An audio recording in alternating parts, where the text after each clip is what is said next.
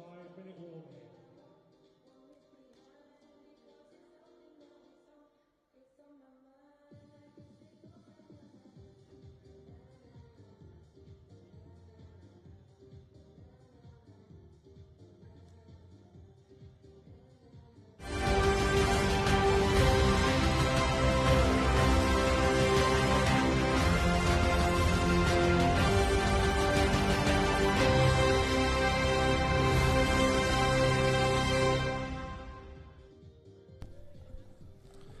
Welcome along, everybody. It is the last day of action here in Coventry as the men and women's goalball tournament wraps up here at the World Games here in Coventry for 2023. We start off for the game for 5th place as the USA women take on Israel. As, of course, both these sides were losers in their quarter-final. They play one last game to determine who finishes 5th and who finishes 6th. Starting off then with the schedule for today, the USA lineup, I should say. Lisa Cichowski's number 3, Asha Miller number 4, Amanda Dennis number 5, Eliana Mason is 7, and Mindy Cook is number 6. Of course, this week they've also had Megan Jensen, but she's not involved for their final game of this tournament. Jake Cichowski is the head coach, John Potts assistant, Jennifer Brown is also another member of staff for the United States. And for Israel, well, they have Ellen Mohammed Ruzin. Noah Malka is not available, so she's a non-participant. Gal Hamrani, number 3, or Mizrahi, number 4. Ronnie O'Hare, number 5. And Lihi Ben-David is number 6. Keep an eye on her. She really does have a good strike on her. Raz Shoam is the head coach. Mahamad Abu Ayash is the assistant. Erin Rake is the other member of staff, with the officials Balint Banker and Kazuto Ono. So we have on court today the men's 5th place game between Finland and Turkey to come after this at 11:15, should there be no overtime. And then we have the order, the bronze medal match, Brazil-Canada and Lithuania-Ukraine, followed by the gold medal matches, Japan against China, Korea versus Japan in the men's. Plus as well, there is action on court as well, as Great Britain women take on Germany women to decide who finishes 7th and who finishes 8th. So the tournament wraps up today. We are just under 3 minutes away from the first game getting started on court in Hall 1, and it's the United States women against Israel. This is your guide to goalball. The aim of goalball is to throw a 1.25 kilogram ball into your opponent's goal and to prevent your opponent from doing the same. At the end of the match, the team with the most goals wins. It's a simple premise, but there's so much that adds layers of intrigue. At official competitions like the Paralympic Games, goalball can be played by athletes who are blind or partially sighted. All players must wear eye shades to even the competition. Players have some audio and tactile cues to help them locate the ball and their surroundings. The lines on the court are slightly raised, so players can feel where they are on the court. Added to that, the 1.25 kilogram ball has bells within it to help players locate its position. That's right, by the way, 1.25 kilograms. Goalball is played on a court of 18 by 9 metres, and the goals themselves are the full 9 metre width of the court. In teams of 3, players take turns to attack and defend depending on possession of the ball. It requires great toughness and durability as the game is played on a hard court with limited protection, and the only way to stop the ball going in is to block it, sometimes by hurling yourself across the hard court to make spectacular saves. In attack, different throwing techniques are used to generate power and accuracy and to try and dupe the opponent. The most common is the discus throw, where players spin and release akin to a discus thrower. A popular move, according to the Brazilian Special, involves powering the ball backwards through your own legs. Players aren't unlimited in their options though. Among the rules is a requirement for the ball to touch the floor in both your own and your opponent's half, much like a ping pong serve, to be a legal throw. At the Paralympics, throws have been measured at over 60 kilometers an hour as the best players in the world look to fire their way to glory. The USA are the most successful country at the Paralympics, with both their men's and women's teams winning a combined 13 medals over the years. Their women's team have also got the most World Championships podiums. In the men's, the USA are also the most decorated with 5 Paralympic medals, closely followed by Lithuania with 4.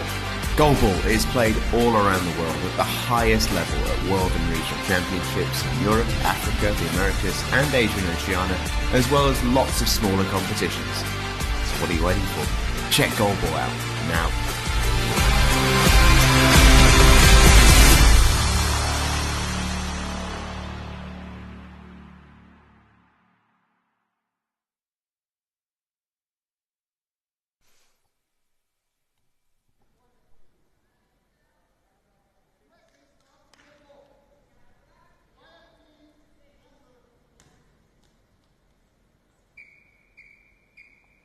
So it will be the USA to start, left to right, navy blue, red on the top of the shirt and white down the side. Against Israel in all black as the start of the day's action on court in Hall 1 is officially underway. We'll reveal who the three are starting for each side very shortly. It's the latest American attempt as one. Israel are able to keep out. Ben David, power. Good stop though by Amanda Dennis.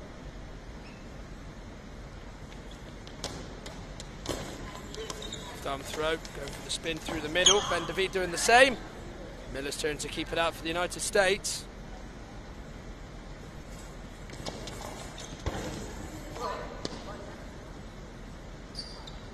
And now to Mizrahi. Along the floor. Wide. So the three starters for United States, Mason, Dennis and Miller, left to right. And left to right for Israel, it's Ben David, Hamrani and Mizrahi. This is member for the match to decide who finishes 5th and who finishes 6th on this court today. Great Britain, Germany right now on the other court in Hall 2 to determine who's 7th and who's 8th. David trying to go through the middle but stop with her legs by Amanda Dennis. Now Mason coming across the court. Saved well by Ben David. Miller then does the same to Ben David. We're 90 seconds in. USA nil, Israel nil.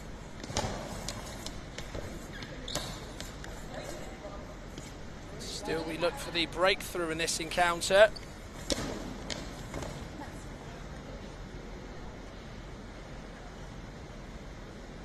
Dennis with the latest attempt for the United States. It was a bit closer to goal, but Mizrahi there to stop it.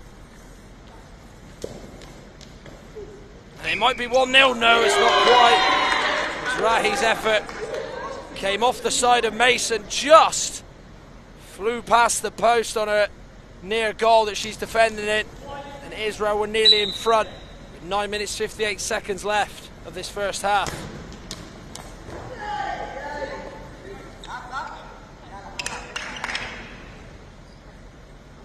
Now to Ben David for the bounced attempt, timed well by Dennis.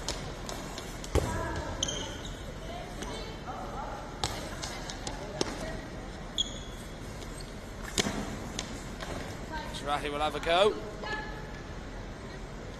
Shutting her out is Dennis once again.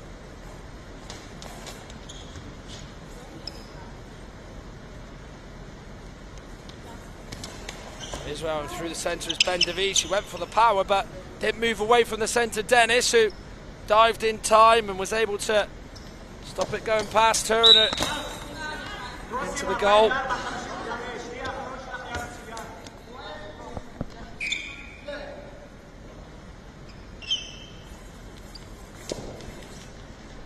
Mizrahi is the next player for Israel to have a go. Wide.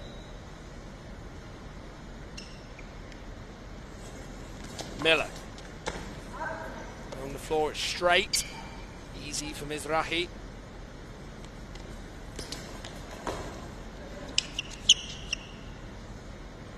Both have only got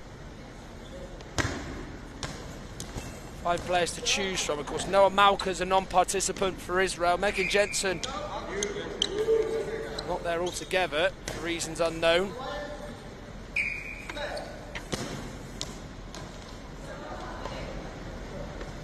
Still we await a breakthrough. USA nil, Israel nil. By Mason is dealt with easy by Hamrani.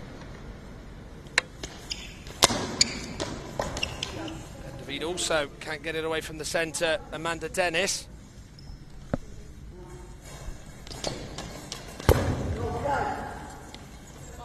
Kicked out by Hamrani. He almost just clears it away and clears it back into the USA half, so they'll have their second successive shot.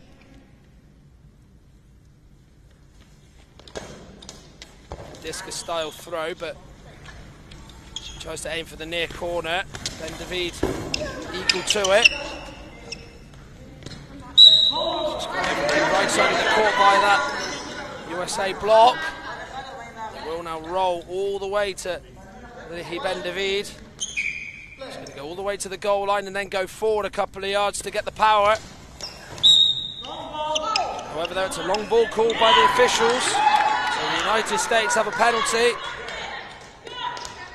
Just over 4 minutes of this first half played. Responsibility falls on the shoulders of Amanda Dennis. Looks to beat Ben David, and does so. United States. They get the first goal of the day and the first goal of this 5th, 6th placed match. Ben David guessed right what way Dennis was going to put it past her, but it's too far in the corner and no way Ben David was getting there, and the United States lead. Put away to her left-hand side and into the corner of the goal. Israel looking immediately to level things up. Denied by Dennis and Ben David.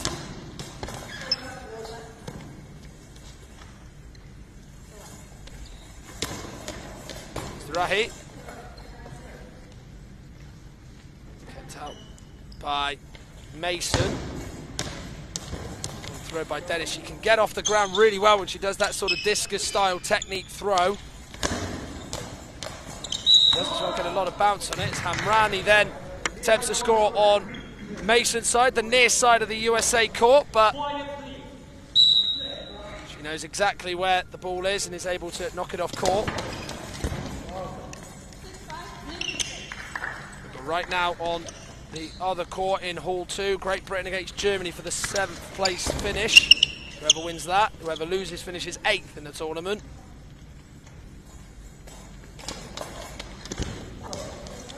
Trying to go beat Hamrani, get it around her, get it through her, get it to the side of her, but no way through, as it is for Mizrahi, who's denied by Dennis.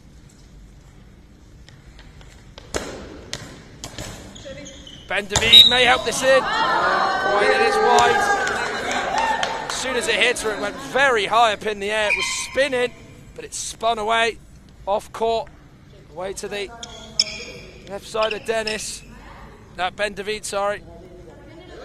So 6 minutes 13 left of the clock in the first half. And it is USA 1, Israel 0.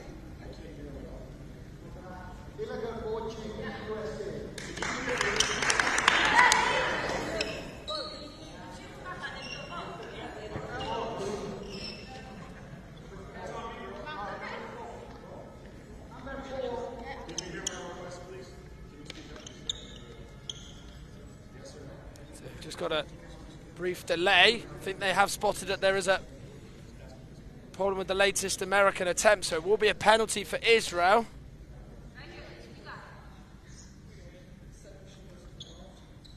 Ben David just leaning on the frame of the goal. Miller is the only one on court for the US. Ben David, wide though. Went for the corner. Miller was scrambling over to her left side.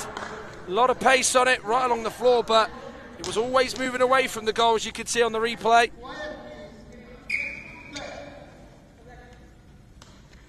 Partially sighted viewers, that is, but it's a missed penalty for Israel and a missed opportunity to get level. Just over 6 minutes to go. First half. They couldn't do what the Americans could do, and that was score a penalty via Amanda Dennis. Ben David going again. Stopped again by Dennis. Her and Eliana Mason were both going for the same ball.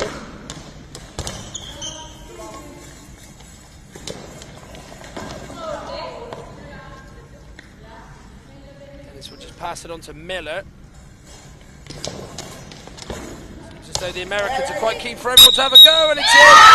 The 2-0 in by Miller. Found its way in. Deflections off the defence can really sometimes go anywhere. It came off Mizrahi's right side. It's gone past her on her left side and in. She couldn't react as soon as it came off her because it was pretty much over the line and near it. Ben David was the closest, but she wasn't close enough. As now USA are 2-0 up, and penalty missed by Ben David made a little bit worse by Asher Miller, adding a second for the United States, as Israel have called a timeout.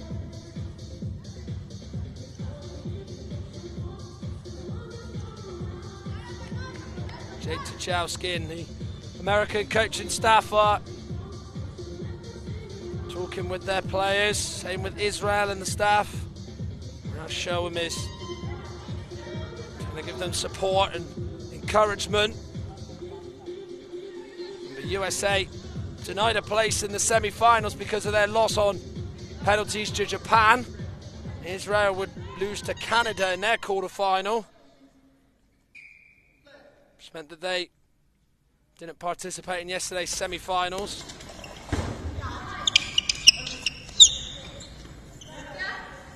Back underway we go. The latest Israel attempt sees it kept out again by the United States. Mizrahi then able to hold on to Dennis's attempt. She comes in the centre of the court. Easy for Dennis, who throws it to Mason. Not enough on it or a way to beat Mizrahi, left or right.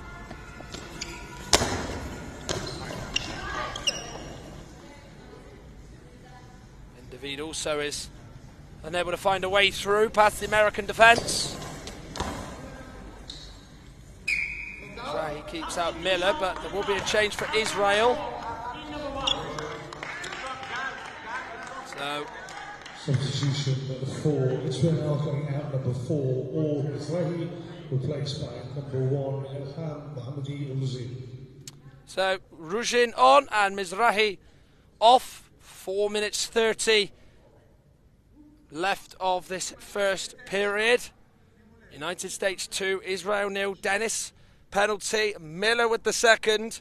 In between both the goals for the United States, Ben David would miss penalty, the Israel number 6. Would have seen them get level, but that missed opportunity opened the door for the United States to try and get a second, which they did via a big deflection from Mizrahi, who's just been replaced by Elam Mohamed Ruzin.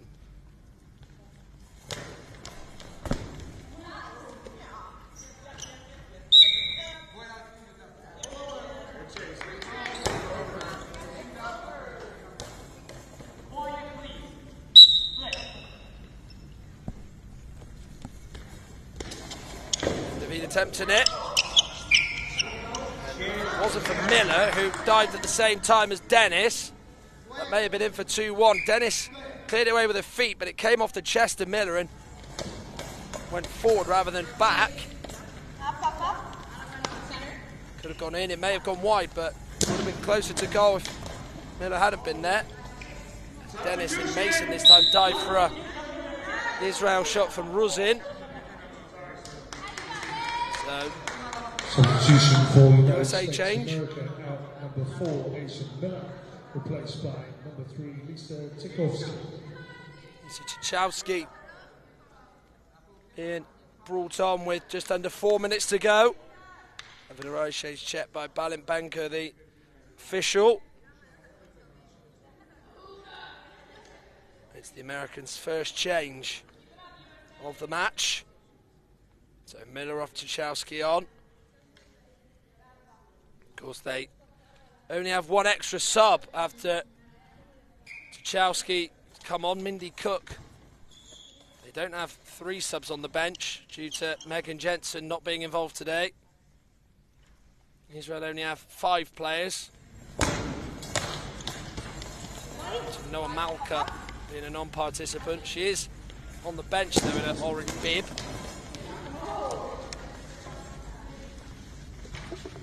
Tuchalski's just come on, will have a go for the USA. Bouncing effort, goes down into the centre, held on by Hamrani.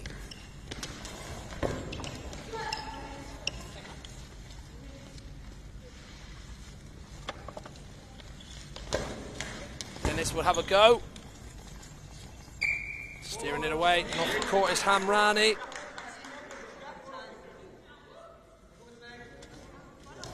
So USA as it stands on their way to a 5th place finish. As Israel can change the score. Mason goes low. However, though, easy for Ruzin. Has an attempt herself. Sees that saved by Dennis.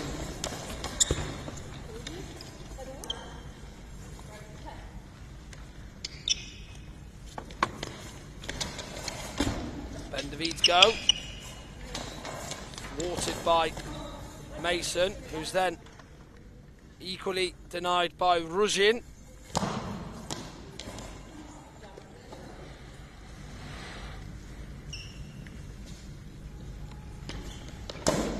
Dennis with the discus-style throw, bouncing. She attempted it through the middle of her own court, went to the near side. Ben-David able to hold on.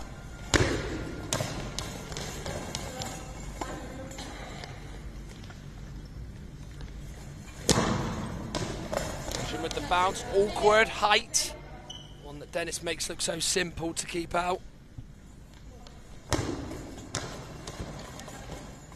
Just under 2 minutes to go. USA 2, Israel 0. Hamrani got a stretch stop from Mason, who moved slightly to her left. She has an attempt herself.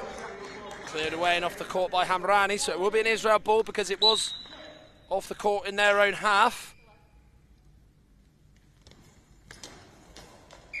And right now, Great Britain take on Germany in the 7th, 8th place match.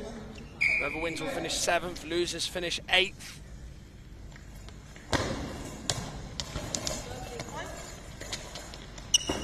David has her attempt stopped by Tuchalski. Now Dennis. Left arm action throw along the floor. Straightforward for Israel's defence.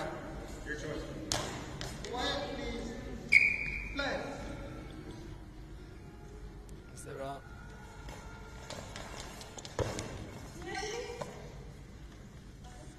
plenty of Israeli fans in the crowd. There's even an Israeli flag just below us in our one of our camera positions here at the CBS Arena.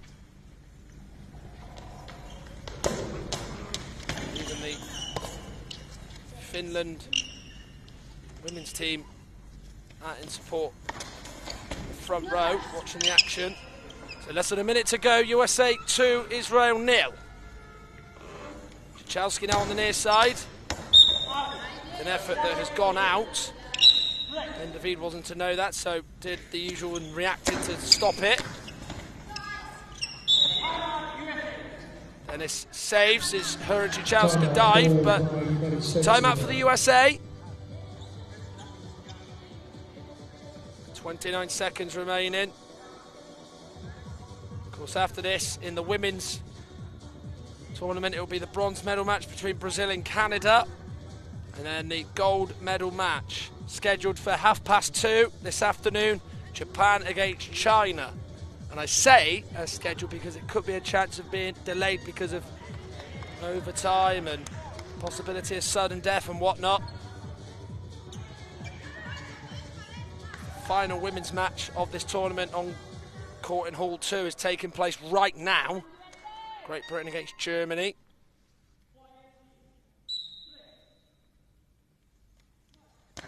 There we go, Tuchalski. Anywhere will do with the save from Hamrani. Sprints back to give it to Ruzin, whose effort is stopped by Tuchalski, who pretty much has held on to it. was an effort that did lack pace and power, to be fair. This one from Ben DeViet didn't. She aimed down the middle of where she was. As the buzzer sounds, so the first half belonged to the United States. 2-0 up, a Dennis penalty put them in front. Left arm throw, Ben DeViet dived to her left. Couldn't quite stop it going into the corner away to her left, and on her near side, she came in from the middle. So that put the US 1-0 up. Just over 4 minutes of the first half played.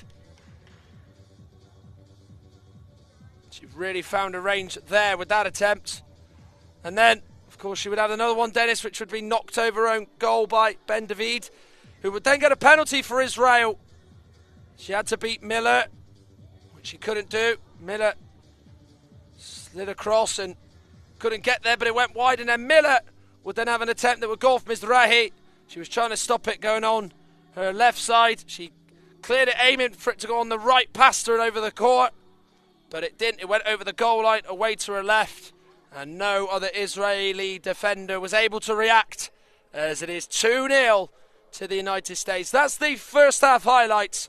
We're back for the second half shortly, as it is USA 2, Israel 0 in this 6th place match in the women's division here at the World Games in Coventry. IBSA, International Blind Sports Federation, presents, with the support of the International Paralympic Committee, IBSA Anti-Doping App, the first application of its kind in the Paralympic movement, specifically designed for blind and visually impaired people. Athletes, coaches, medical staff, managers, and the public in general now have a powerful tool to stay focused on the principles of clean sport.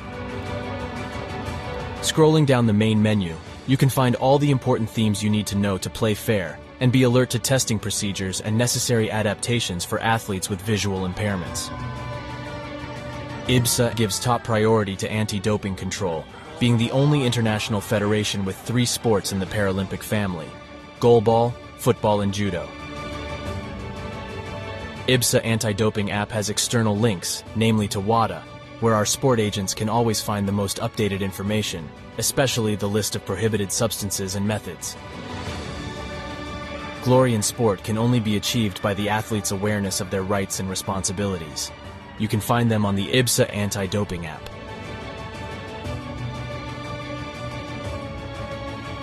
IBSA is continuously promoting anti-doping education to all its affiliate athletes and sport agents, not only about the consequences of the use of doping and the risk of using supplements. IBSA believes that education is the major tool to fight doping in sport. Informed athletes can make better decisions. Download the app now at the usual operating system stores. And ladies and gentlemen, we have seen history being made today.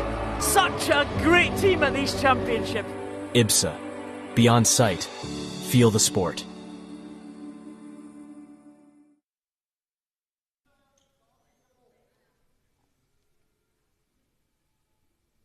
So welcome back. Will be Israel left to right in black. Who will get us started?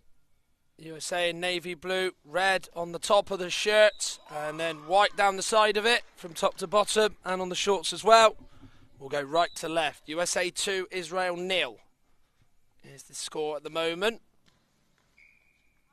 Tchaikovsky, Dennis, Mason on court for the United States, and for Israel, Ruzhin, Hamrani, Ben David on at the moment. Ruzhin with the low effort. Kept out well by Dennis. She's trying to go through the middle, but doesn't catch Hamrani out.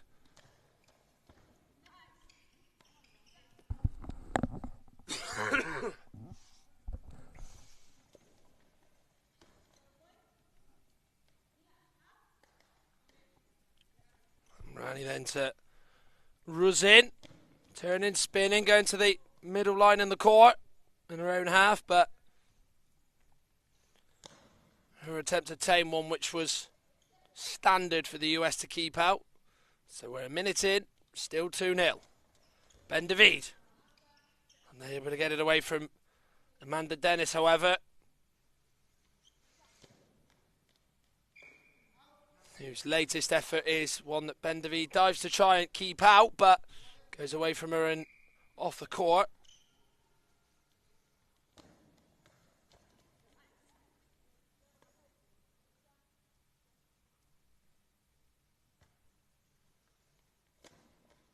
Another turn of Czachowski for the United States. Pretty much passed straight into Ben David.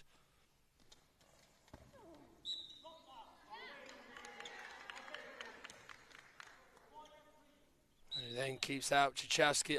Ben David's effort, just Czachowski.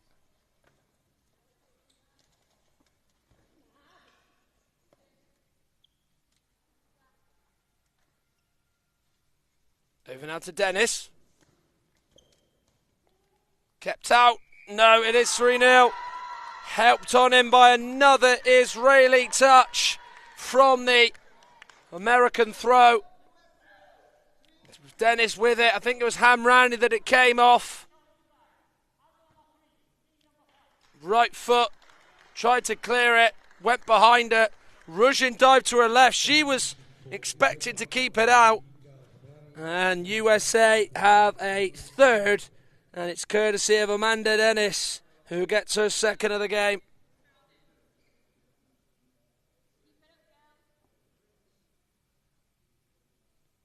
As they're closing in on a 5th place finish here at these World Games.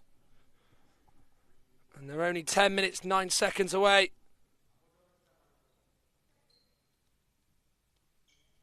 from doing that.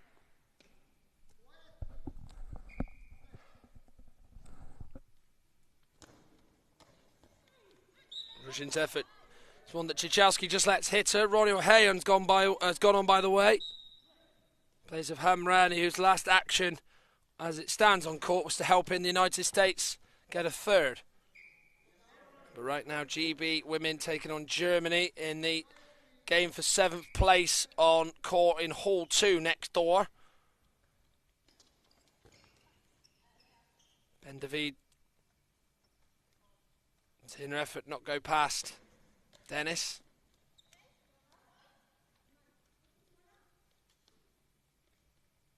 They've gone for the fake run. Dennis was just moving slightly. She was the only one that did. But they didn't fall for it. As the effort is stopped by the Americans.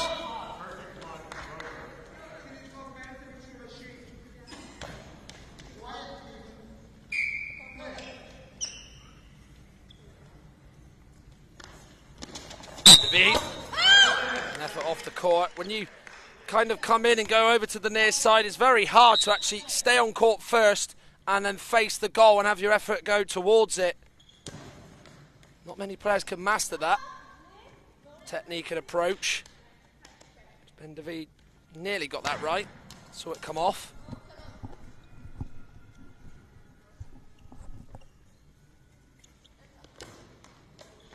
Dennis looking for a hat-trick. Ben David spilt it. Held on though by the hands of O'Hayan in the centre for Israel.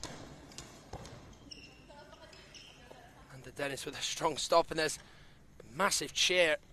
A quiet one from Jake Czachowski, the American coach, after that brilliant save by Dennis in his eyes.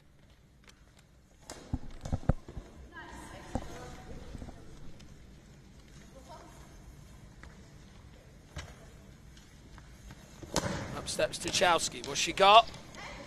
So they gets a diving stop out of O'Hayan, who tries to pass it to Ben David to have a shot, but there's a timeout called for Israel.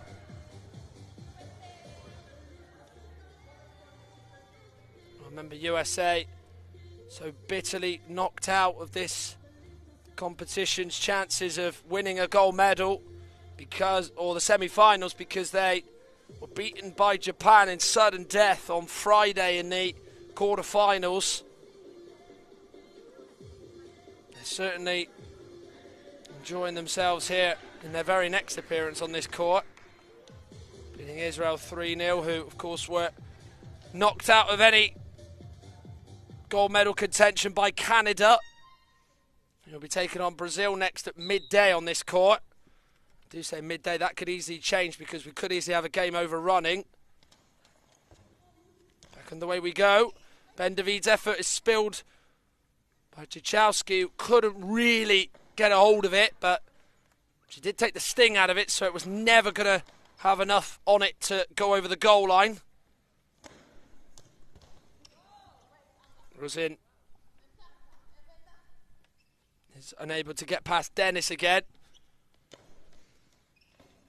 Her sort of reading of where the ball is actually pretty good. She's been probably the strongest player and most consistent the US have had in this tournament here at the World Games.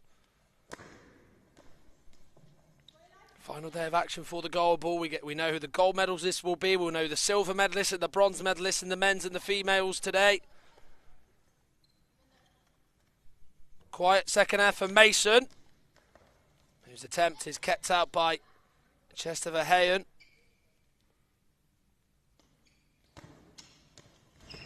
Ben David saving with the feet was Mason. That bounced right up in front of her, so she's stuck her legs right up in the air and kept it out. That's a brilliant stop, actually, by Amanda Dennis. Hats off to her for that. As Ronnie O'Hayen's eye shades just get checked by Kazuto Ono.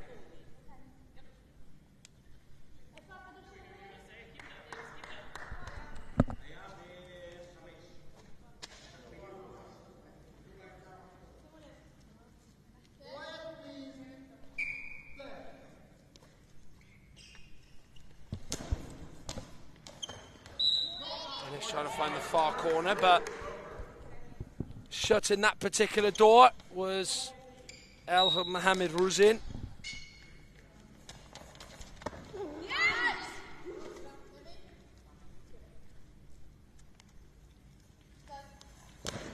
Cichowski through the centre, right arm throw, bounces, it stays low. Hayen just in the way of it. Able to sprint and give it to Lee Ben David. Who's also denied by Dennis, who is having a stellar game on court.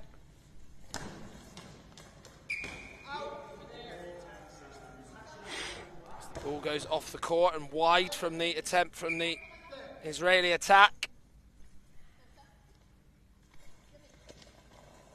Cichowski with the throw. Letting it run all the way through is Lehi Ben David. On the far side of the court. And then Mason scuppers the latest Israeli attempt as they look to pull one back. 6 minutes 20 seconds. Israel nil, USA 3, 2 for Dennis, 1 for Miller. One of Dennis's 2 strikes has come from the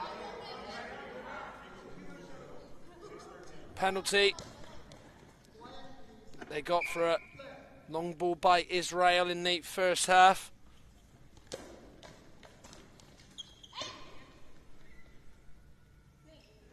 And we'll just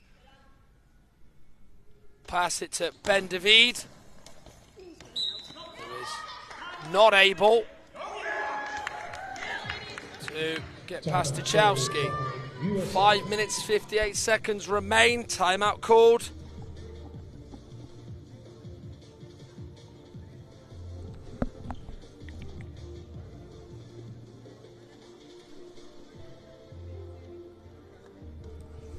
Well, no doubt the US team, who we know are very strong when it comes to goalball, probably feel a little bit disappointed that they're only going to come 5th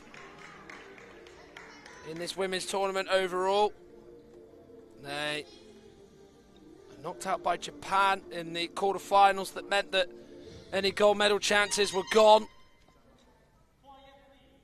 By the way, Japan have made it through to the final. They'll take on China later.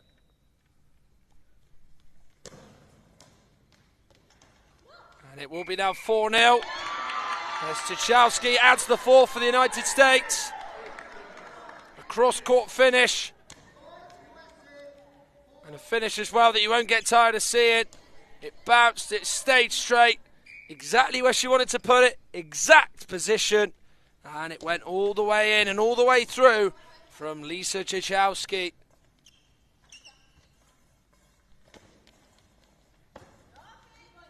So a bit of joy in the end for the United States, who may feel that they've slightly gone under their expectations, maybe.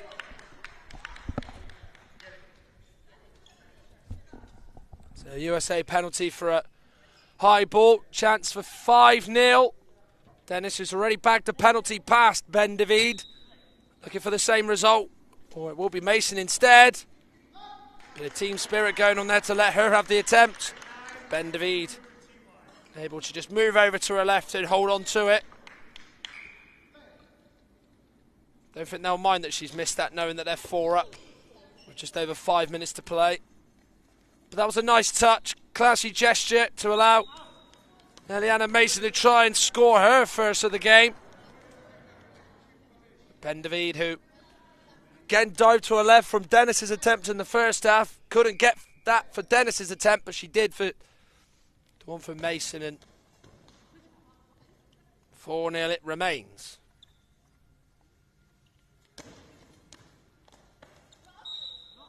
Mason's then kept out on the near side by Ruzin. Now Ben David tries to go for that near corner. Again, she just gets that little jog, that little pace that always brews up Gathers, and then the shot she hit cleanly. A lot of power, but not able to get that near corner.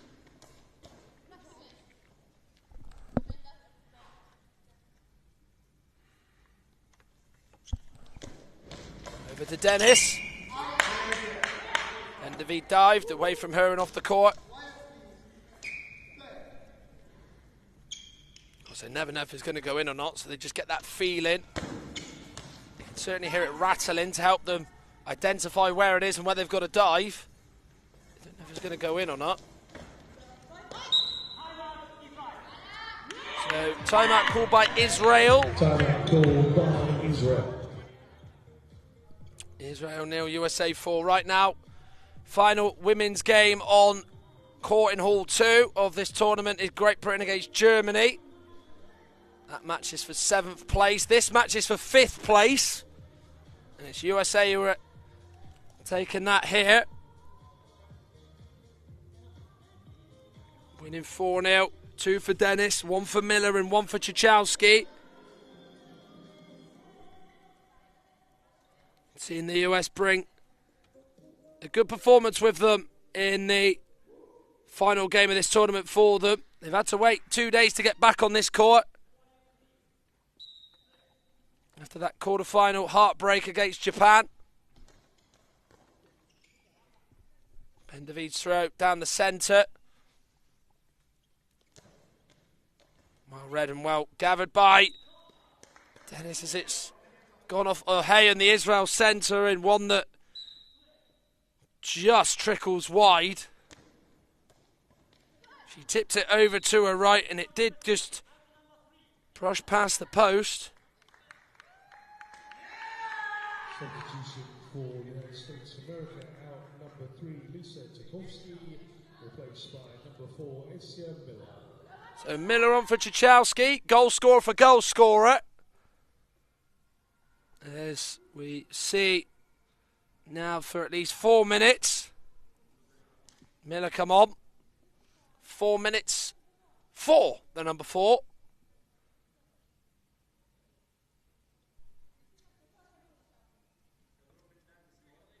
Just being helped on by the sort of official by the side of the goal, who of course has to determine if the ball's over the line or not.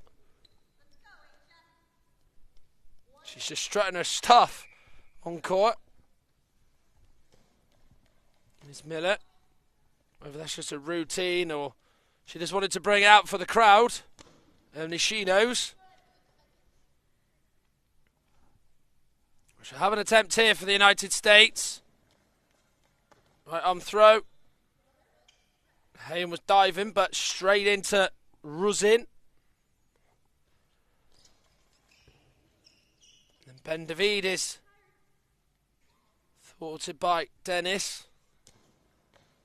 Now Mason on the far side, going into the centre with her attempt. Hayen saves. And Dennis keeping up with the feet of Ruzin's effort, but you have to probably say Amanda Dennis is probably the player of the match in this game. USA number 5's got 2. She's saved everything that's gone towards her for her country in this 5th place match, which they lead 4-0 in. They've been able to sort of enjoy themselves these last few minutes. But there is a lot of determination and motivation to not see Israel even score.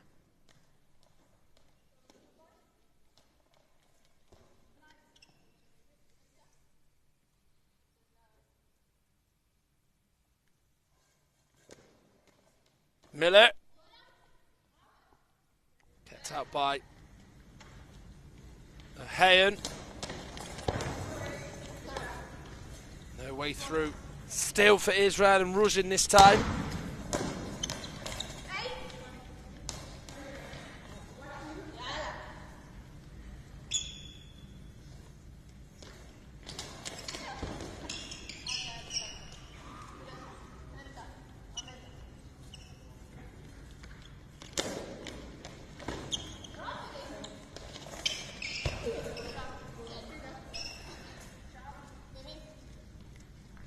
Over now to Miller for the United States. And who was to stop it going in. Just got a little bit unsure of herself as she was trying to collect the ball. I think she was trying to throw it back to either Ruzin or Ben David, but just got herself a little bit tangled up, so just threw it off the court to avoid giving away a penalty, which she was at risk of doing. Timeout called by Israel. Timeout called by Israel.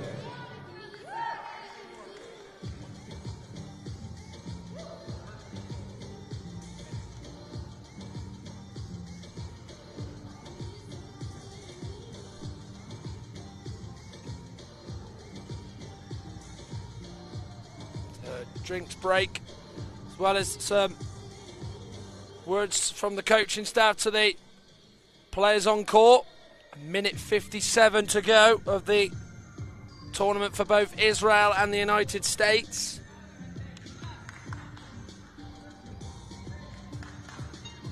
Not sure what the words would be for Israel when you're in this situation. 4-0 down with under 2 minutes to go.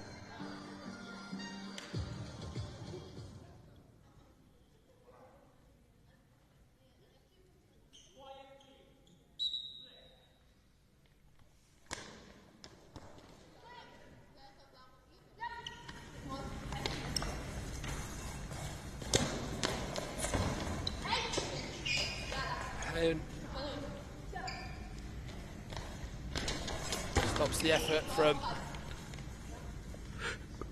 Mason. There were 90 seconds to go. There'll be another attempt that goes in. It is this time. Right on cue. Dennis with another one for the United States. Well, when it deflected off of the Israeli defender, that was moving all over the place. And I tell you what, trying to understand and probably locate exactly where that ball was so difficult, as Israel will pull one back with Ben David. So they have managed to get themselves a goal. Well, it was Dennis again. Spinning effort, it was low. It came off Ruzin. She's trying to work it out as she's trying to stop it, but she just had no idea. So difficult to work out where that is. And then Ben David just with a straight arm throw along the floor. Probably the first time the Americans have switched off in the centre defensively. But Israel have now pulled one back. It's not going to do anything. It's not going to change anything. Ruzin is off. And Hamrani going to be coming back on. Because she went off when it was after 3-0, after she helped in Dennis's second. She's on now to hopefully see Israel lose by a little bit less.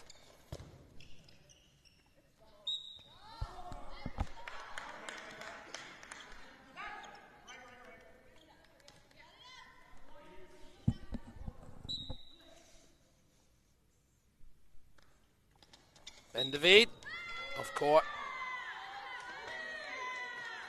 Not been her game. Not been her country's game today. 6th place will be Israel's. 5th will go to the United States. Still yet to decide who's first, second, third or fourth from the women's side. Now Mason. Hayen. Making sure that doesn't go past her and in.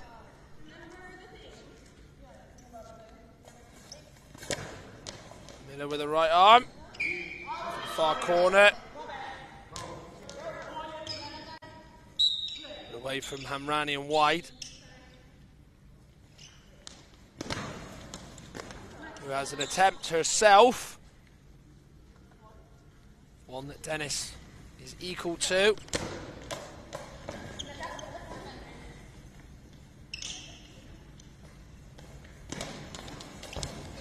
Rani. Effort straight at Eliana Mason, whose effort is saved by a Hayen as the buzzer sounds. So United States finish on a high. 5th place is theirs after their victory over Israel.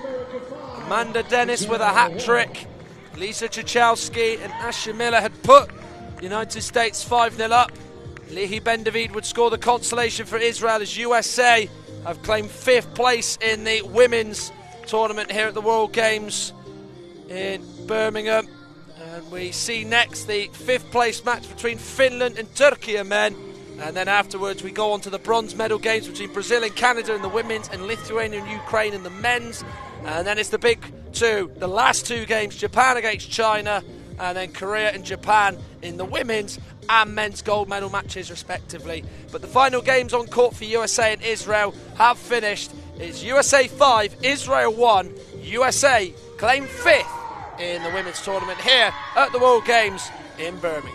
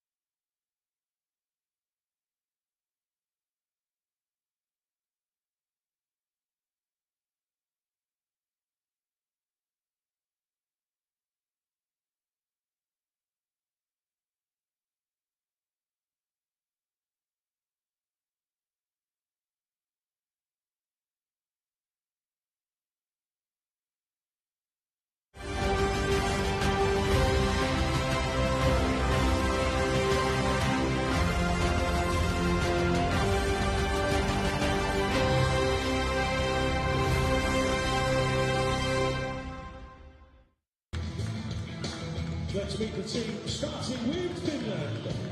Number 2, Ville Montanen. Number 3, Iku Ironen. Number 4, Erkki Minola. Number 7, Petri Posio. Number 8, Mika Honkanen. Number 9, Joni Gronen. The coach for Finland, Pasi Kovikari. The assistant coach, Katja Häkkinen. And staff member, Timo Honkanen. Let's meet the third team for Turkey. Number 1, Hussein Alkan. Number 2, Okishan Yilmaz. Number 4, Bilal Tekin. Number 6, Yunus Emre Ekius. Number 7, Tuğçe Karakaya. And number 8, Asim Kurt. The coach for Turkey, Gökhan İnce. The assistant coach, Hussein Polga. And staff member, China Balikci. The officials for this game, referee Bas Spans and Andrea Kuma Yonikaitin. Officials and team members, have a good game.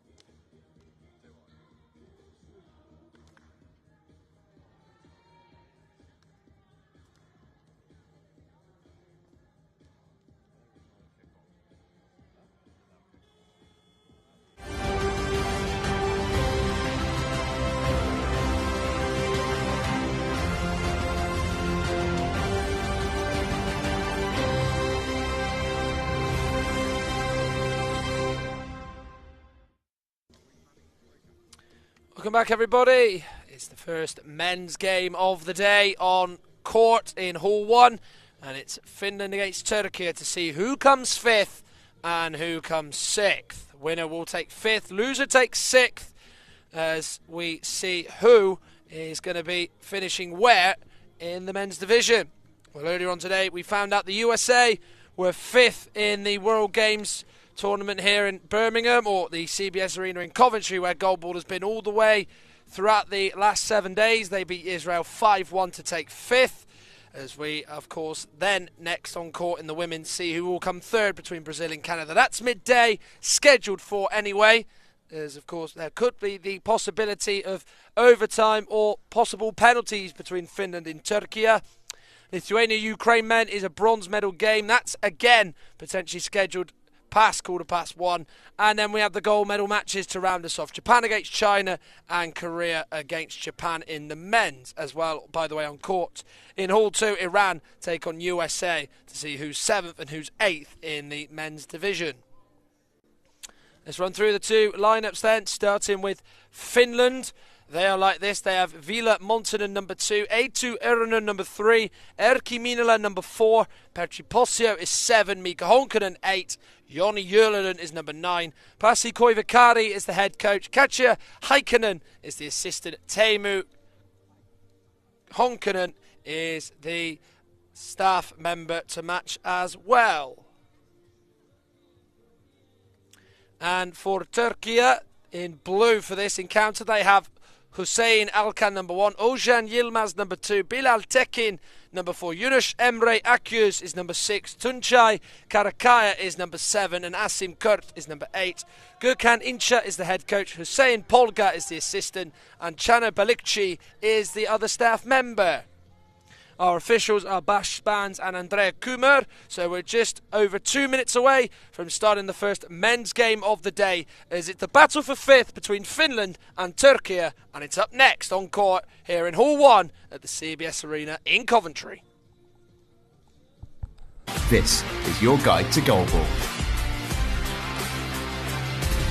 The aim of Goalball is to throw a 1.25 kilogram ball into your opponent's goal and to prevent your opponent from doing the same. At the end of the match, the team with the most goals wins. It's a simple premise, but there's so much that adds layers of intrigue. At official competitions like the Paralympic Games, Goalball can be played by athletes who are blind or partially sighted. All players must wear eye shades to even the competition.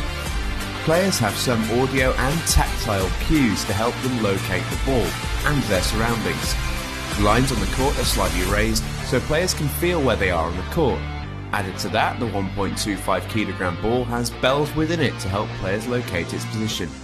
That's right, by the way, 1.25 kilograms. Goalball is played on a court of 18 by 9 metres, and the goals themselves are the full 9 metre width of the court. In teams of 3, players take turns to attack and defend depending on possession of the ball. It requires great toughness and durability, as the game is played on a hard court with limited protection, and the only way to stop the ball going in is to block it, sometimes by hurling yourself across the hard court to make spectacular saves. In attack, different throwing techniques are used to generate power and accuracy and to try and dupe the opponent. The most common is the discus throw, where players spin and release akin to a discus thrower. A popular move, coined the Brazilian special, involves powering the ball backwards through your own legs.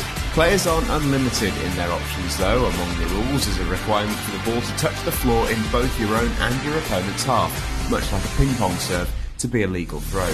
At the Paralympics, throws have been measured at over 60 kilometres an hour, as the best players in the world look to fire their way to glory. The USA are the most successful country at the Paralympics, with both their men's and women's teams winning a combined 13 medals over the years. Their women's team have also got the most World Championships podiums. In the men's, the USA are also the most decorated with 5 Paralympic medals, closely followed by Lithuania with 4. Goalball is played all around the world at the highest level at world and regional championships in Europe, Africa, the Americas and Asia and Oceania, as well as lots of smaller competitions. So what are you waiting for? Check Goalball out now.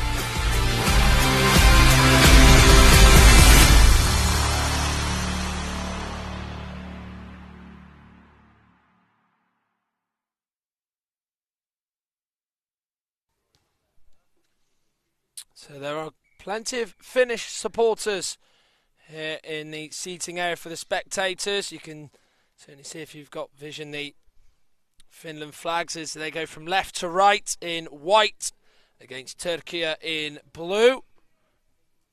Eetu Örnen with the red socks above his trousers or below his trousers I should say, is taking an attempt now which is one that doesn't harm the Turkey defence. Going close for Turkey as Akyüz on target at least.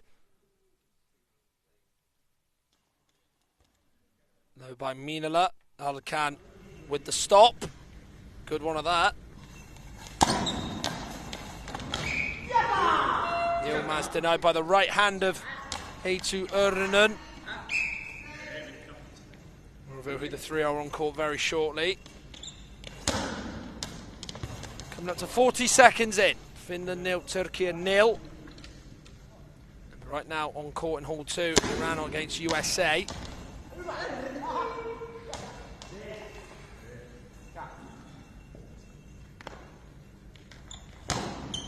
Middle of the court with the throw, it's gone behind. Alkan and just wide of the near side. Nearly ended up going in past Akyüz there, but a little escape and a sweet one at that for Turkey.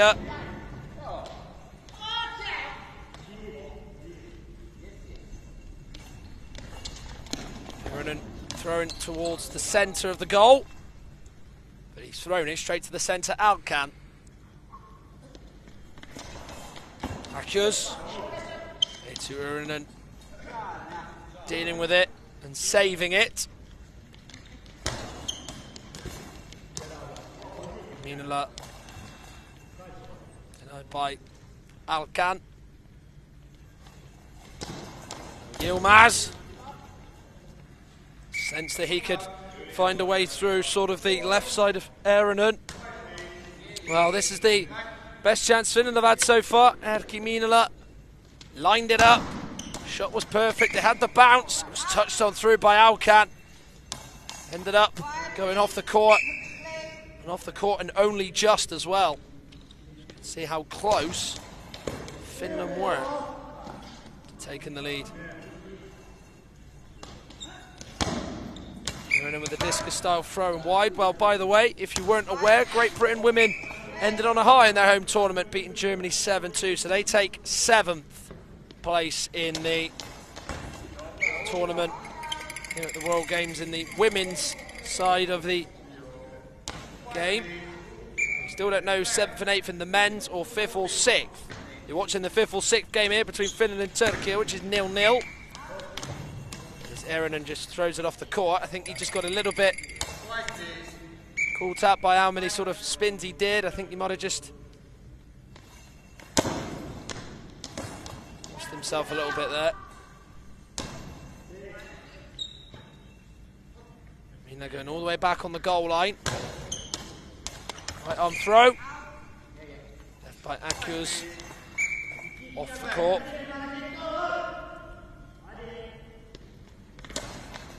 He's going low. Well dealt with by Örnen. At the moment, both defences are on the ball. Very switched on, very clued up to where the other one is trying to score from. To no luck or to no avail, as it is 0-0 with 3 gone here in this first half between Finland and Turkey.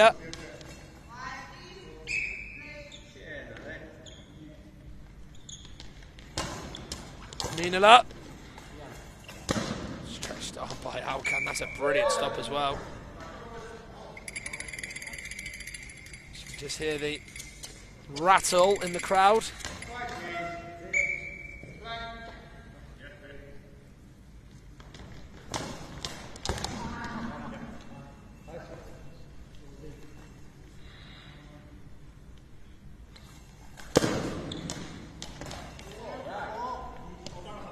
Yilmaz going from the far side of his own court to the near side of the Finnish one. Örnen didn't need to move too much to keep that away. Karakaya, Kurt, the subs for Turkey. Montanen, Posio, Jurlinen, the 3 subs for Finland. Attempt from Minala. On the Turkey knock off the court.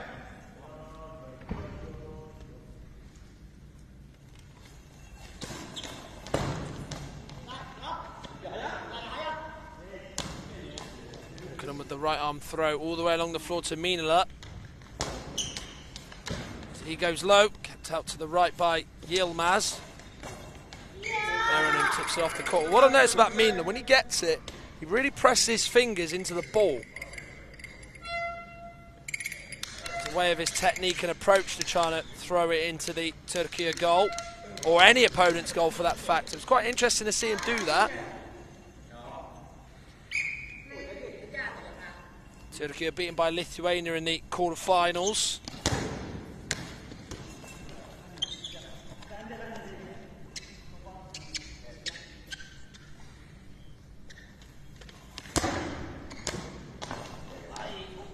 By Alcan, put a lot of power on that. Right leg was planted, left leg was hanging around in the air, and it's 1-0. Mumina goes through. Took a deflection off a Turkey player. Finland have got themselves in front. Minala was through the centre. Gap through the middle, created by the Finnish defence. Lovely little low spinning effort, helped on in by Akius. Finland and Minala have the lead in this 5th place match.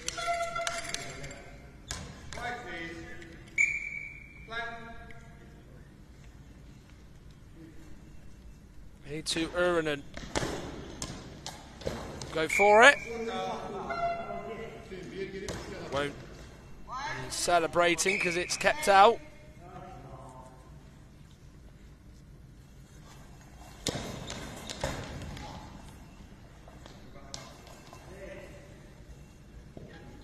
Yilmaz, the latest Turkish player, with no success. It could be 2-0 here. No, it's not. Brilliantly kept out by Akers. It came off in first, and then he, with his left side, stuck his right leg out and then just cleared it away. Anywhere will do from that second touch from Akers. What a brilliant clearance it was to keep it at 1-0. In terms of the context of this game, that might prove decisive.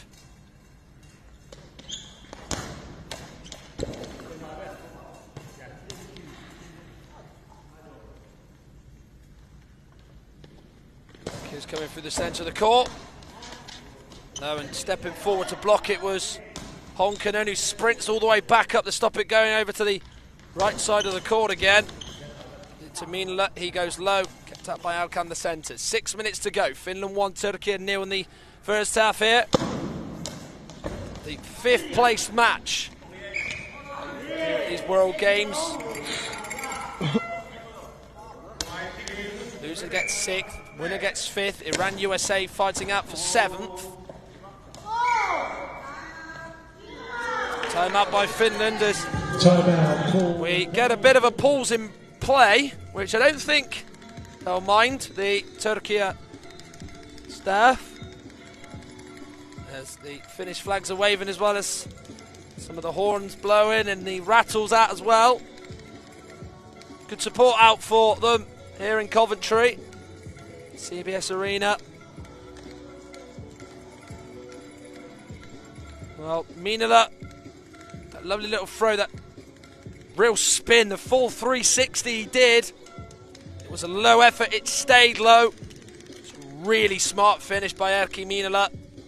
Came off Akers, but didn't really change direction when it came off Akers. Finland have the lead, courtesy of Erkki Minala, who's about to have their next throw. Urbanen was just trying to fool the Turkish defence in moving left or right, but they did stay strong and stay in position. Caught by Akers on the near side of Erenen's goal.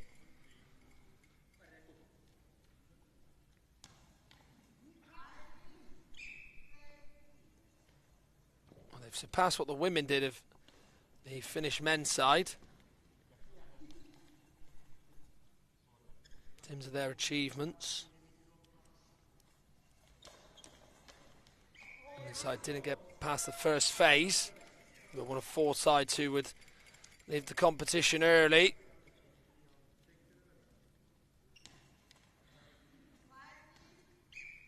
And then just giving it to Minala again, squeezing the ball with his palms.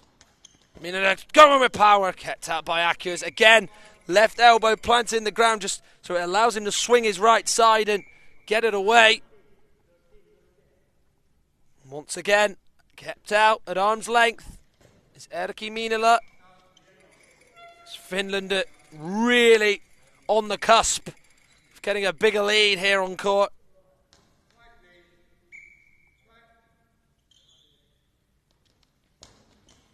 Minala got to go through it again, and it's somehow kept out. It looked like it might have just been trickling in, but Ozan Yilmaz this time was the man to stop Minala, who could have helped himself to at least 4 in this first half alone. Only got 1 though. But again, when it takes a deflection, it goes behind you. Sometimes you can hear the rattling. Sometimes it can be hard to locate if it's moving all over the place. Yilmaz, though, did just about stop that going in.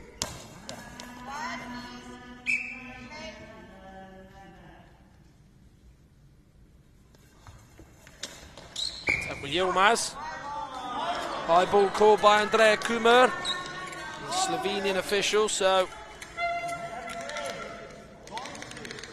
will be a Finland penalty and a chance for a 2-0 lead.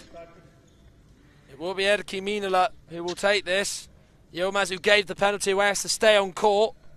So 1v1, Minala v Yilmaz. Minala will do it and score. Middle of the goal, under the left arm of Yilmaz that tried to stop it, but he's just a little bit out. As it's now Finland 2, Turkey 0.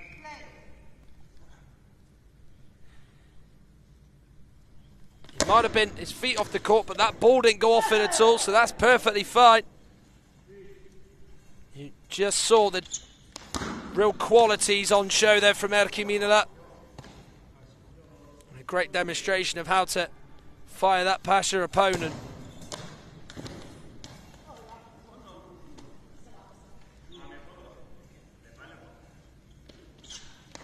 Eetu Uronen now looking to make it 3-0, and he will do.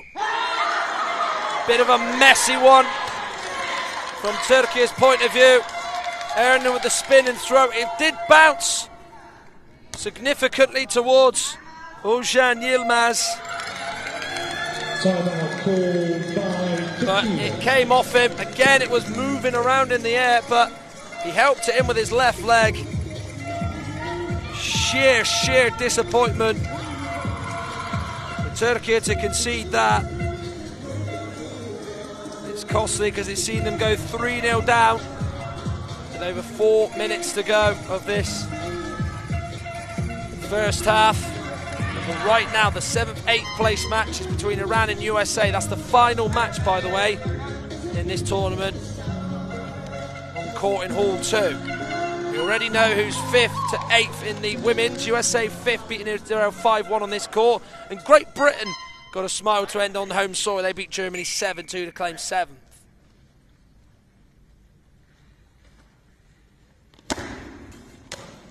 Akers, if it bounces, stays low. Uronen just bounces, it came towards him.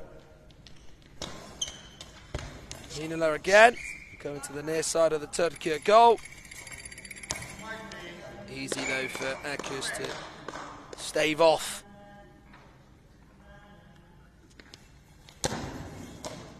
Yilmaz going into the corner on the near side again. Uronen now using his right shoulder to keep it away from the goal as he dived down.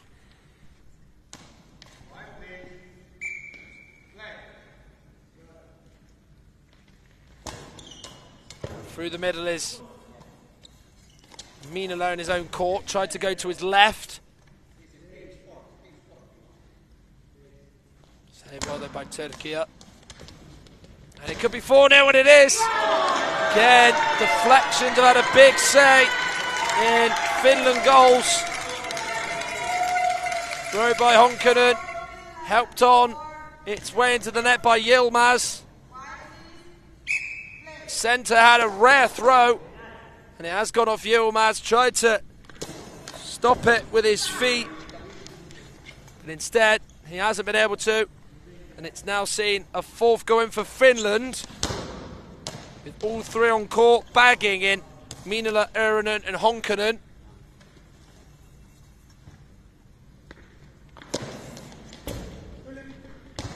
Erinen makes a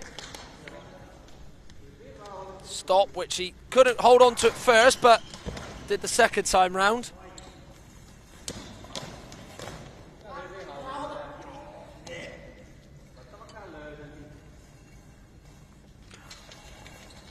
Gentle little roll from Erinen. He tries to place it into the corner, but all he can place it on and off is off the court. Kiss by Erinen. So 2 minutes 25 seconds of the first half. Finland 4, Turkey 0. Minala 2, Erinen and Honkanen. Minala looking for a hat trick. Saved well by Kiss.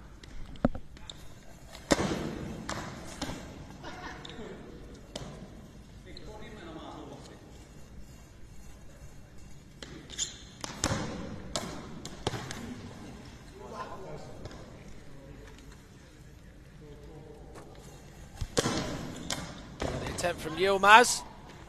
Saved well by the feet of Mika Honkanen, who tries to throw it back to Minala, but it was just off the court when Minala was about to pick it up.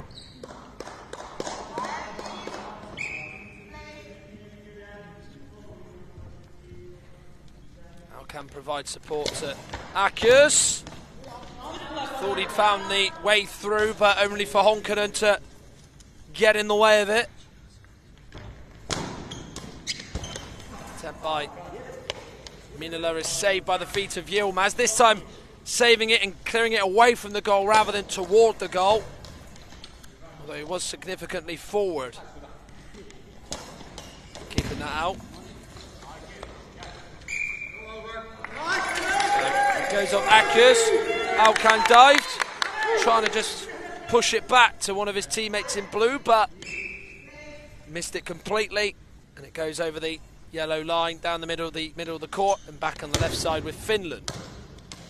Erinen's effort slowed down as he got close to Alkan. No effort by Yilmaz. So last minute of this first half. Minala able to get a fifth.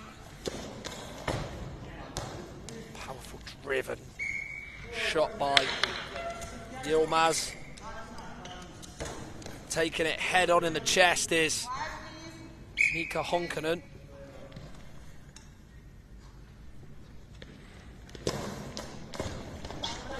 Just going into the centre, nice spin, rotation, but Honkanen keeps it out.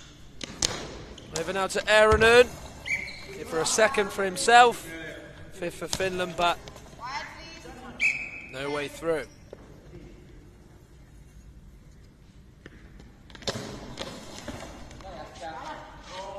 Because then unable to get it past Erinen. Minala off target. It went away to the left of Akers. So this will be the last attempt for Turkey. Erinen keeping it out. And there's the buzzer that sounds. Well, Finland flags are waving. They're smiling and they're happy, the spectators and staff. 4-0 up. 2 for Minala, 1 for A2 Erinen. And Mika Honkanen with it. There's all three players on court for Finland in that first half. have found a way through past Turkey. Finland are flying, as Turkey at the moment have got a lot of work to do and a lot of improvement to make.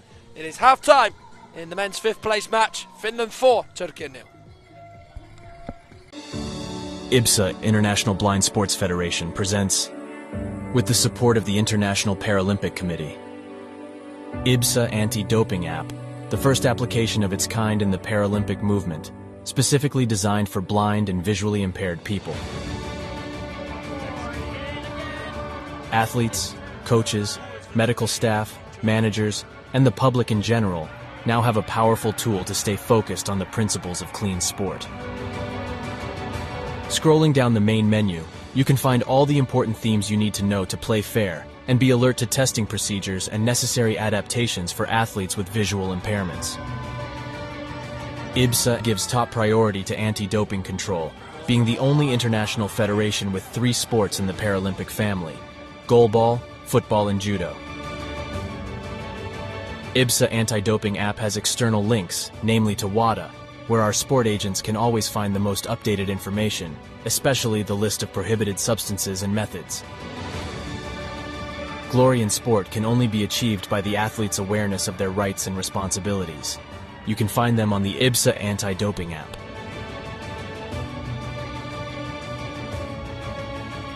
IBSA is continuously promoting anti-doping education to all its affiliate athletes and sport agents, not only about the consequences of the use of doping and the risk of using supplements. IBSA believes that education is the major tool to fight doping in sport. Informed athletes can make better decisions. Download the app now at the usual operating system stores. And ladies and gentlemen, we have seen history being made today. Such a great team at these championships. IBSA. Beyond sight. Feel the sport.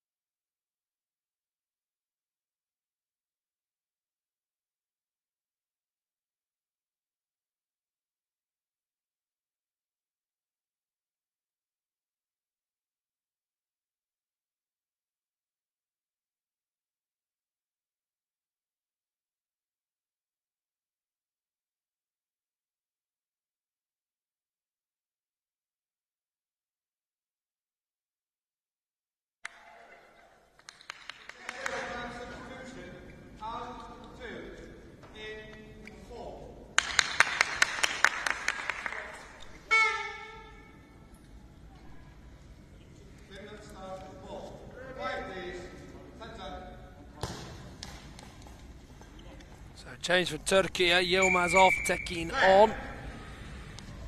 Finland right to left in white, Turkey left to right in blue. It's now Minala. Just letting it hit him, his Bilal Tekin. He's on the court alongside Alkan and Akius for Turkey. Urinen, Minala, Honkanen on for Finland.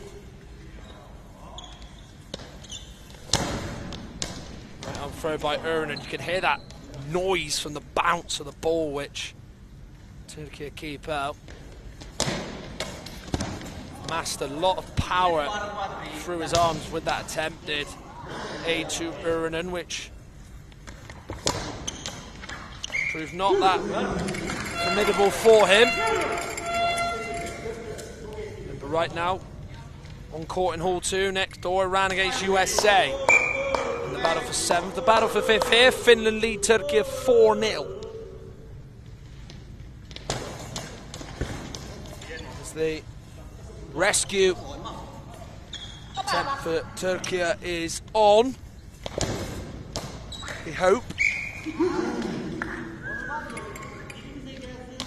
And supporting the men are the Finnish women's side. They're right in the front row on this court, just below us in our commentary position, in our camera position.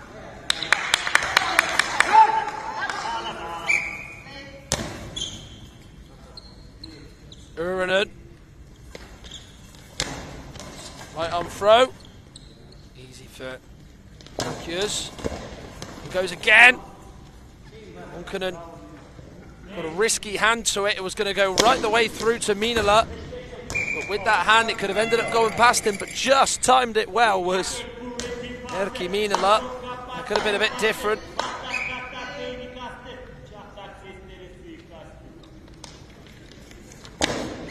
In off court.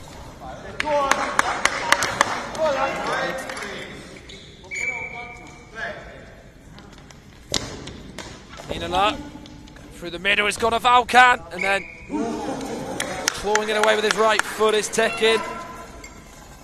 Anywhere will do with that.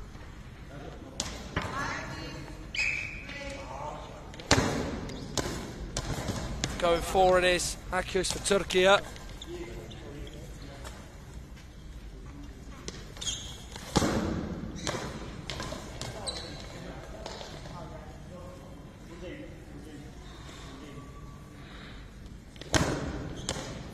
Akers. Couldn't net and in the way. Minala on for a hat trick. Not getting it just yet.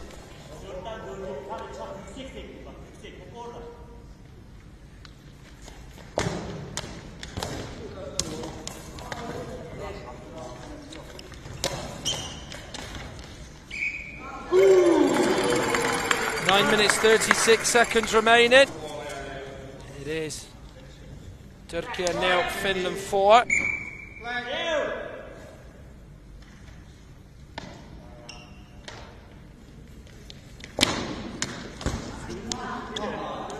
Couldn't able to read exactly where Turkey were plotting to score.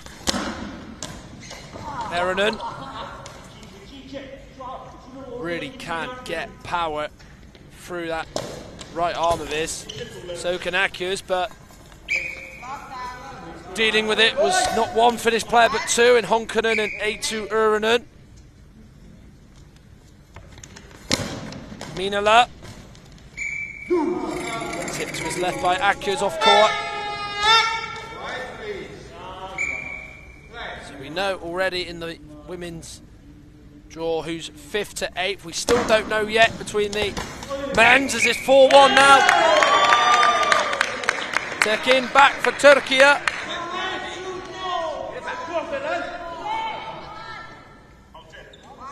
Great throw which had the power on it. Too good for Honkonen, who dived and missed it. Did get a touch. Was Eronen, or he tried to anyway. Straight through. Cut right the way through.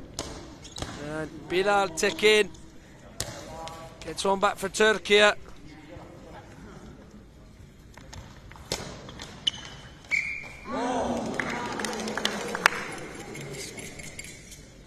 Finland far from finish, I don't think, from scoring.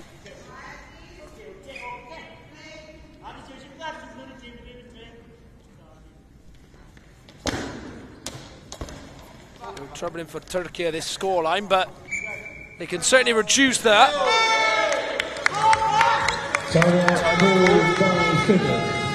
By Finland, Turkey 1, Finland 4.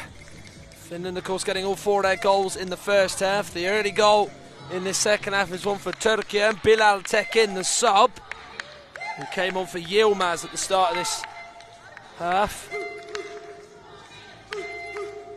And on the other court next door, it is Iran against USA to decide who's 7th.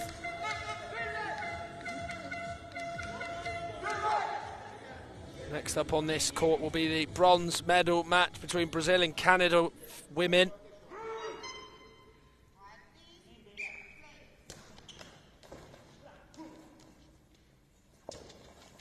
Oh, Alkan, not even getting up to fire. He was on his knees and just lofted it forward.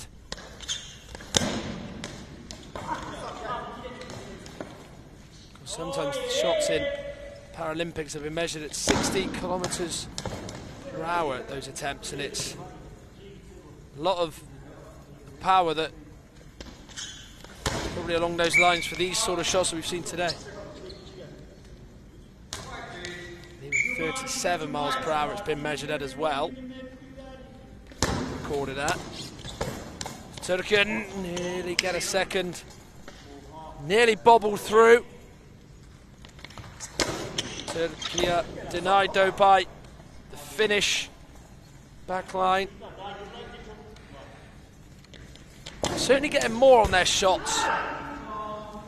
Certainly making the Finnish defence work and not feel like it's going to be a stroll in the second half. Ironen just goes for the placement. Seeing if Akius was going to react, and he did. He gets.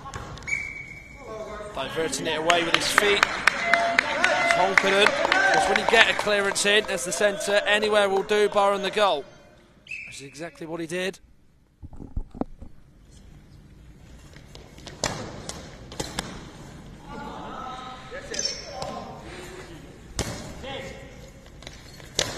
Minala on the far side, left side of the court where Turkey are. Akius just getting down, arms spread. Let's hit his chest. Off court. Turkey ball. The ball just gets another wipe because it has to be dry, so it makes it easy for the players to save or hold on to it.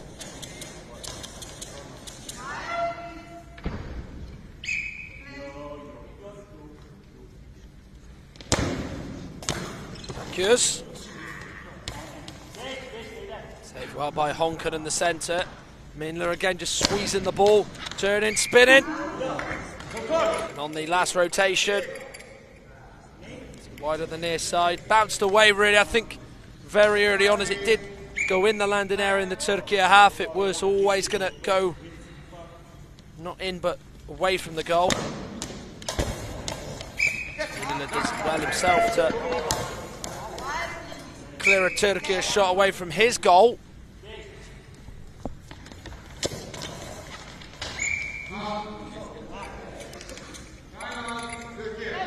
So timeout call for Turkey.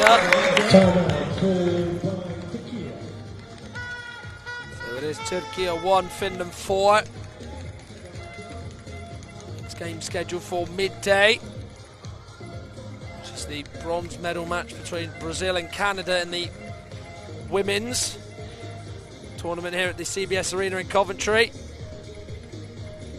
Lithuania-Ukraine is the men's bronze medal match, and the women's gold medal match, Japan against China, and then Korea-Japan men is the 102nd and final game of this tournament from a week worth of great action here at the CBS Arena at these World Games in Birmingham, albeit though this, of course, in Coventry, as you already well know, certainly if you're a UK resident, city in its own right in the Midlands, albeit east of the Midlands.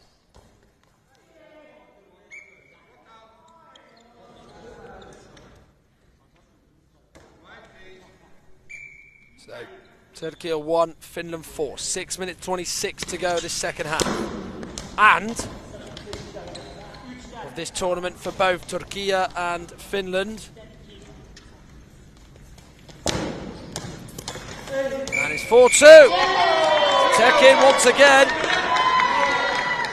Very much a carbon copy of how he scored his first. Ironen diving again. Honkonen missed it first. It's 4-2 and they are Tekin back. Control our Turkey at least.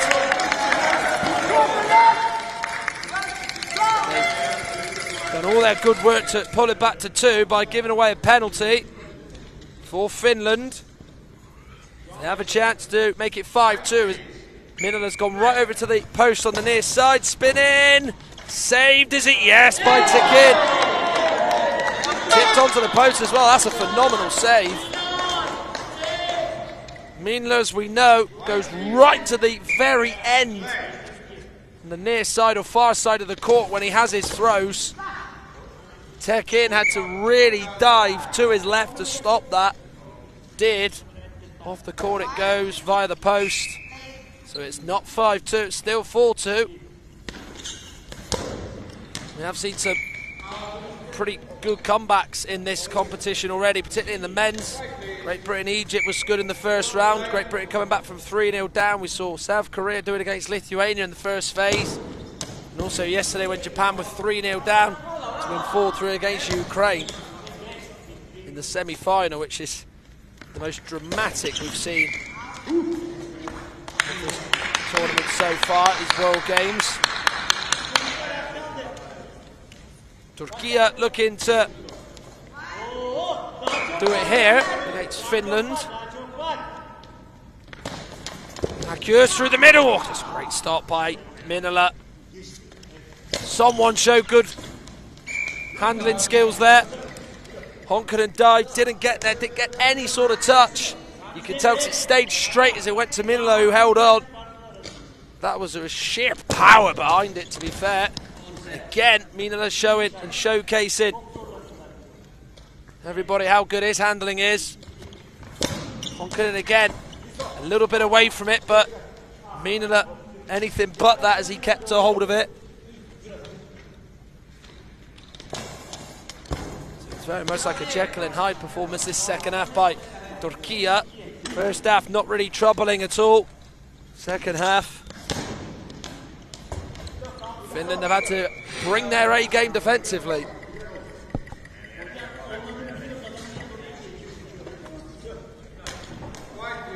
So Turkey 2, Finland 4. The battle for 5th place on court in Hall 2 next door, ran against USA. Tekin, he's got the only 2 for Turkey so far, trying to get the 3rd for himself and his country. Denied.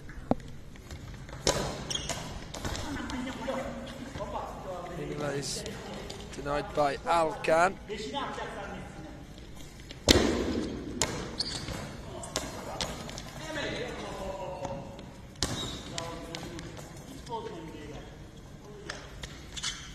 Need to earn and now for Finland.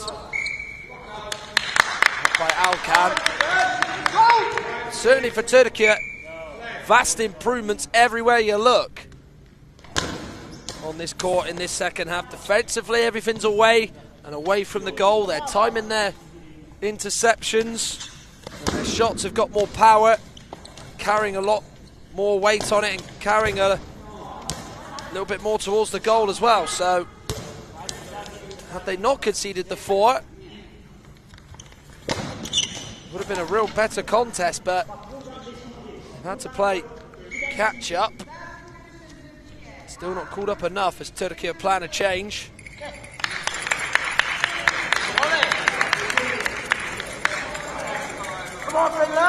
Akers is off. Substitution for Turkey, leaving the court to number 18, Yunus Emily Akers, to be replaced by Ivan Briggs, Ashin Kurt. Ashin Kurt on. He just gets his ice shade. John Baspans, the official on the near side, is just check in, see if it's okay.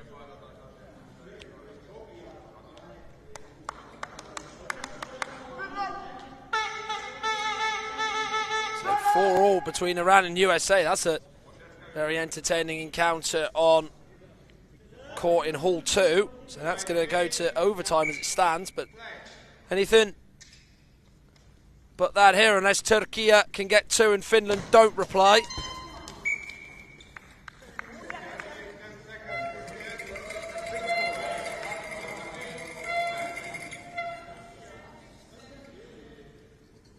And uses his left arm to just guide himself across the post to go to the near side.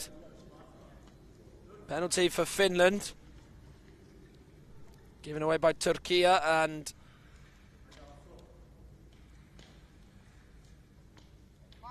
Nassim Kurt is for 5-2, and is just. Did think Kurt was going to get the better of him there and keep it out, but it's just gone underneath the legs of him from Honkanen's effort. And in for 5-2. They can probably feel a little bit at ease now, can Finland, knowing they've just bagged the 5th. To take their lead back up to 3.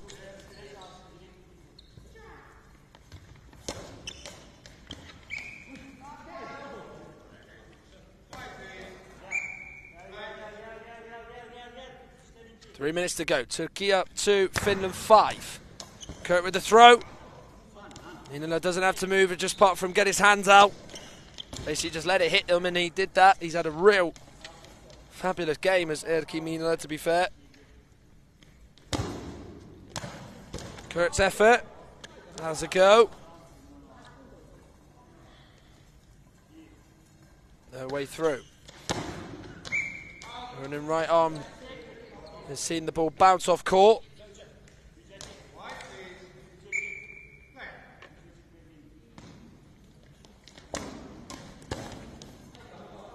Tekin, who's got the only 2 Turkey goals. Probably making it a personal mission to get another 3 to make it 5 all.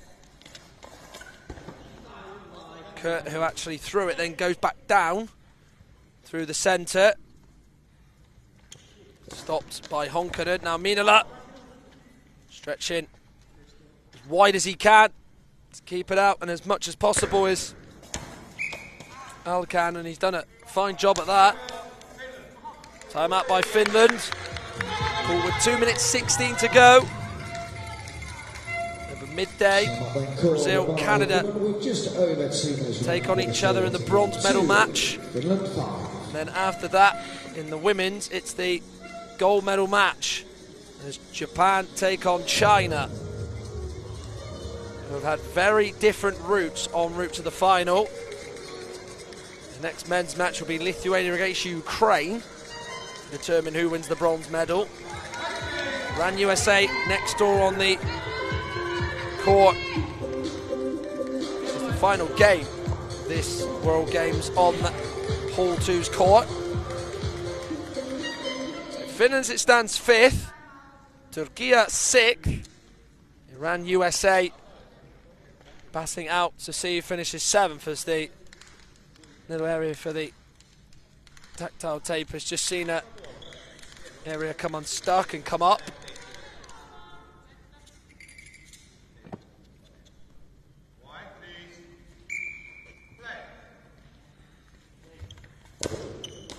Minula right-handed. To beat Kurt on his near side, but Kurt says you're not going to do that easy. Through the middle, spin, rotation, throw. Minula dive to his right, but Honkanen says, I've got that.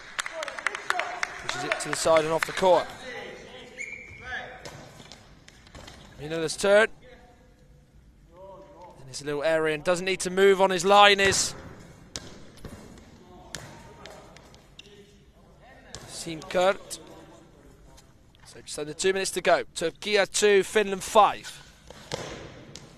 Ironen going for it. He's gone low. Just trying to see if there is going to be a Turkey player diving, which there was.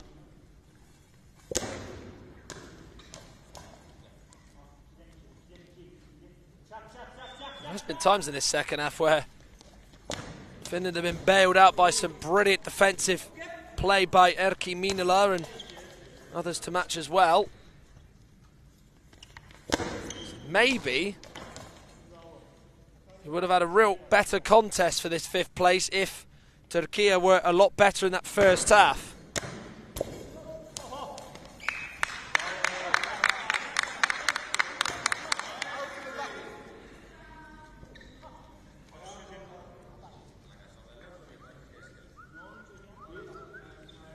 So the Turkey attempt is straightforward for Finland. Sim Kurt, the sub and number 8 for Turkey, is just having his right trainer done up. Of course, he's asked permission for that to happen. Gumar, the official on the near side, allowing that to take place. So last minute of this tournament for both Turkey and Finland.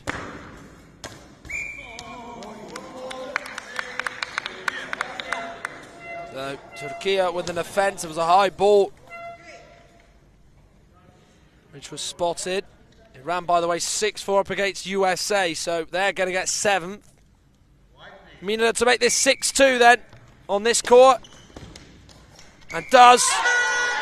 And with 50.8 seconds left, that's the hat-trick secured.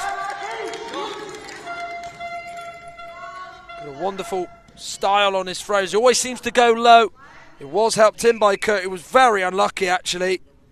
That probably did deserve to be kept out, but it isn't. As it is now 6-2 to Finland.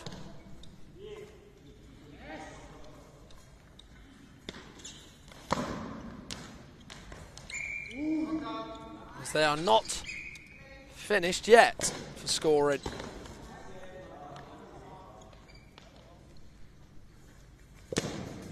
Certainly, you have to say, not a bad finish for Finland to finish 5th above USA, who, as we know, quite strong in the various competitions all across the sort of goalball circuit.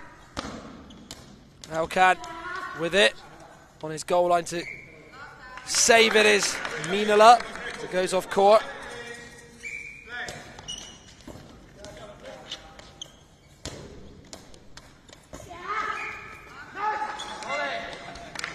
So 1.4 seconds to go. I don't think they might even attempt to have a go here. Minala will just wind the clock down.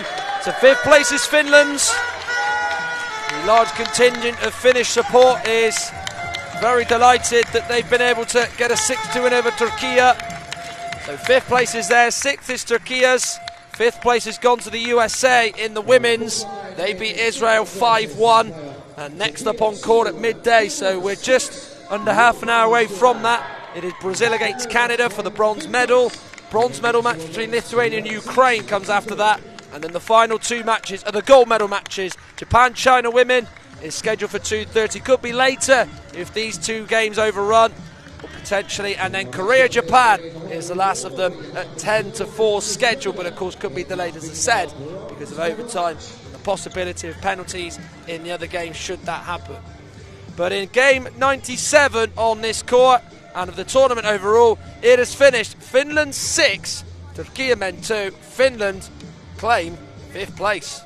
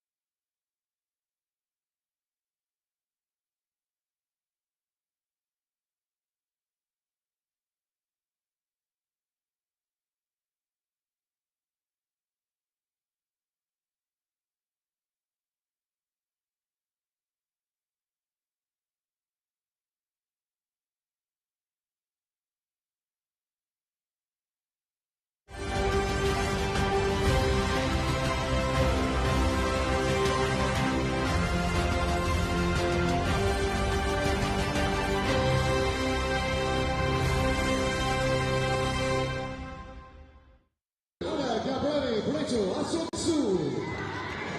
Number 3, Ana Carolina Duarte Huascustado. Number 5, Moniza Placida Janina.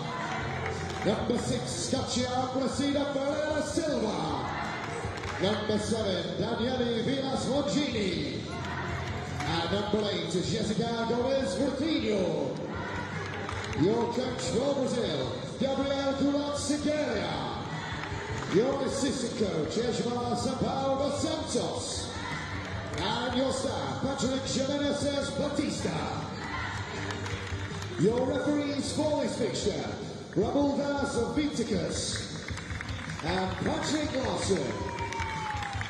And your 10 secretaries, Bas Sparks and Andrea Kumar Yonikantiene. Best of luck for this fixture to both teams and enjoy the game.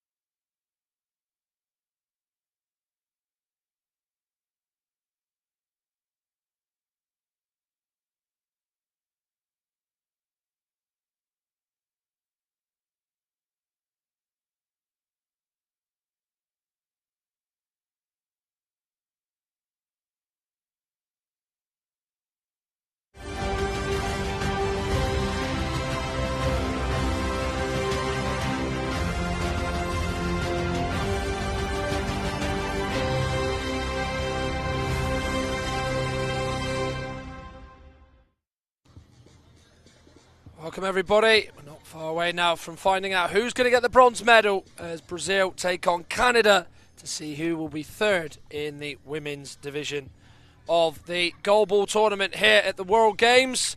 We know that 7th is Great Britain after they beat Germany 7-2 earlier on in Hall 2's court. And earlier on we just saw USA win 5-1 against Israel, which means they're 5th, Israel is 6th. Whoever's going to win and be third is up for grabs now as Brazil take on Canada, and they know who is going to win will get the bronze medal. Well, the lineup then for this one for Canada. They have, for Brazil, it's number 2, Ana Gabriele Brito Assunção. Number 3 is Ana Carolina Duarte Ruas Custodio. Number 5 is Moniza Aparecida de Lima. Katia Aparecida Ferreira Silva is number 6. Danielle Villas Longini, number 7. And Jessica Gomez Vitorino is number 8. Gabriel Goulart Siqueira is the head coach.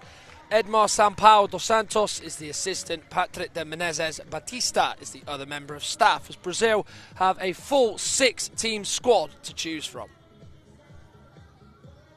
Same can't be said for Canada. Only 4 players for them to choose from. Whitney Bogart is number 3, Megan Mann number 4, Emma Reinke number 5, and Amy Burke is number 7. Trent Fairbrother is the head coach, Megan Butel is the assistant, Chloe Gagnon is the other member of staff. Well, on this court earlier on today we saw USA win 5-1 against Israel to claim 5th spot in the women's. We also saw Finland win 6-2 against Turkey to claim 5th in the men's. As now we're up to the next 2 games on this court being the bronze medal matches. Brazil, Canada in the women's first, followed by Lithuania and Ukraine in the men's. And then we go on to the 2 big games, the showpiece ones. The women's final gold medal match between Japan and China. And then the men's gold medal match between Korea and Japan. So we're going to find out 3 and 4 in the women's division. And the winner gets the bronze. Whoever loses takes 4th. And what has already been a busy day of action here in the CBS Arena in Coventry, where the only action you're going to see now is on this court. Court 2 done and dusted for goalball at the CBS Arena. As Romaldas Vaitekius and Patrick Larson are our 2 officials. They are set, ready and waiting. As the next words you're going to hear are going to come from Romaldas Vaitekius, as he will explain who's on court and who's going to start us off. As the crowd are in full voice here, not so much a seat left, as various different countries and various different players and staff of other sides are in attendance to watch this one. Brazil starts the ball. Quiet, please.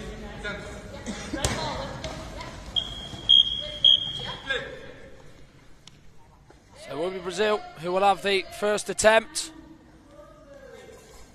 We're going to see the Brazil special, where they go from behind and throw it like a catapult pretty much, and then just launch it in the hope that it does happen like that. But on that occasion from Ana Custodio, it didn't go out that way, pan out the way she wanted.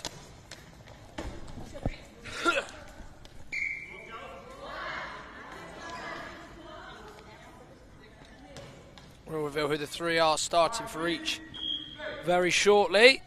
As Emma Reinke is now going over to the far side. If it is one that Brazil are able to keep out. 0-0. 40 seconds nearly played in the bronze medal match. Mann, left arm throw. A lot of power as it bounces into the ground and bounces into the landing zone. Villas Longini going through the gap. However, though, despite Bogart and Mann leaving a big gap, they were able to stop it, and in particular Megan Mann, as Bogart just throws up the court. They did get their wires crossed a little bit there. They weren't sure he was going to take the responsibility of the shot, and as the time ticked, Bogart threw it off the court. Now Ana Custodio takes a run up from the goal line. Throw from behind, throws it, however, though, off the court, away to the right of the near side of the goal.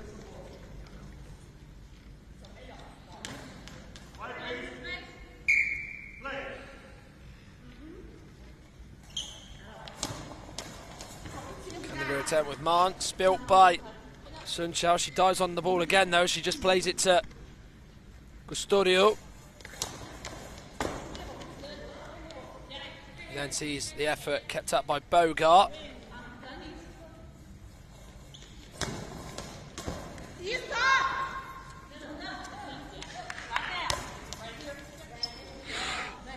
So, yes, Longini will go again.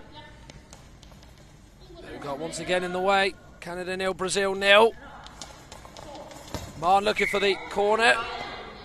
Held by VS Longini, who was stretching.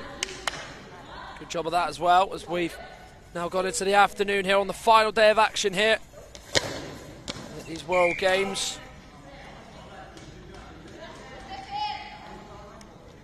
An ultimate women's match. The last one, of course, is the biggest one of the lot as we find out who is going to be getting the gold medal. Between China and Japan. This is the bronze medal match between Brazil and Canada. Studio with the effort. Kicked out by Mahn, who turns into it.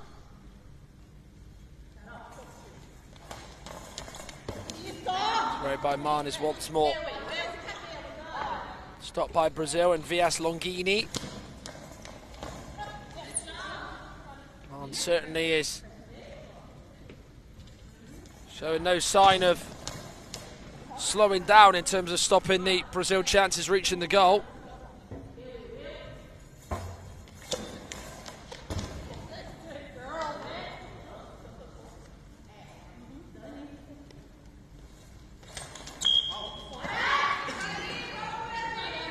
Nine minutes, 6 seconds remain. Still we await the first goal and first bit of cheering. As it is Canada 0, Brazil 0. There's Australian players watching from the women's team. There's Finnish women's watching as well. Hüseyin Alkan, the Turkey players, even taking a seat to watch. Some different nations in attendance for this bronze medal women's match between Brazil and Canada. Just below us from our camera position. Yes, Longini trying to go through the gap, see if Bogart had it open on her right side. She didn't. Kept out well.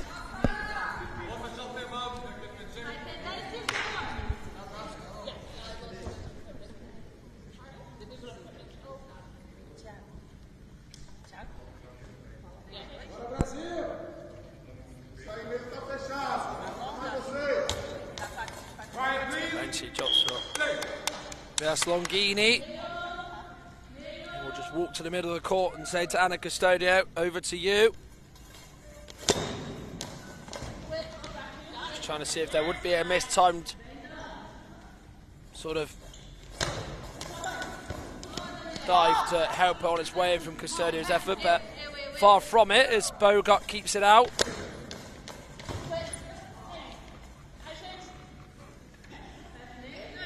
Reinke. It's an attempt, right arm. She's gone right off sort of the very edge of that court on her side. So there's a timeout called.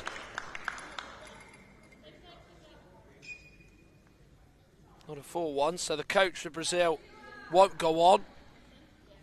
He will just speak to his players.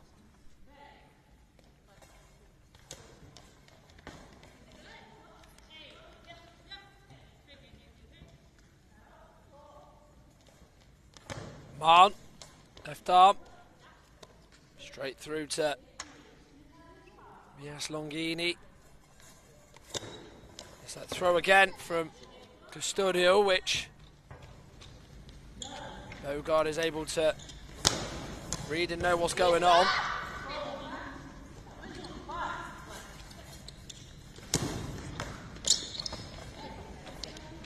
By Sun Chao is stopped by Canada.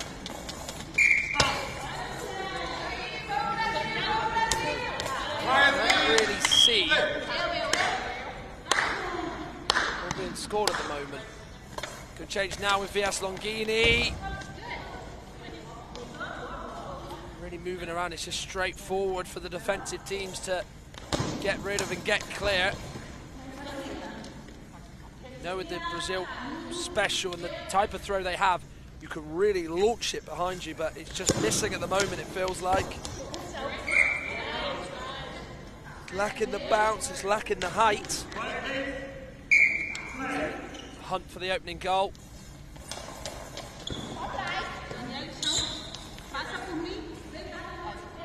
Ranka came into the centre and had her effort stopped.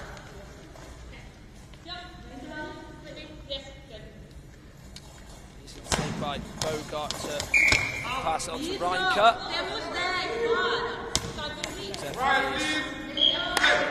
Wide.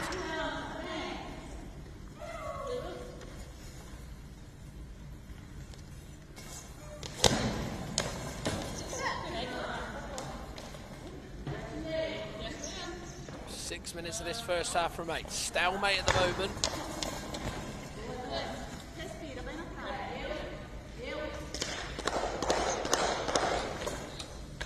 Warming it up for Vias Longini is Sun Chao. She just taps away at her thighs.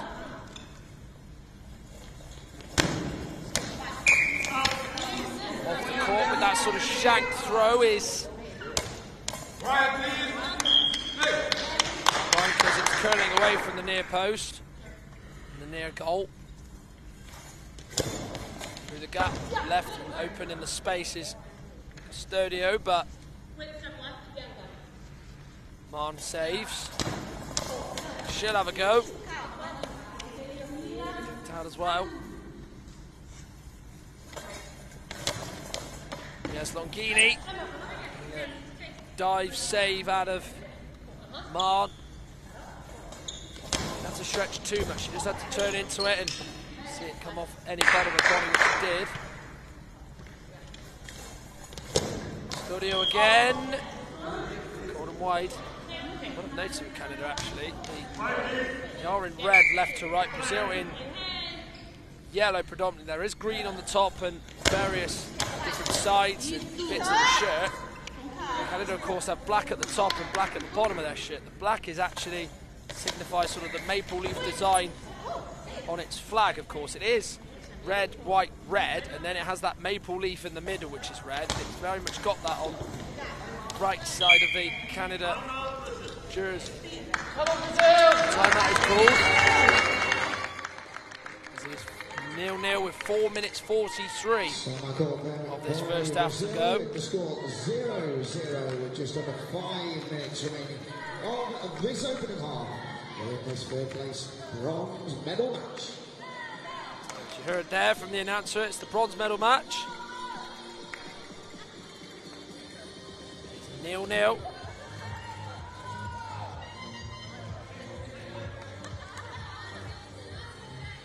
Remember earlier on today, USA beat Israel 5-1 in the women's to claim 5th.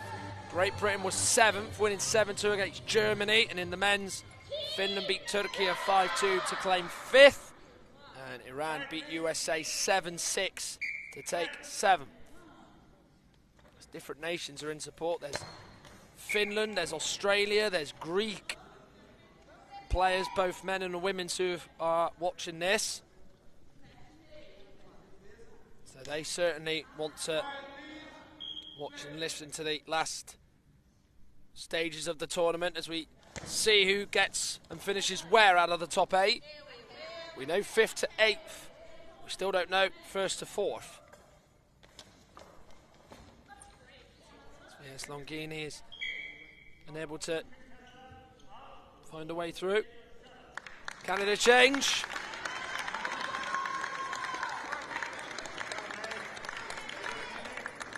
Marn is off and Burke is on. Substitution for Canada, leaving the court. Maybe this does feel like a bit more of an attacking change. Number 7, Amy Burke. Yes, Amy Burke is ready and waiting to come on. She has shown throughout this tournament that she can have a real sort of demonic shot on her.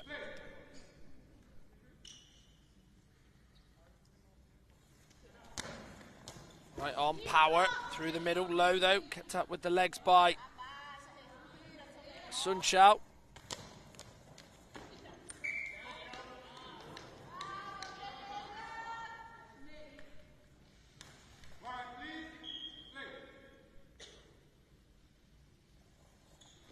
So the first half of this bronze medal match, Canada 0, Brazil 0. Final day of action here in the CBS arena. Custodio's effort spilled by Bogart to her left, but it's played straight into the hands pretty much of Reinke.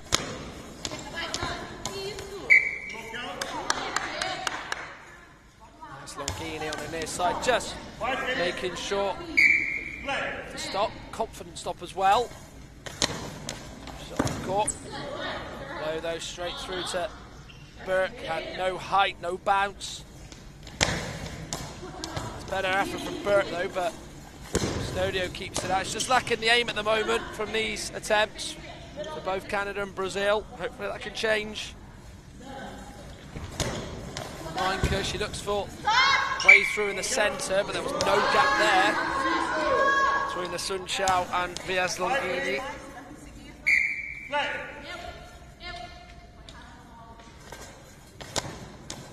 We'll have a go here. It's up by Bogart, who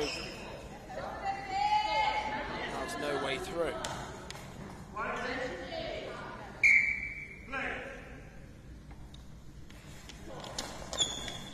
Burke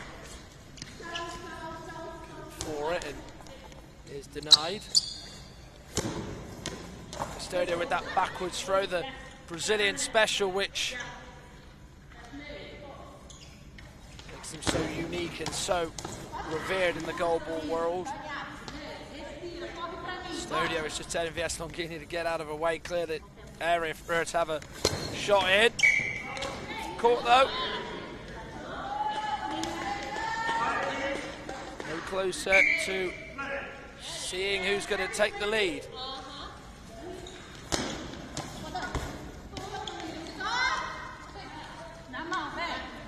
Will give it to Vias Longini. She hasn't got long to get her shot away. 10-second clock running.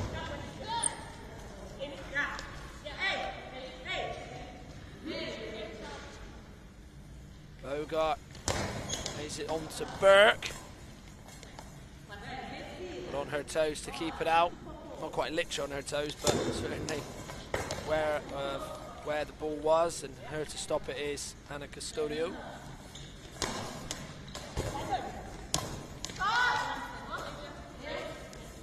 Vias Longini will look to try and put Brazil in front so close to the end of the first half. Burke keeps it out. Can't really read into too much of this first half where it's been very even in all aspects. Burke with the throw, nice spin. Went real low trying to get it and curl it away, but just missing at the moment for both. Custodio's effort is saved well by Reinke. Bouncing effort which Vias Longini times well to just turn into it and see it come off her. Good block. She now have the next shot. Bogart keeps out. Sprints all the way back to Burke.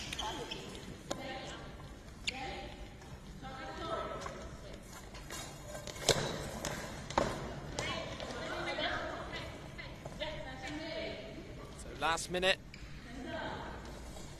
this first period. And it's caught. Looked like there might have been a mix-up between Vias Longini and a Sun Xiao, but just the ball away and away from the goal. A long way away, but we have seen before when two players seem to go for the same ball to try and intercept it. It's led to disaster and led to the opposition taking the lead. Reinke doesn't have her attempt go all the way in. Custodio low. Stomach of Bogart, sprinting back to give it to Burke. Try and get a shot away just to hope to score. Quiet, please. Play. Yes, Longini. Also denied by Bogart. Last 10 seconds. Reinke. Tapped by Sunchow. Last chance will go with Anna Custodio. I don't think it's going to stand anyway. Buzzer sounds, it's saved by Goalball. Game so far on court for the bronze medal. Brazil and Canada not really showing us their real quality in terms of shooting. Not quite in the corners enough yet. Both will no doubt feel that they can do a little bit better. Hopefully we get a bit more of a different second half. It is at the break. Canada 0, Brazil 0 in the bronze medal match here in the CBS Arena in Coventry.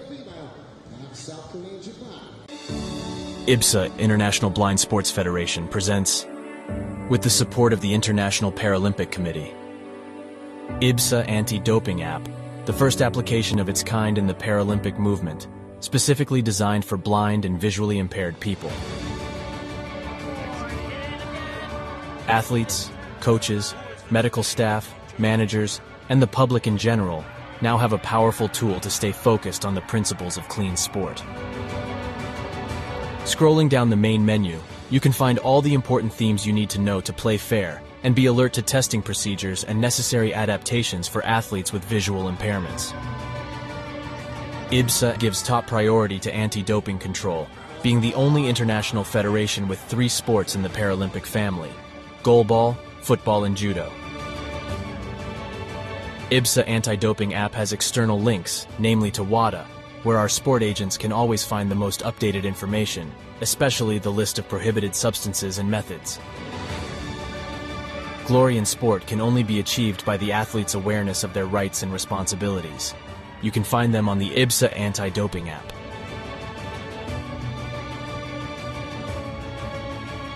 IBSA is continuously promoting anti-doping education to all its affiliate athletes and sport agents, not only about the consequences of the use of doping and the risk of using supplements. IBSA believes that education is the major tool to fight doping in sport. Informed athletes can make better decisions. Download the app now at the usual operating system stores. And ladies and gentlemen, we have seen history being made today. Such a great team at these championships. IBSA. Beyond sight. Feel the sport.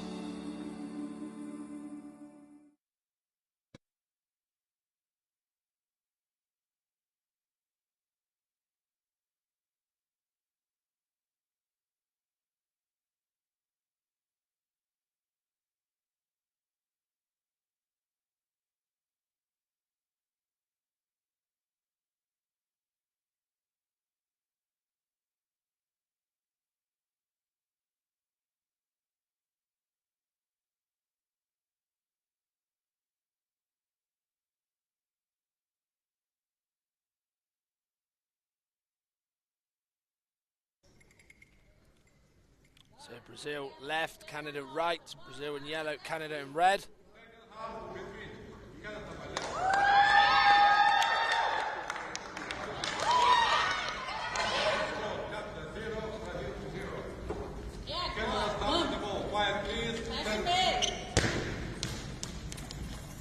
Will be Canada who will start this second half.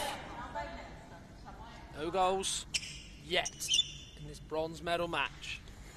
The women's tournament here, Goalball at the World Games. So there's effort is held on to nicely by Bogart. Letting that go.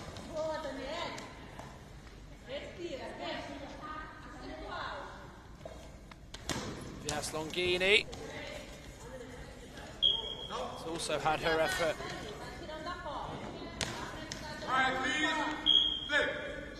Cleared by Canadian defence.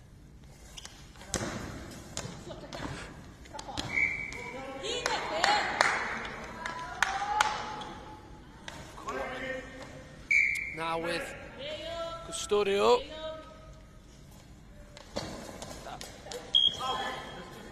Very unique throwing style.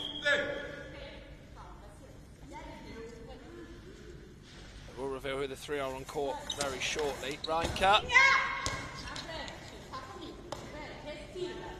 Custodio with just her arms up, just letting it hit her chest. Low with power. Got there to deny her though. Going for the far corner is Reinke. That's a better attempt. Not straight. Went across court diagonally, but Vias Longini showed good handling.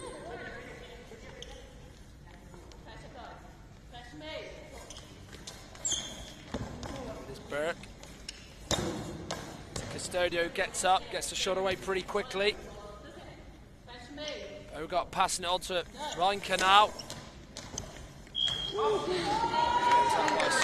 Sunchao, Custodio, Longini for Brazil, with three on the court for them. Bogart, Reinke, Burke on Canada. Rahn started, but she was replaced by Burke during that first half. Custodio. No closer to the country in front in this bronze medal match. Brazil denied a place in the final by Japan, who won yesterday. 2-1 at sudden death on penalties, and Canada were beaten 6-1 by China. China-Japan beaten for the gold medal match. 2:30 scheduled for, so just over 2 hours time. Could be a later start because of the ability and potential eventuality of overtime and possibly penalties. Vias Longini has just a high shade checked by Romualdas Vaitekius.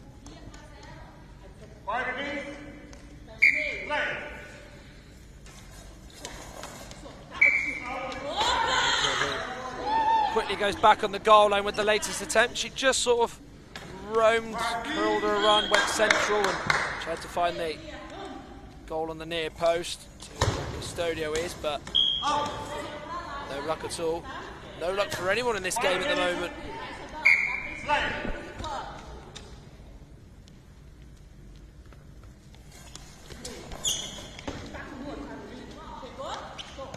Burke's latest effort is thwarted by Custodio.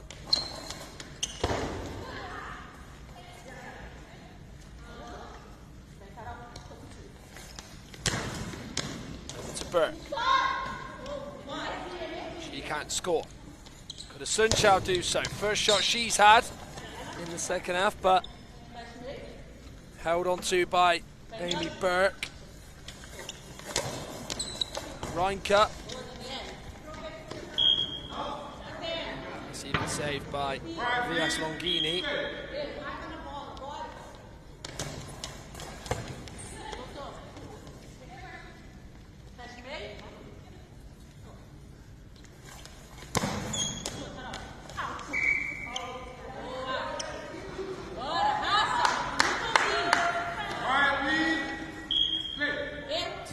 On court as the action now gets back underway.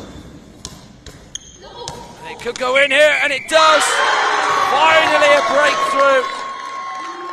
Lift off for Brazil, and for Ana Custodio, that's what she wanted, that's the height she got.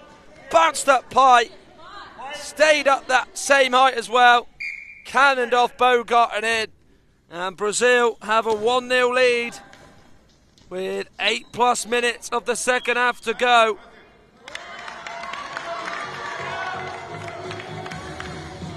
Well, she went centrally. Again, you saw the technique of going with her back to goal. Threw it behind her. It came off of Bogart as she was going for it with Burke. When both go for it, sometimes the deflection will definitely take it in, because that takes that space away. Which, of course, Burke left because she was trying to block it. But Brazil have finally gone in front. And it's Ana Custodio who's got it. There's now...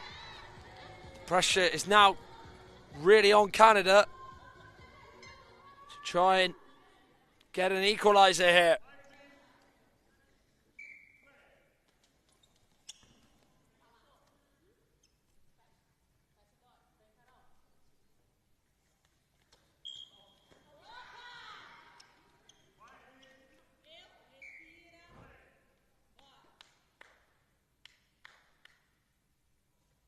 Custodio, the goal scorer, going low.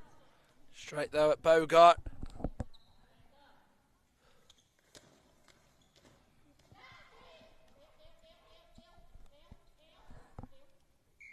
And a Sun Chao who kept it out. Didn't want to play it to Villas Longini or Custodio, so just threw it off the court. Aparecida de Lima, Aparecida Ferreira Silva, and Gomez Vitorino, the three on the bench for Brazil. Canada may bring back Megan Mann on, but they are not quite intent on doing that just yet. Over to Burke, lovely rotation spin, discus style throw. It had the bounce, but it just went low, and then getting two hands on it is Sun Chao.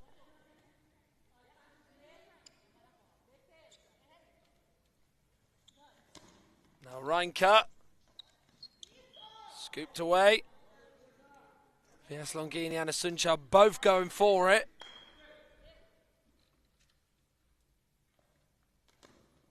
Now Villas Longini.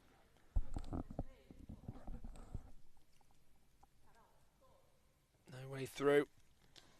Not many attempts in this game have gone into the corners. It's been a day and a game so far dominated by the centres. As Sun Chao gives it to Custodio, it throws it off the court. Of course, they need to have a good sort of 6-7 seconds to the Brazilian players to really get that technique right and get that shot away. She had half that time, it felt like, so she just felt, I'm not going to make anything troublesome with this throw, so I'll just throw it off the court. Yes, Longini from behind right on the goal line, but kept out to her right by Amy Burke.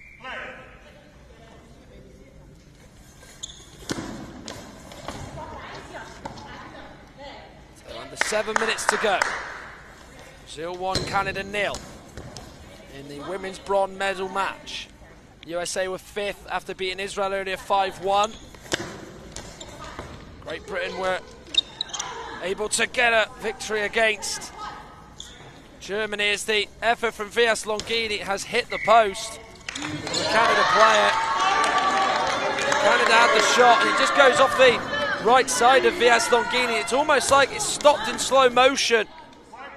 As that ball just hit the base of the bottom end of the post. Nearly saw Canada level. Long ball. Brazil with a chance to go 2-0 up. Not ideal for Canada, that. So, Reinke, who gave it away, now has to defend this penalty and hope to keep it out, or hope that it goes wide or it hits the post. If she can't get a touch to it, Custodio will make it 2-0. Brazil look like they're going to get the bronze medal from the centre. She went away to Reinke's right. She dived left. Sends her the wrong way. But it sends Brazil the right way to the bronze medal. As they're now 2-0 up. Now it's over to Villas Longini, who will go through her legs. Of course, with her back to goal, as they have done for the bulk of their attempts in this entire game. The only one who's to score for Brazil is Ana Custodio, who's about to have the next attempt. Missed by Bogart. Attack by Reinke.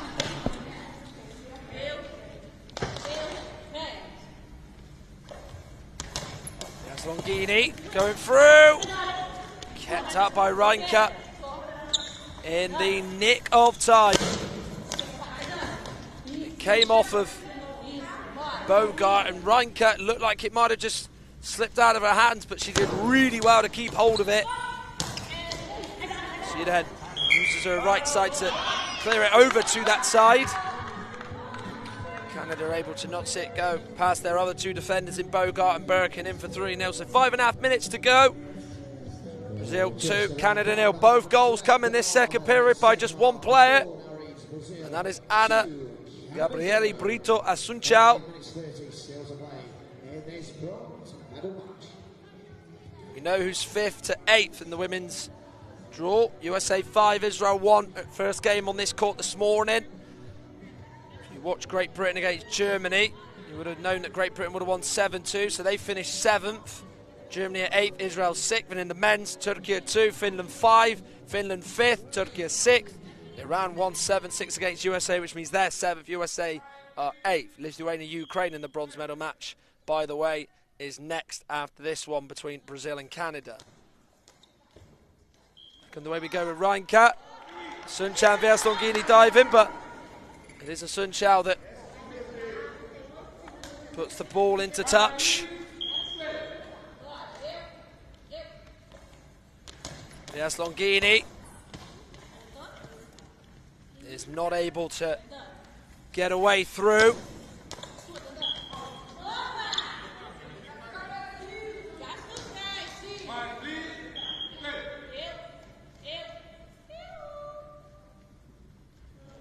Now Custodian for Brazil. Through the centre, going to that far right side where she was aiming for when she scored that penalty.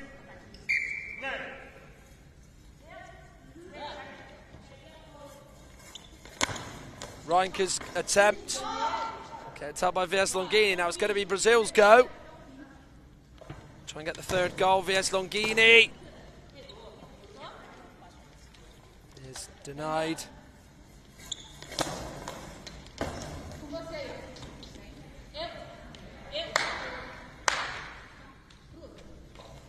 Vias Longini again, going straight down the line with her shot. Tekius, the official, is allowing Custodia to tie up her left trainer, which the laces of course came undone. Of course they have to give permission to do that. If they do it themselves, they will risk the conceding of a penalty for the opposition. Plenty of supporters here. There's representation from the Greek team, Finnish team, Australian team. Finnish team right at the front in our camera position. There's the Australia women's team. Of course, they were out in the group stages, as well as the Finnish women. Greece also there as well.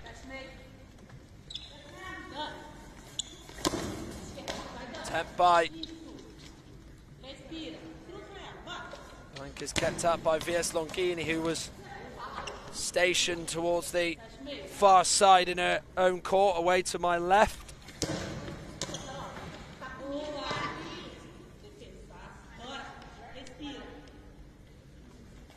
Custodio with the goal. It's going to be a goal now.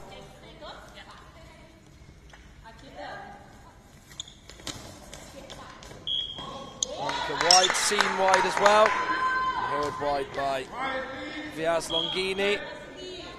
Still no Brazil changes, by the way. So into the final 3.5 minutes of this game and of both these two nations' World Games tournament.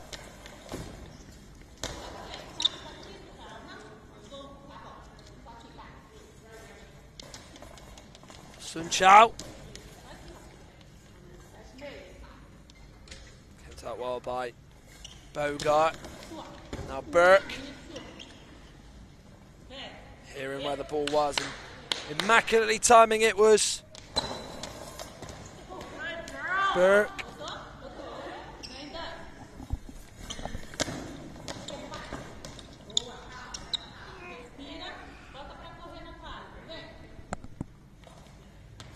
Vias Longini from behind, but right on the centre to keep it out and hold on to it. It's Bogart. No sign of spilling it or letting it slip. Custodio. It's going over to the near side. Easy for the Canada defence. Sun Chao now keeping out. Reinkat. Discus style throw. That's got bounce on it, but it's low. Pretty ordinary in terms of defending for Bogart. Well, timeout called, 2 minutes 11 seconds to go. Just over 2 minutes remaining in this fixture. The score still remains Brazil 2, Canada 0. Brazil on course for the bronze medal, so close they were to the final. It was Japan that would deny them that chance of a gold medal. They beat them on penalties yesterday, 3-2 in sudden death. Women's final is going to be, of course, between China and Japan.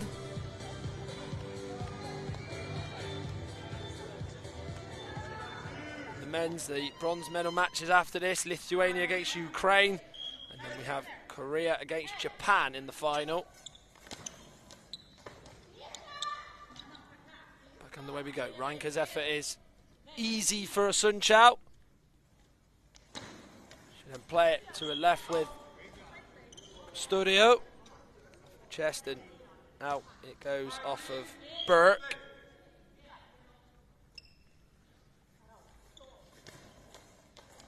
If Canada were to score now, this would set up a very tense finish.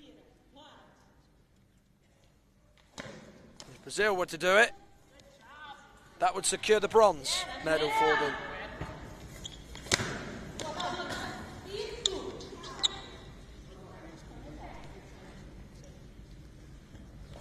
Here's Longini going through her legs again. Just can't get it into that corner, can't get it away from Amy Burke. Takes years and years of practice to really get that shot right, doesn't it? Sturdio has scored a penalty, the second one she did, and then the first one was via 2 deflections. Helped it on its way in into the centre of the goal. So last minute now. Sturdio with the bouncing effort, trying to make it very difficult for Bogart, but the difficulty level on that was pretty amateurish in terms of the save, rather than sort of expert difficulty. Another timeout's called.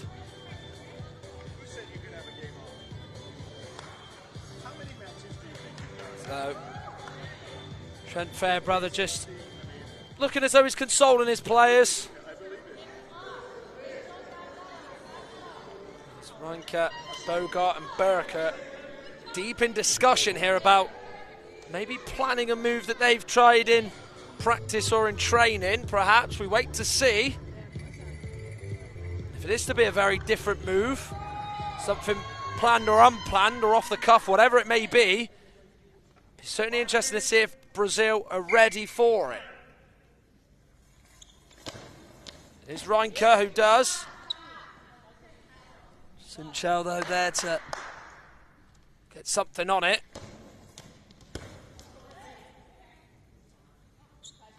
Goes off Bogart, it's just going to trickle off the court. Goes over that yellow line in the middle area over on the far side. It will be Brazil's ball. If it hits any of them, it will be with the opposition who were defending last. It's through the middle or over on the right or the left side. Brazil 2, Canada 0. 24 seconds to go.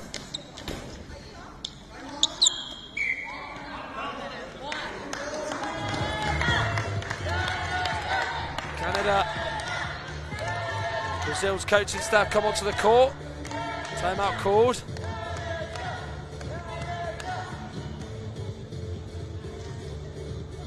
There's a chance to get some more water on, which they did just a short time ago.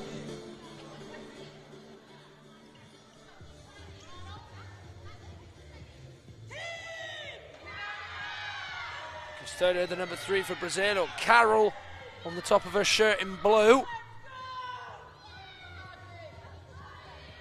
He's talking to Vias Longini. There's plenty of support here. Greek team are here, the Australian team are here, as well as the Finnish women's teams. Custodio through the middle, trying to see if Burke is alive to the situation and deal with it, and she is.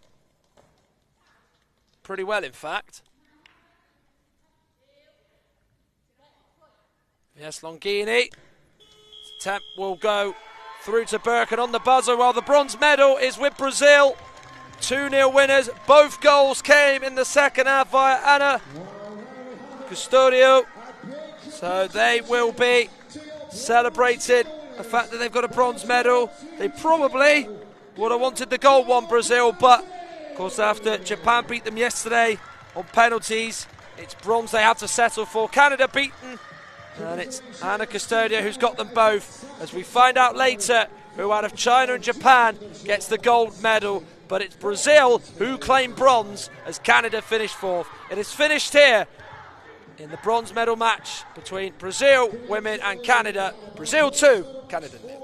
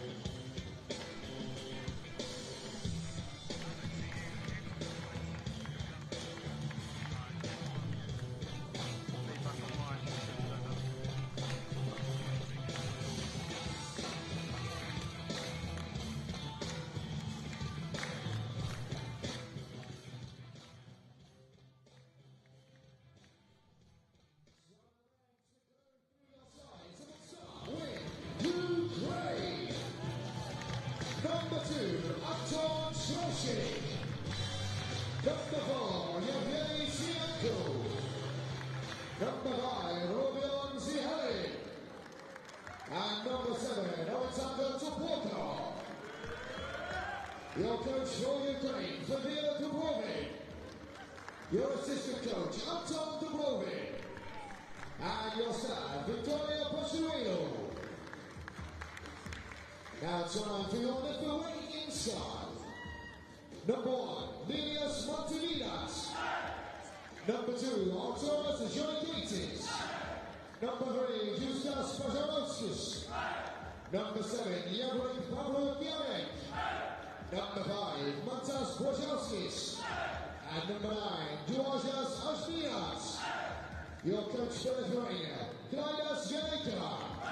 Your assistant coach, Olimas Sidulis. And your staff, Artyom Alexeyev. Your referees for this game, Janice Dawson and Kazuto Ono. And your 10-second timers, Robert Avery and Raquel Awado. Best of luck for this fixture and enjoy the game.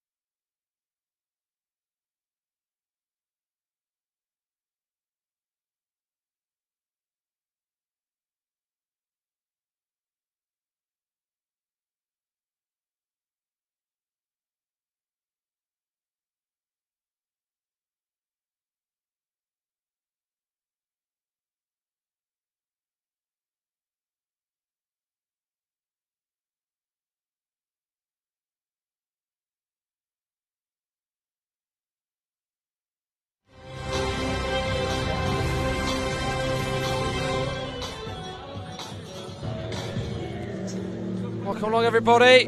Just 6 minutes to go until we know and start off the men's bronze medal match. Lithuania against Ukraine.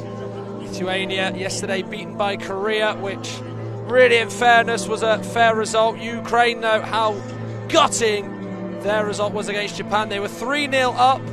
Then they were pegged back to 3-1. Rodion Zilanin had a penalty missed to put them 4-1 up. That would have probably seen them home and dry. But somehow, Japan scored twice in the second period of normal time to draw 3-3, taken into overtime. Within the last minute of the second period of overtime, 10 Japan through today's gold medal match against Korea, mean that they have to take on Lithuania in the bronze medal match. Disappointing, no doubt. Are they over that heartache? And are Lithuania over their heartbreak as well, after they were denied a place in the final and the gold medal match, as of course they were beaten by Korea yesterday twice as well.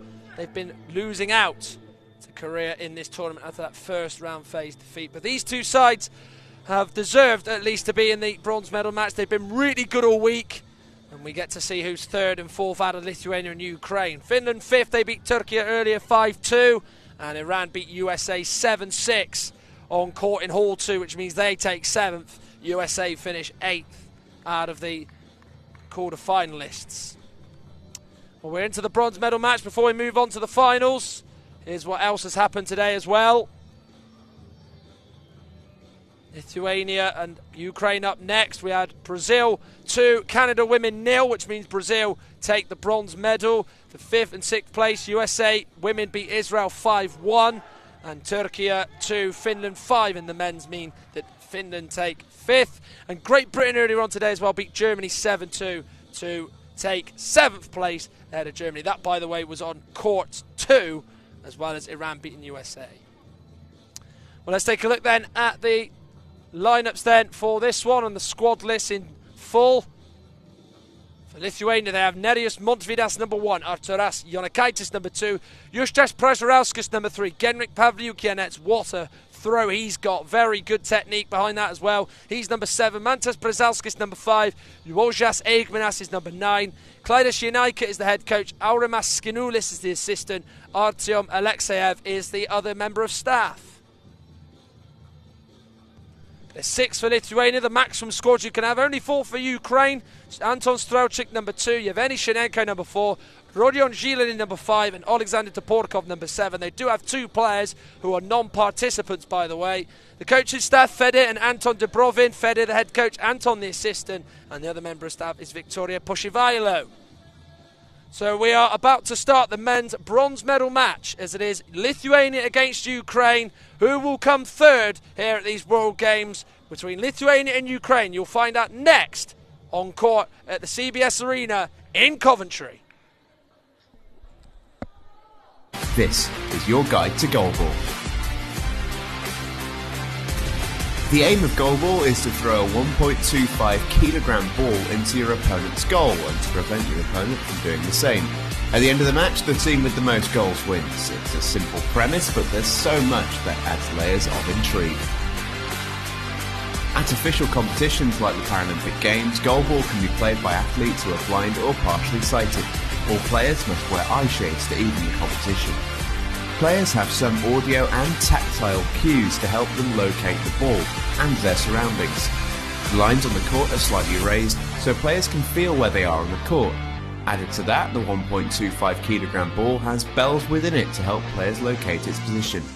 That's right, by the way, 1.25 kilograms. Goalball is played on a court of 18 by 9 metres, and the goals themselves are the full 9 metre width of the court.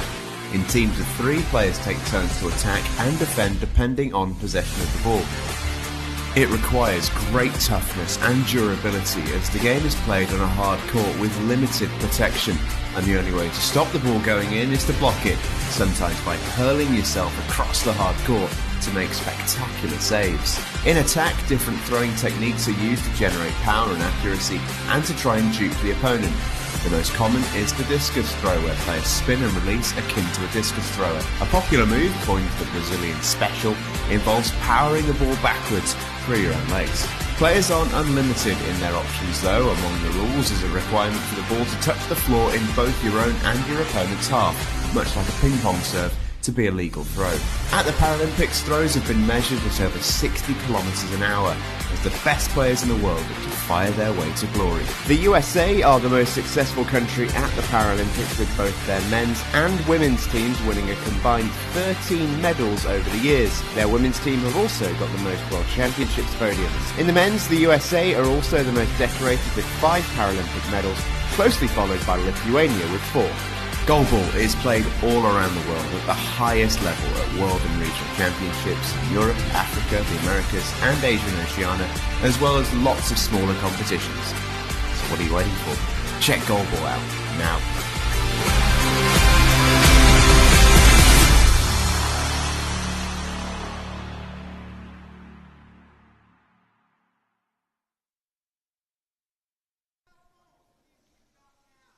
Ukraine left to right, and Lithuania right to left. It will be Ukraine who will get us started. Zhilinin, Toporkov, Strelchik, the 3 starters for Ukraine, as per usual. Zhilin's effort is kept up well by Brzezowskis, who is on court alongside Przerauskas and Pavlyukinets, member 3 on at one time. So the usual starters for both.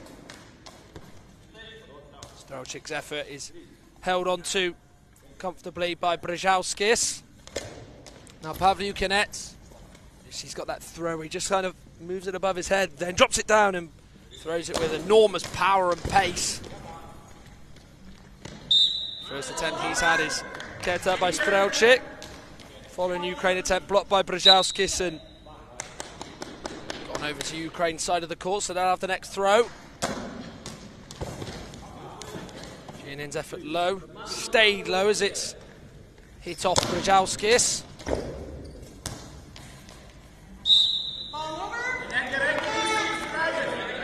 Ball over, which will be back with Lithuania because it went over the court. In the middle neutral area. Janis Dorsin, Kazuto Ono, by the way, are our 2 on-court officials.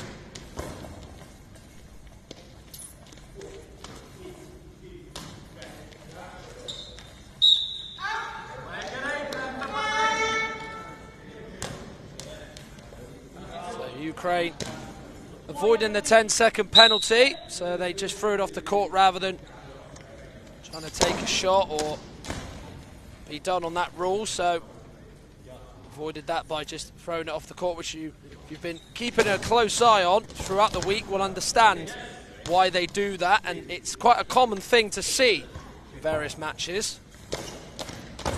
Pavlyukinets is denied by Strelchik, the Brazilian women's team who just clinched bronze against Canada.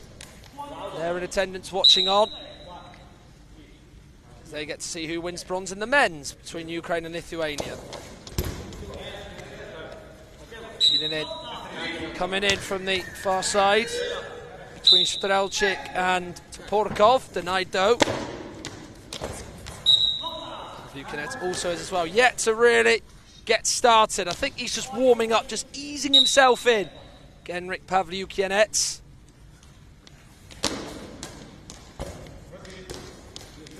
Przerauskas is the latest player to stop a Ukraine attempt. Thumb throw, always doing that real turn, isn't he? Then just tries to get the height, hits it right down into the ground, and then it bounces up. And it's up to Ukraine or the opposition defence to defend it, which they did pretty well. And it's been hyped in, and it's 1-0 Ukraine. Rodion Zhilenin's got it. And it was on the goal line. Came forward, lovely discus style throw, spun off Brzezowskis. It took a touch off Pavlyukinets as well. And in this bronze medal match, it is Ukraine in front. Made by a goal to nil against Lithuania.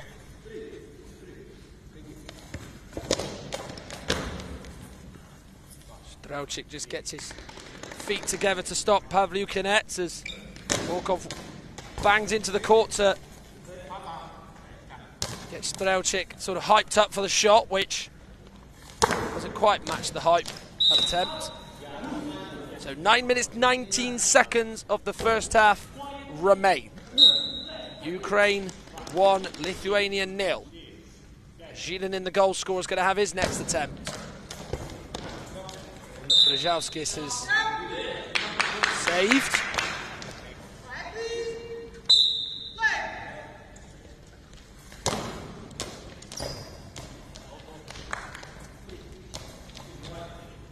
Porkov just clipping it into Strelczyk.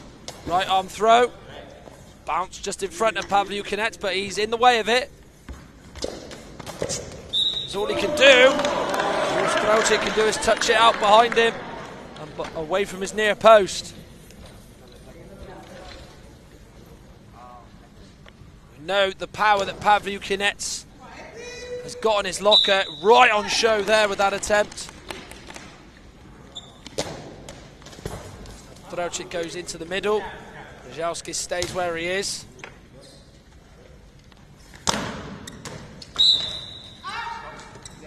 They do play very deep towards their own back goal line, do Lithuania. Ukraine slightly forward, a little bit more than what it feels like in Lithuania, who are a long way back.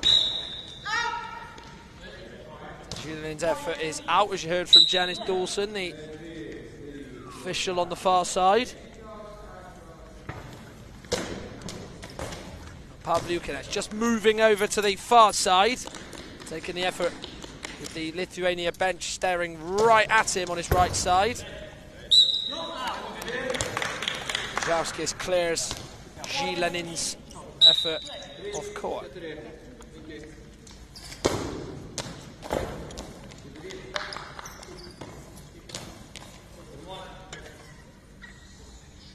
Ukraine 1, Lithuania 0.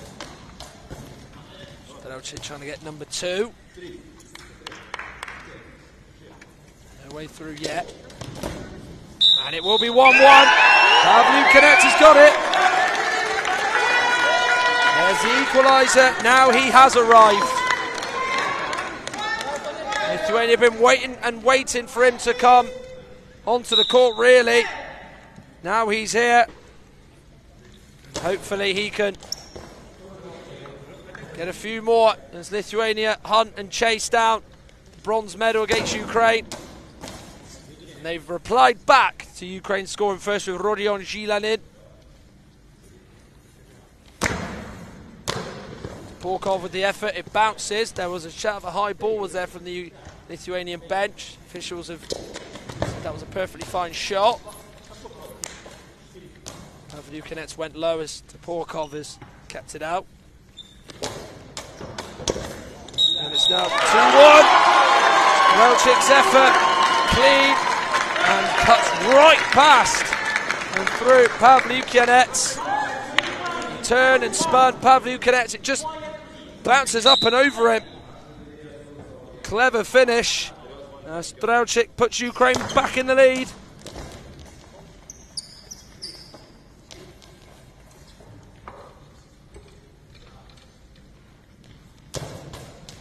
Zilin in, 3-1. Spills under Brzezowskis, the Lithuanian centre. Zilin, who we know so often scores for Ukraine, has already got 2 in this bronze medal match. Well, 7 minutes remaining on the first half. The score is Lithuania 1, Ukraine 3. 7 minutes of this first half still to play. We've already seen 4 goals in 5 minutes. 2 for Zilin and 1 for Strelczyk for Ukraine. Lithuania's goals come from Genrik Pavlyukinets. As they need to regroup.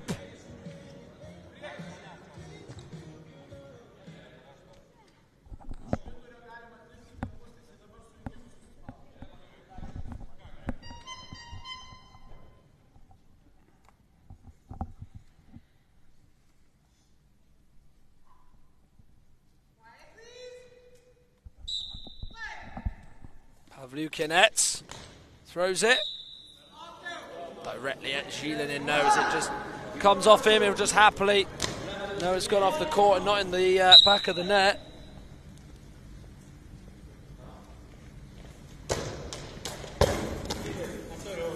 Zilinin then not able to find a way past Przeżerauskas.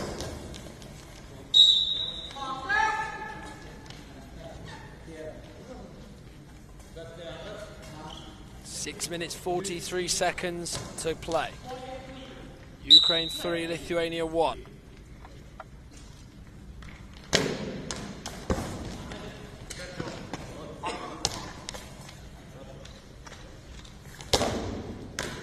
Przeżerauskas with the bounced effort. Spills off to Porkov and left to Zilinin. It looked like when it came off to Porkov it might have gone behind him, but actually went away to the left side of him.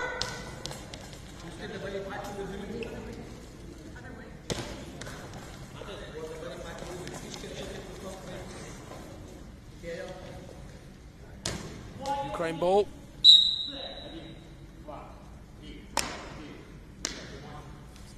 Drocic goes again. Przeżerauskas powering it. Shouts of a high ball there from the Ukrainian bench, or coaching staff with their arms up, sitting down. Missed by the officials perhaps, or just one that they didn't think was a offence for a penalty.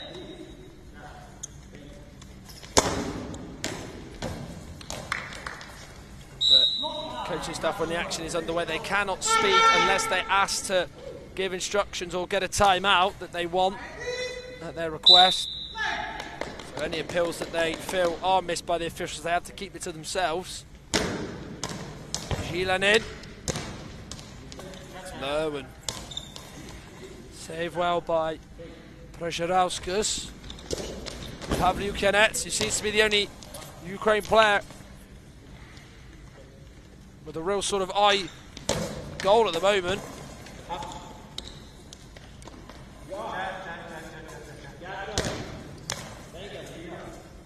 Przeżerauskas, that's a better attempt from him though. Carried a long old way. Fair weight behind it. Kept out though. Zilinin went across the floor, trying to beat Przeżerauskas on his right side, on the far side where he's defending from for Lithuania. It's now in for 4-1. On a very small gap, Zilinin has found with that throw, and he's helped himself to a first half hat-trick. Pavlyukianets and Przeżerauskas almost just a little bit bewildered as to how that's found a way in.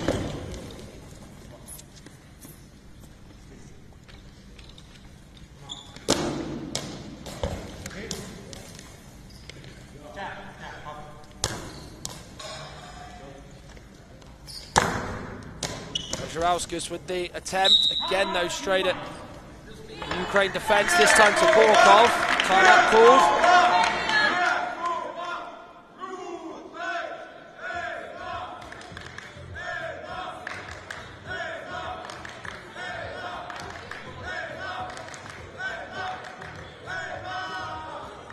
It's not going the way Lithuania intended to. Ukraine very much at the moment happy to be on the court, because it was such a horrible way they lost to Japan yesterday in the semi-final. 3-0 up, pegged back to 3-3, sending it to overtime. It could have been 4-1 at one point in the second half if Zilinin, the man who's got a hat-trick today, would have sent a penalty in past Japan to put them 4-1 up, but they would end up losing 4-3. There's not many chairs and seats left on this near side. So the crowd is starting to filter in. Because next up is the finals. First it's the women's between Japan and China, and then Korea against Japan. In the men's, Drocic's effort. Saved by Przeżerauskas and off the court. Lithuania ball. Through the middle is Przeżerauskas with the bouncing effort. High ball spotted and noticed by the officials. So it's a Ukraine penalty. Zhilinin, who took the last one in a semi-final against Japan, as I mentioned just a few moments ago, missed it. Won't miss this time. So Ukraine building a big, strong lead. And Rodion Zhilinin has now got 4 of their 5. Fine Fettel this afternoon is the Ukraine number 5. It really is a case at the moment of what might have been and how we would have loved to have scored a penalty to have took them to the gold medal match rather than scored one in that bronze medal match. But hey-ho, such is life, and helping its country as it stands on their way to 3rd place here at these World Games in Birmingham, or Goalball in particular, Coventry's CBS Arena.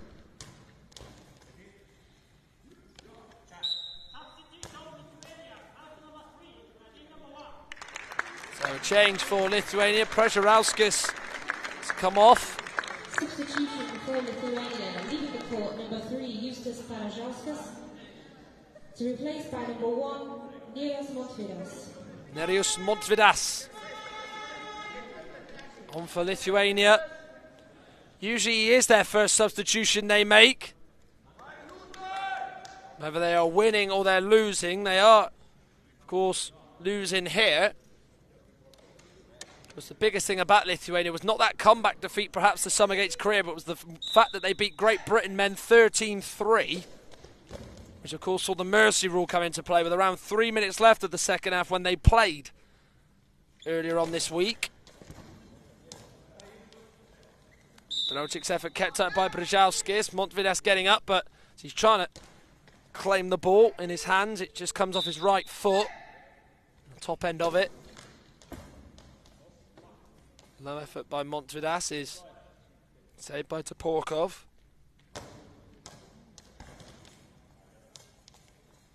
Attempt by Zhilinin.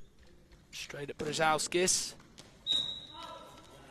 And then wide and out by Nerijus Montvidas.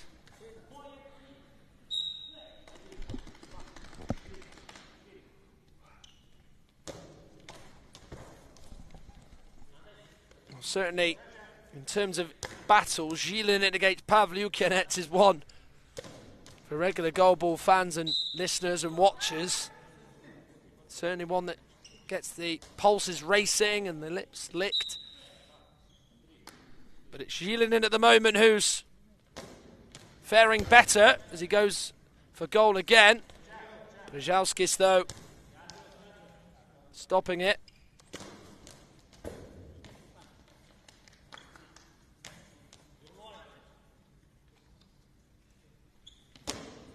Strelczyk. Won't see a little knock from behind from Pavlyukinets in him, but instead see Pavlyukinets hold it. And the next shot is off the court. 2 minutes 15 seconds then of this bronze medal match between Ukraine men and Lithuania men. Ukraine 5, Lithuania 1. Remember, Lithuania beaten by Korea in the semi-finals. Ukraine beaten by Japan yesterday.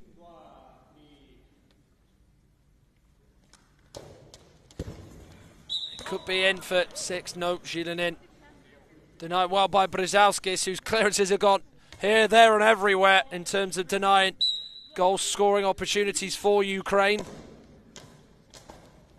Montvidas with an awkward effort for Ukraine to deal with. Good work by Zhilinin to stop it.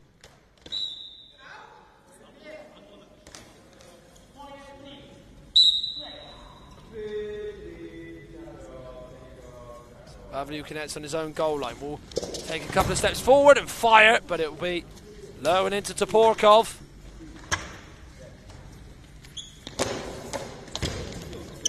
Because the players can't see where they've got to block it to, they do tell by the noise of the ball because of the bells inside it, but sometimes if you're dealing with a player like Pavlyukinets, you just got to hope it just hits you and you do enough. I just imagine, rather than just trying to understand where the ball goes, trying to hear it like that. And it's now 6-1. Zhilinin again. just seems to find gaps that just suddenly appear. Seems to find ways into the goal that some players can't do. Ukraine 6-1 up now, as they really are starting to make this quite unbearable for Lithuania.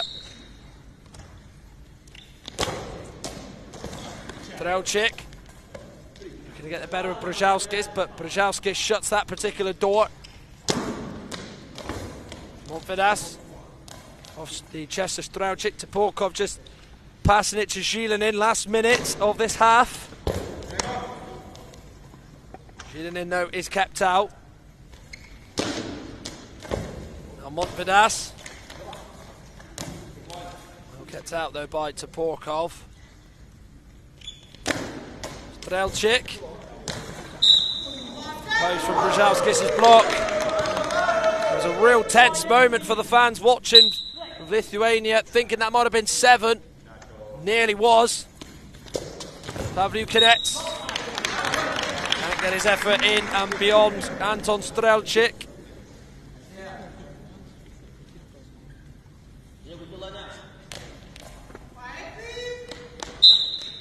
.4 seconds remain as we get back underway. Zhilinin, the throw. Brzezowskis clearing it off the side of Pavlyukinets, stays out though. Pavlyukinets then sees an attempt go into Zhilinin.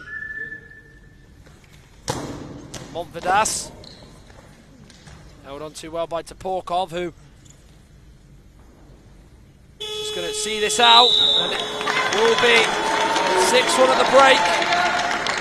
Well, Rodion Zhilinin, who so often on his own carries Ukraine in terms of the attacking threat, has done so here. 5 of the goals have been scored by him, of Ukraine's 6. He scored all types of them. Yes, he's had help along the way with some blocks from various Lithuanian defenders, but some of the finishes have been pretty outstanding. He's found gaps appearing and just opening up as the ball is travelling towards the opposition defence. Strelczyk has helped himself to one as well.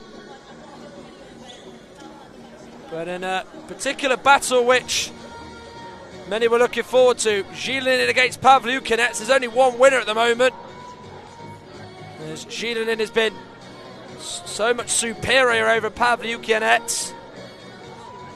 Zhilinin has got 5, Pavlyukinets just 1. It's certainly working, as Ukraine really are far and away the best side at the moment in this bronze medal match. Half time, Ukraine 6, Lithuania 1. IBSA, International Blind Sports Federation, presents, with the support of the International Paralympic Committee, IBSA Anti-Doping App, the first application of its kind in the Paralympic movement, specifically designed for blind and visually impaired people. Athletes, coaches, medical staff, managers, and the public in general now have a powerful tool to stay focused on the principles of clean sport.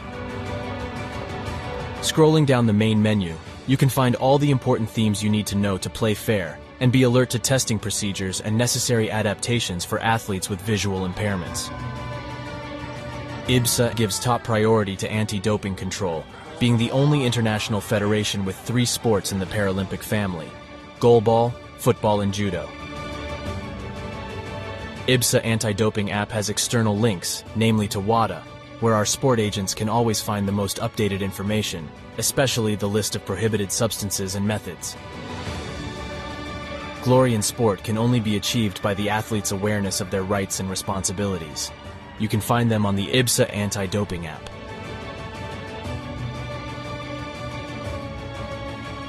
IBSA is continuously promoting anti-doping education to all its affiliate athletes and sport agents, not only about the consequences of the use of doping and the risk of using supplements.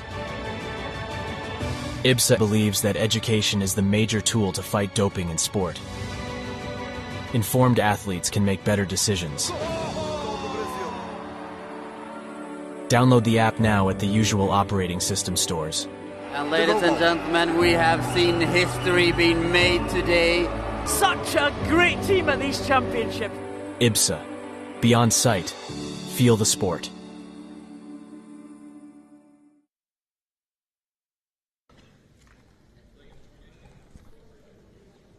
General spectators and other players from other countries are in the CBS arena to watch this bronze medal match between Ukraine men and Lithuania men.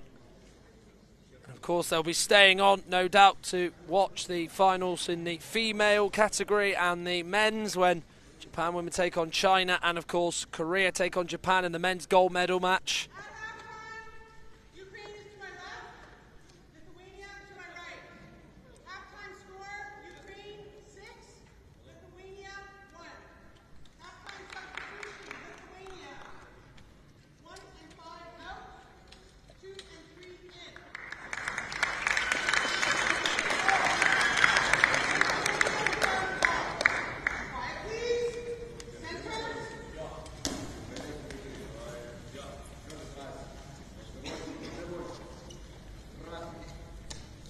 Lithuania to start, left to right in black, Ukraine in blue. Jonikaitis and Przejauskas on. Montvidas and Brzezowskis off. There's Jonikaitis. Przejauskas on alongside Pavlyukinec, Strelchik, Toporkov, Zhilinin on for Ukraine. They're the same. Could be 7-1. No, over the bar it goes. Well, when you have a deflection from a very long-range effort, can end up anywhere. High, low, down the middle of the goal, over the goal. Jonikaitis in the way. The nice Strelchik and Ukraine scoring 7.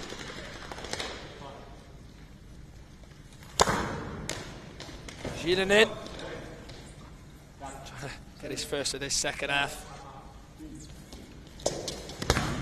Wonder if he feels like his work is done in terms of scoring goals.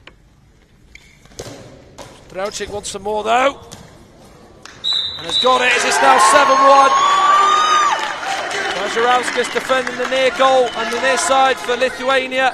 Helped it in with 2 hands. It's hit the middle of the post away to his right and in. And Ukraine have 7.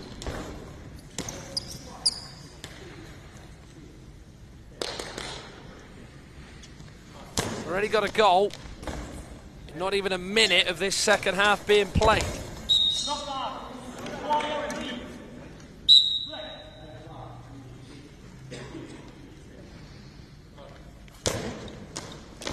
Zhilinin's effort kept up by Jonikaitis, who, when he attempts to make a stop, almost sort of dives, sort of like he's a fish a little bit, is sort of how I could describe it.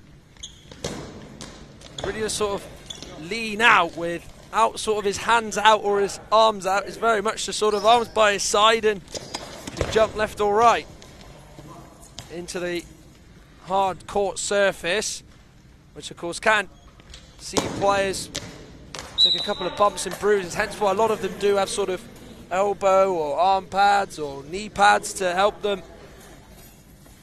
get down and make some important stops, no doubt, which happen across the matches.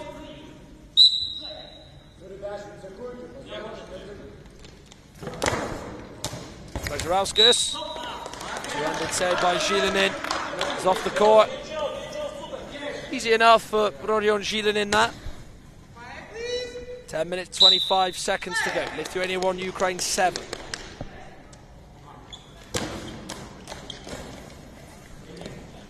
Przejauskas times that save well this time. Pavlyukinec nearly scores. Toporkov was the man diving, it missed him out, but it didn't. Get missed by Zhilinin, who got 2 feet to steer it clear to his right and off the court.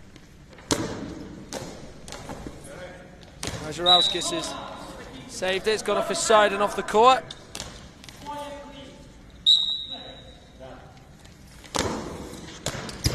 Bounces into the ground. But there is a penalty given away by Lithuania. Ukraine looking to get the second one of this second half, and Zilinin looking for number 6 for his country, and does so as it hits the inside of the post. Make that now 8-1. I was a little bit tense if it was going to go in or not. Hit it very wide, well away from Prajarauskas. Went for the near side, did Zilinin. The inside of the post went in. It's now Lithuania 1, Ukraine 8. So if they were to get another 2, they'd be 1 more away from the mercy rule kicking in. Remember, if there's a difference of 10, then the game will be stopped there and there. So the difference is 7. 3 more Ukraine goals, no more for Lithuania, would mean that the game would be coming to an abrupt end because of the mercy rule and the 10-goal swing, which Lithuania dished out to Great Britain men in this tournament. We've seen China do it to Germany women in the quarterfinals on Friday.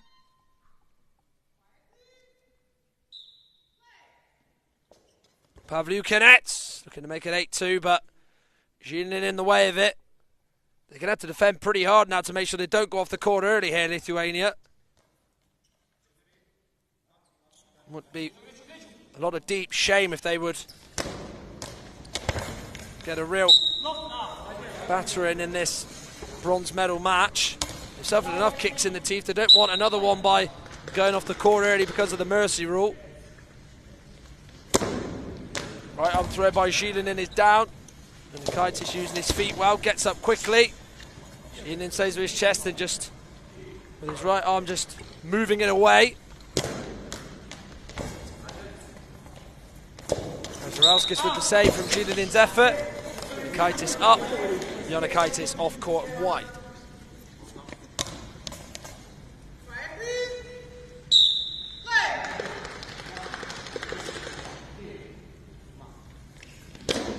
Drauchik's throw. Prajarauskas down. Left hand out in front of him, saves it.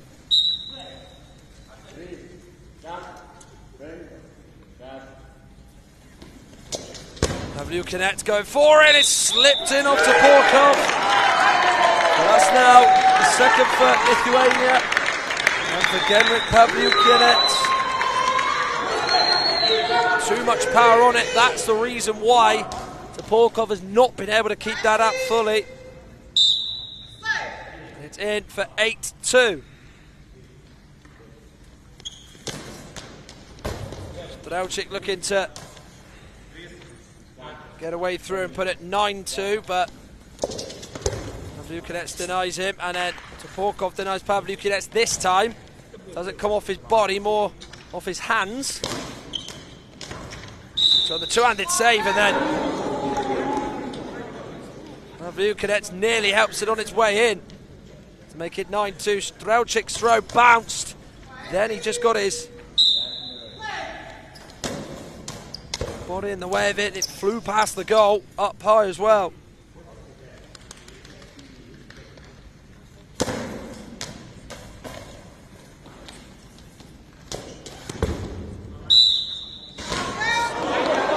Drauchik with the block has gone so far off him that it's just missed out the Ukrainian sub Yevgeny Shenenko. Came off his body at some force, mind.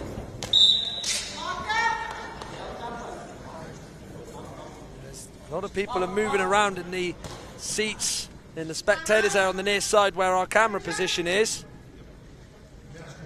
Looking for a closer, better view of the upcoming matches. It's the gold medal match to come in the women's between Japan and China, and after that, the last game of the tournament's the men's gold medal match between Korea and Japan. Earlier on today, USA 5, Israel 1, means USA women take 5th. Turkey 2, Finland 5. Finland take 5th in the men's. Brazil 2, Canada 0. Brazil bronze medalists in the women's. Here in the men's, it's Lithuania 2, Ukraine 8, with Ukraine taking the bronze medal home. currently with 8 minutes, 9 seconds to go. Pavliukenet almost got away through. So remember, the Lithuanian coaching staff knew how close Pavliukenet was. Jonikaitis missing it again, but Pavliukenet's feet have saved him. Again, he's still going for that motion of trying to stop it. Almost had that heroic dive to get in the way of it, but he seems to just be a little bit too early in terms of trying to stop the Ukrainian efforts as Zhinin goes to the near side this time. Przeworowski's alert, aware where Zhinin was trying to place it.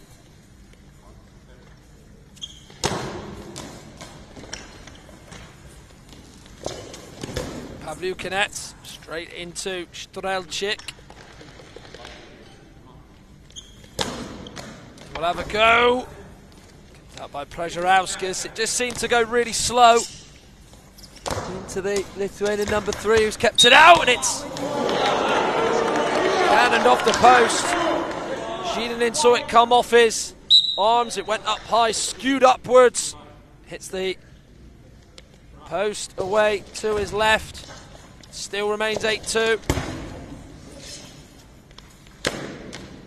Zhinin up. Jonikaitis there to stop it. Earlier on court in Hall 2, Great Britain women 7, Germany 2. They're 7th in the women's. And Iran 7, USA 6, meaning Iran finished 7th and above the United States, who, probably by their own admissions, have had a pretty rotten World Games goalball tournament. Strelchik again with his throw to the goal line. Pavliukenet is cleared. He's trying to spot the gap between Toporkov and Zhilanin. Ukraine are able to keep it out. Timeout called by Klaida Shinaika. 6 minutes 23 seconds to go. This second half, Lithuania 2, Ukraine 8.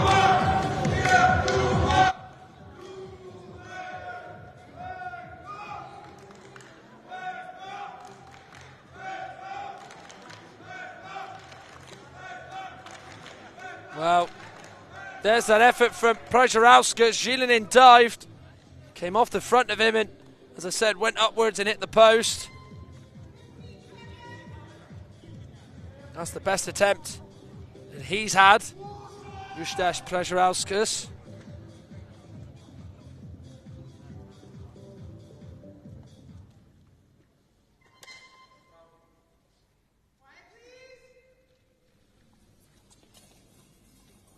So we're back underway, and Pavliukenet will have a second attempt. He went forward, then the whistle didn't actually blow, and then it did go again, and of course he had the attempt which Ukraine keep out.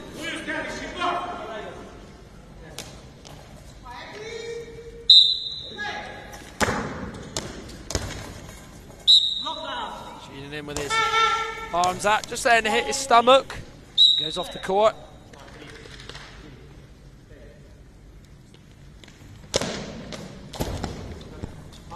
Well by the feet of Jonikaitis. Last day of action in the goalball tournament. To the bronze medal match, the two after this for the gold medal. Women's to come first, men to come after. Japan, China, Korea, Japan. In the women's and men's respectively, as the ball's gone well off the court, that taken a official on the side of the goal to go and collect it. Long old way away from the court, in fact. Pavliukenet through the middle, but the starting position for Toporkov and Strelchik was excellent. They were both down even before that throw went toward them.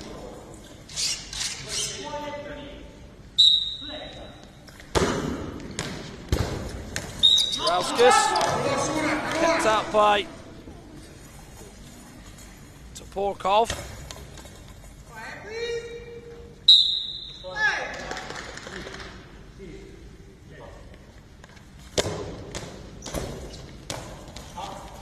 Throw centrally Pushed away by Yonikaitis.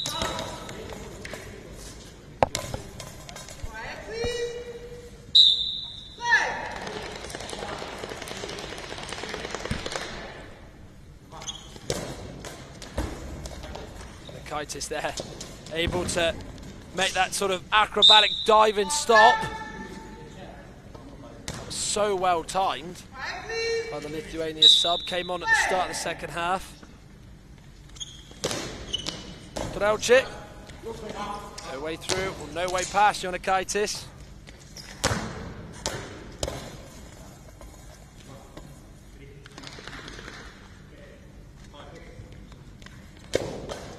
In there with the throw, got by Yonikaitis, who steps on the ball and sprints all the way back to just pass it to Pavliukianets.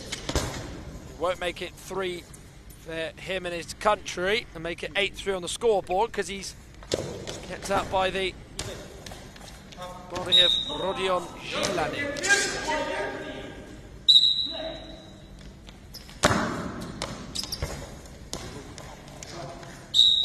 From the goal line by Brzeziowskis, timeout called.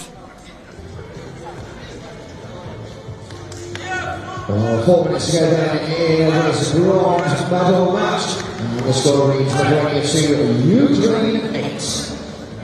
Lithuania 2, Ukraine 8. So the subs just get themselves warmed up. Montvidas, Brzeziowskis and Eigminas. Evgeny Shianenko, the only change for Ukraine they can use, but yet to feature in this game. He has come on and actually made a good impact, been effective. Notched up a couple of goals as well.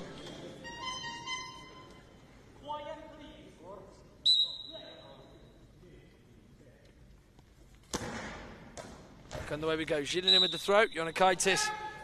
That weird and wacky way of stopping the shots, but it's successful. It worked there as it went off his left side off court. Pavliukianets off court. I tell you what, I'd love to sort of measure how much pace and speed goes on his shots.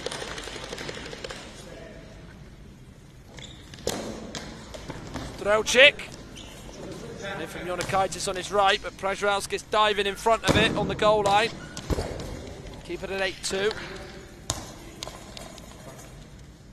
7 first half goals. Now we've only had 3 here in this second half. We've only got 8 of the 10.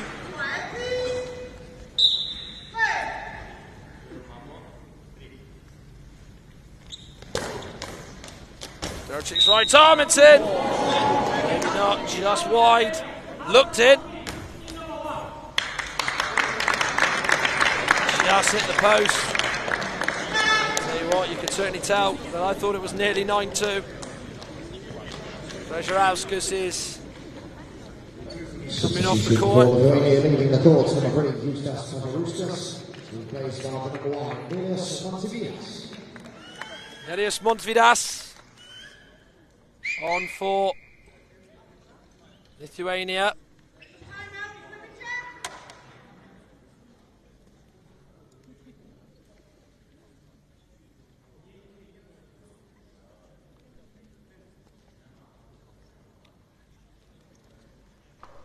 Montvidas back on, standing alongside on the goal line teammate Pavliukianets.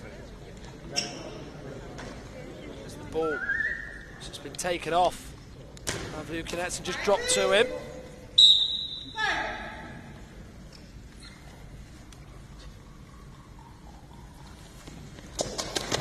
Pavliukianets, brilliantly by the left hand of Žilinin. He had to get down.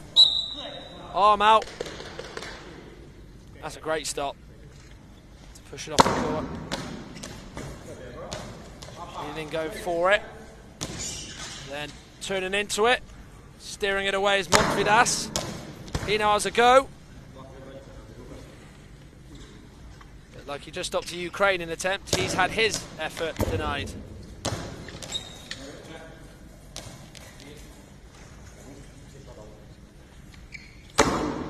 style throw by Montvidas. It was a bouncing one, but it kind of stayed low. So Ukraine excellent in their offensive play at the moment. Probably frustrating the life out of Lithuania.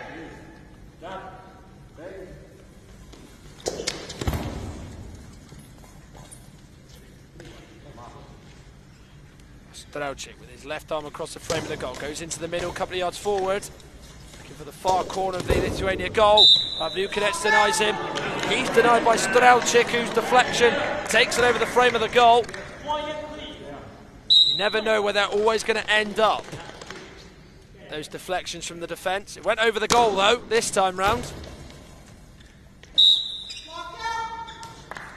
For 2 minutes 24 seconds. Lithuania 2, Ukraine 8. Bronze medal is heading Ukraine's way.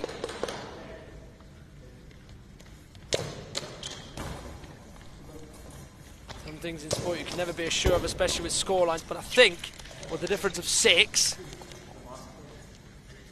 we can say that it's Ukraine's bronze medal now. Just how many do they want? As Strelchik's throw. Jonikaitis get in the way of it, but not take it in. Went away past Montvidas. Timeout signal by the Ukrainian coaching staff. The official spots a timeout called. In this third place playoff match between Lithuania and Ukraine. The score, Lithuania 2, Ukraine 8. Just under 2 minutes to go. So as you just heard, under 2 minutes to go, 6 in it. Ukraine, of course, probably came off the court yesterday against Japan. Absolutely devastated after they were 3-1 up. And with a minute to go, they were heading to the final against Korea in the gold medal match, but how Japan completely torn the script up and were able to win 4-3, winning it in overtime in the last minute as well. They're taking their anger and pain out on Lithuania.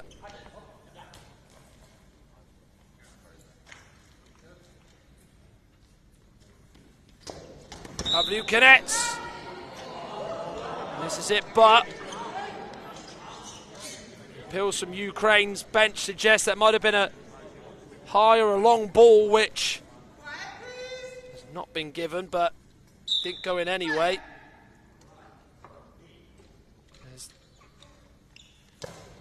Strelchik's effort. It's a reflex stop out of Jonikaitis. He's got better as this game has gone on.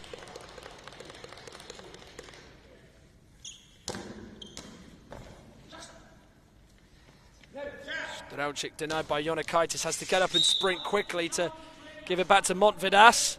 Lithuania keen and urging the officials for them to make a change, which they will.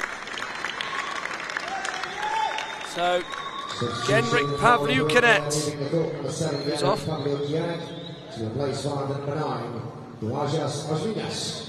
Łukasz Eigminas is going to be introduced to this game, so no more Genrik Pavliukinets. He's been a real breath of fresh air to watch in this tournament over the course of the week. Just slapping his chest with his right hand is Eigminas, now just slapping his arms as he just tries to get himself in the zone for his brief stint on the pitch, on the court. Montvidas's attempt bounces, awkward, but made look easy by Zilenin, who I think has eased off on Lithuania because he's only scored 1 in this second half, compared to the 5 he got in the first half.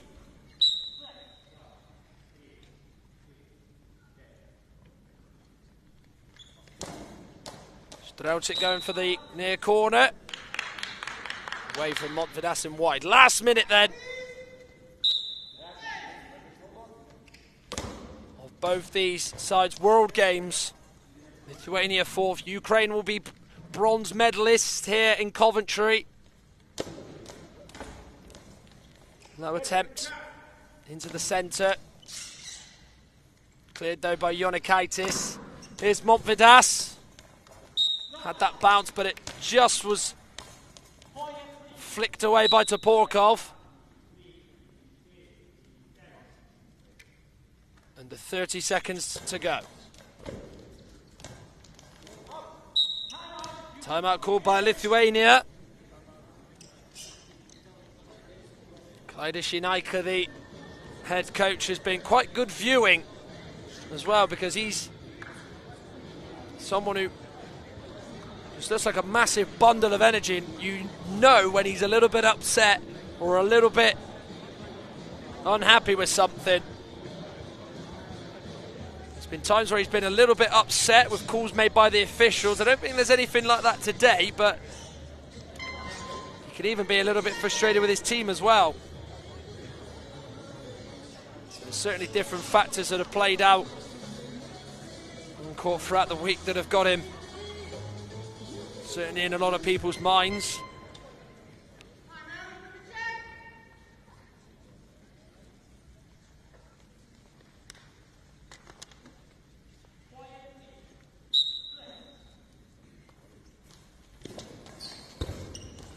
Manasses not able to find a way through. It's just been one of them kind of days for Lithuania.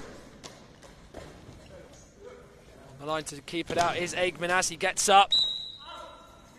Or attempt to just heavily went into the ground. As you could hear by the noise.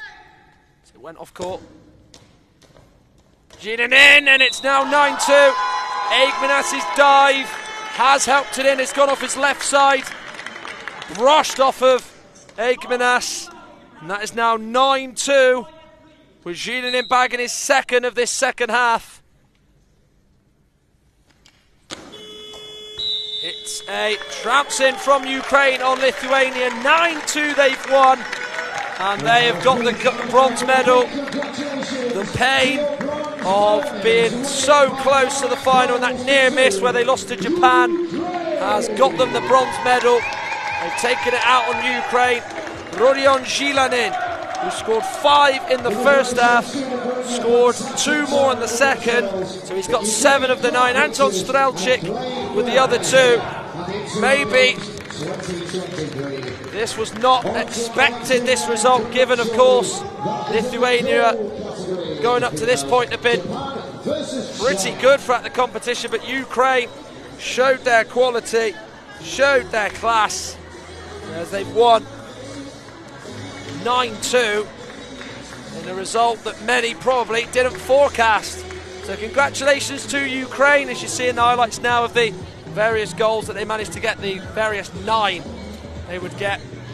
These are some of the first half strikes, but it's congratulations to Ukraine, who have got the bronze medal. Lithuania 4th. And now, of course, you know what's next. The final 2 matches. Matches 101 and 102 of this tournament are the final of the women's and the men's. As we see who gets the gold medal. Next up it is Japan against China on court for the women's in an all-Asian final. And that theme stays for the men's finals. It's Korea against Japan. Rodion Zilanin, who has had a phenomenal tournament despite his country getting the bronze medal when probably they should have been in the final. I think almost did try to say sorry in the best way possible for that penalty miss yesterday by helping himself to 7 of the 9 Ukrainian goals. They would add 3 more in the second. Strelchik with his second, which is to come very shortly, as the effort he had early on was flicked over. And it would be helped in by Przerauskas, so he would be done with his scoring. Throw from the centre, which bounced up high. Przerauskas dived early and helped on its way in. And then Zilanin would add another one in the second half. Lovely discus style throw, bounced into it. That's exactly the technique you're going to teach new players to this sport, how you throw that. Pavlyukinets would then get his second and his country's second. They would finish their scoring on this game. went underneath to Porkov with a rare bad moment for himself. That Strelchik block, which was so powerful, it's ended up nearly hitting the substitute, while Przerauskas would hit the post. Well, that block from Zhilenin. A couple more opportunities which Ukraine would go close from. Strelchik hitting the post low to Przerauskas' right. Blue Kinets would have a couple of attempts blocked. They dealt with his powerful drive so well, didn't they, during that game? Certainly in terms of the star performers for each, Zhilenin was the standout. He would add the final goal, the 11th of the game and the 9th for Ukraine. So it is Ukraine who are bronze medalists in the men's. We now know 3, 4, 5, 6, 7 and 8 as to who finishes where out of the quarter-finalists and the teams that remained, but we still don't know who's the gold medalists and who are the silver medalists in the men's or the women's, as the final in the women's is coming next. China against Japan, and it's going to get started in around 20 minutes time. Do join us then for China against Japan in the gold medal match.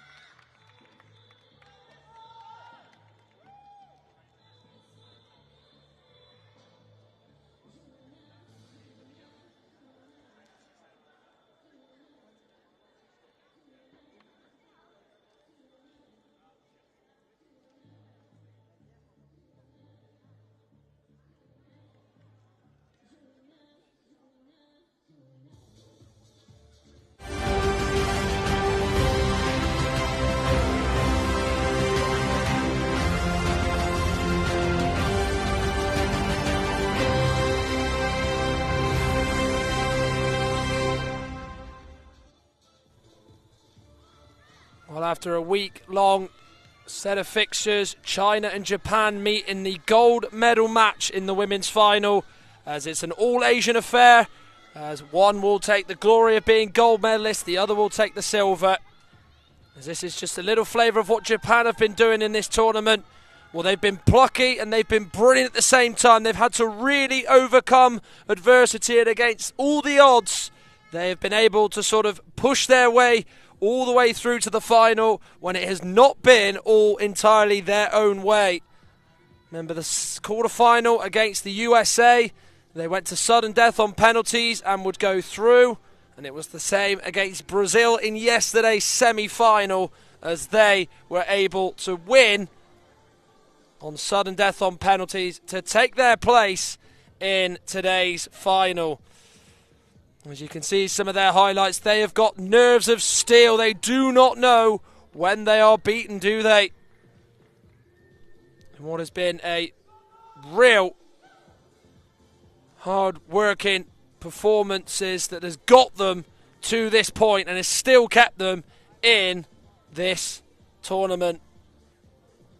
It was against the USA that Norika Hagiwara would seal it for Japan in terms of getting them in to the semi-final. That was Friday, and then they would do it again against Brazil. Well, China, they've been pretty imperious. They have had nothing like Japan's run to get to the final. They've been unbeaten. They have not lost a single game, and they have been absolutely superb on their way to the final. They beat Germany in the quarterfinals 10-0 with the mercy rule applying with still 8 minutes of the second half to go, and they were even able to get past Canada yesterday, winning by 6-1. So if you were having to sort of declare who's the favourites and who's the underdogs, you'd probably say China go into this as the overriding favourites. But we know with Japan, they are not to be written off, as they look to write their own story and claim gold here at these World Games.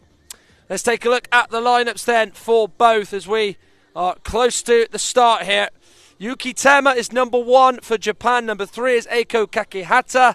They then have number 4, Saki Amuro. They have the number 5, Amy Kamiya, who is a non-participant, so they only have 5 players for this final. Norika Hagiwara, number 6, and Riko Takahashi completes the lineup for Japan.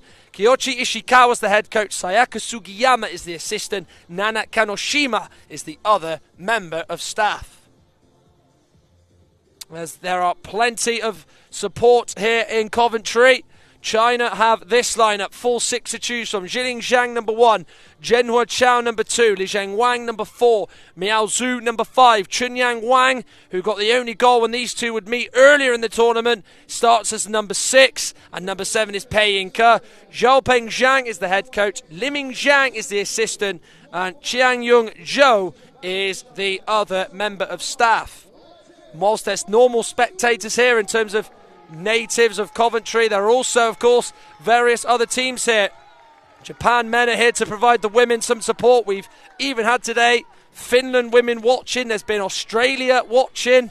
And there's even as well been support from Brazil women as well, who of course clinched the bronze earlier on today. But this is it. The 101st match in this World Games and the final one amongst the women's. It's been 7 days of action and competition that has led to China and Japan competing for the gold medal here in Coventry.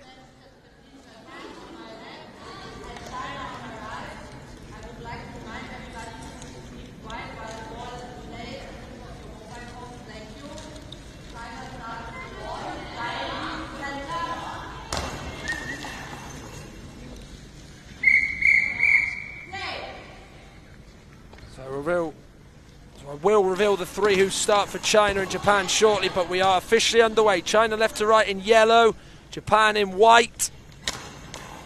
Now Kakehata has a go. Kept out there by the Chinese defence. Hagiwara along the floor looking to go through the gap, but Zhu in the way. Chao's effort. Kakehata off the court. China, Zhenhua Chao, Miao Zhu and Chunyang Wang are the 3 starters for the gold medal match.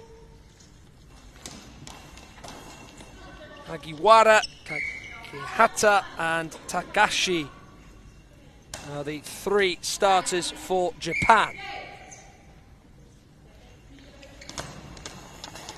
Zhenhua Chao, narrowly wide. That's the closest anybody's come. It was away from Eiko Kakihata, who was nowhere near it. You know with Japan, they're made of stern stuff. They've gone the distance in the quarters in the semi-final.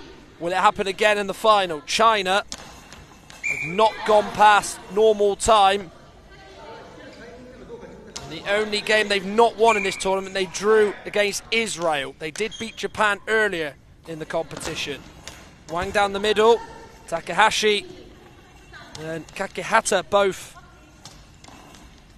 in the way to stop it. So we're over a minute in, 0-0 here in the gold medal match between China and Japan. Loser takes silver, winner takes gold. Pretty simple. There's no winner in 24 minutes of 2 halves, 12 minute each. We will get 2 halves of 3 minutes of overtime. If there's no winner there, we go to penalties. Japan know all about that. Hagiwara trying to go through the middle, just trying to see if Miao Zhu is alert and ready to save, and she is. Then it's out as Zhenhua Chao's effort towards the near side of Japanese goal goes off the court.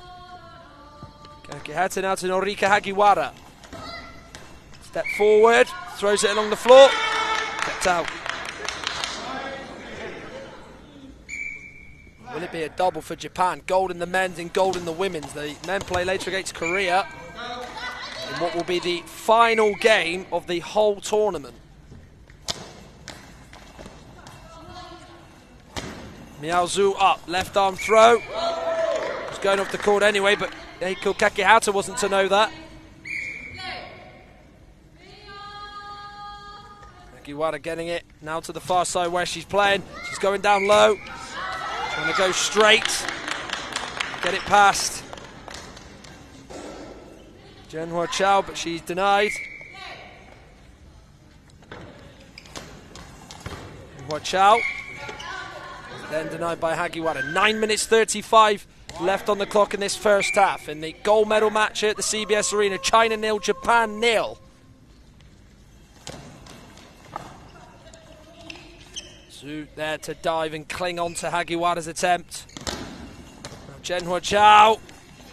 There's a two-handed stop from Kakihata. She just had to wait. She understood where the ball was bouncing and where it was going to. She got her body right and tipped it away. Good stuff by Eiko Kakihata.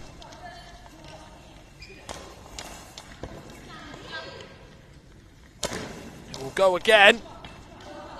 It's the same result as it's China who keep it out. So off the court. Will be a Japan ball as it came off them last as they defended it. Hagiwara has not quite found that way through. Well, it came off Zhu. Her and Wang both went for it, and it just went behind Wang, and then she turned around and then got 2 hands on it, but so nearly at one stage that might have just ended up crawling over the Chinese line, but just about staved off that, did Chunyang Wang.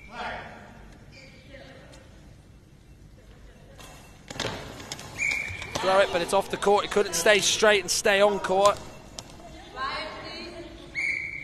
This is probably as you expected this final to go. 4.5 minutes in. Or 3.5 minutes in, I should say.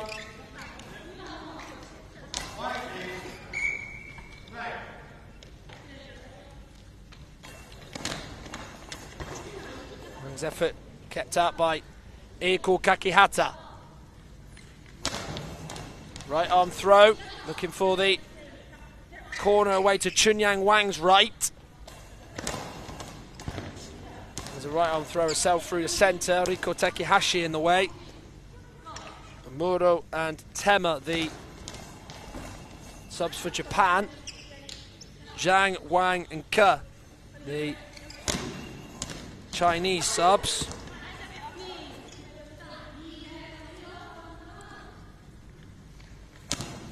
Kakihata just slowly rotating fully around, then letting go. Miao Zhu, left arm, that's with power. In the way of it, Hagiwara. Defensively both strong at the moment. No sign of any weakness, nothing is going behind Japanese defence. Most of the Japan shots not going behind China at all.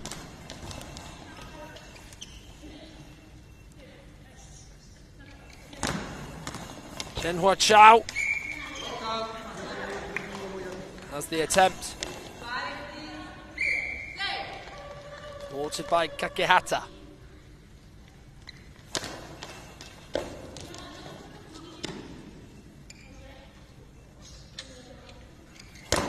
Zhenhua Chao's turn to try and get China in front in the first goal of this gold medal match. Not to be. Is it for Hagiwara? No, it's not either. Zhu gets up quick. Because when they do make that save and it still stays with them, they get up quickly. It's within less than 5 seconds they try to score. So you've got to make sure, if you're the team that's just shot, had that shot saved, you've got to get able to get down and react quickly and get your shape right, and that is exactly what Japan did do, even though Zhu was unable to really fully test, and it could be in here, and it is!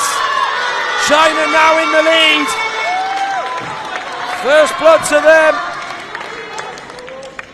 And it's Chunyang Wang, it's deja vu.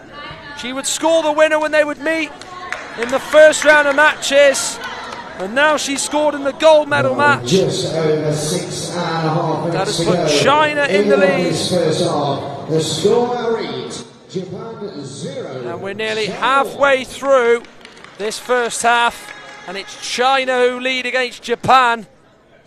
And it's Chunyang Wang who's got it.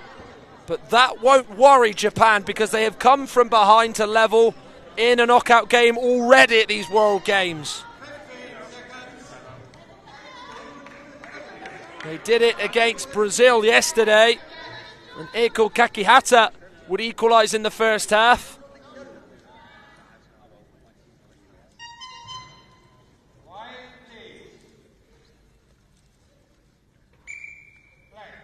Over now to Hagiwara.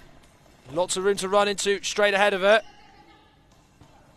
The low effort is just one that China won't mind at all. They won't mind if all the shots are like that between now and the end of the game.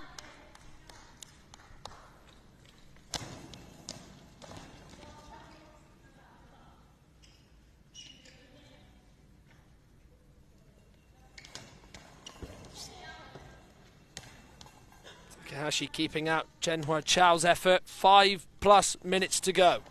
The first half. Gold medal match. China 1, Japan 0. Chunyang Wang going for it again. Saved well by Eiko Kakihata.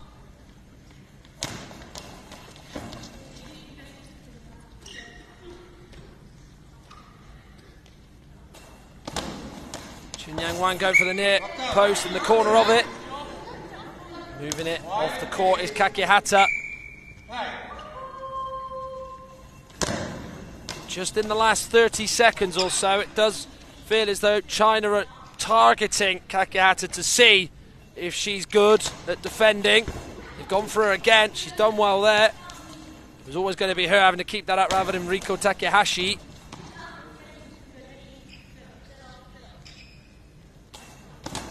Chunyang Wang going straight ahead of her. Kakihata keeping it out again.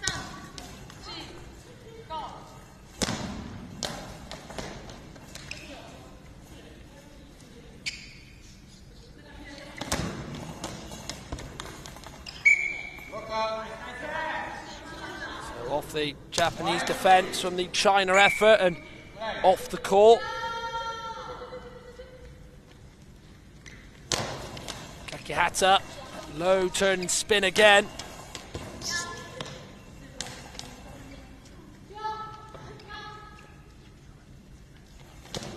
Hagiwara's turn.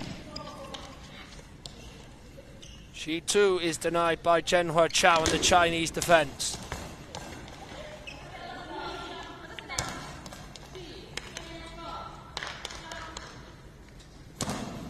Kakehata once more. China just always seem to just have that repellent. They spray on the Japanese shots.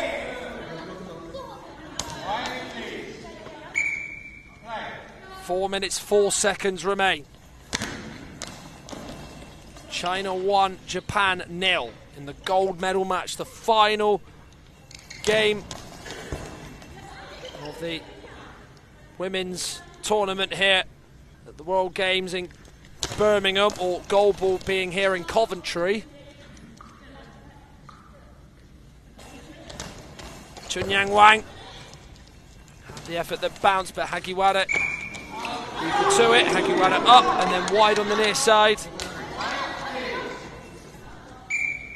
Well, as I mentioned earlier, China did beat Japan 1-0 in the first phase. It's a very similar game to what it is now to what it was then. Only the one goal, China would win it. It would be Wang who'd score it, so very similar feels if you remember casting your mind back to watching that game very early on in the tournament.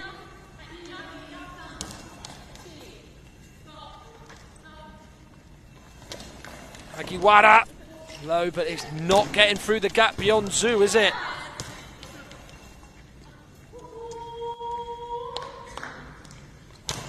It's almost just telepathic how she can just read that at the moment.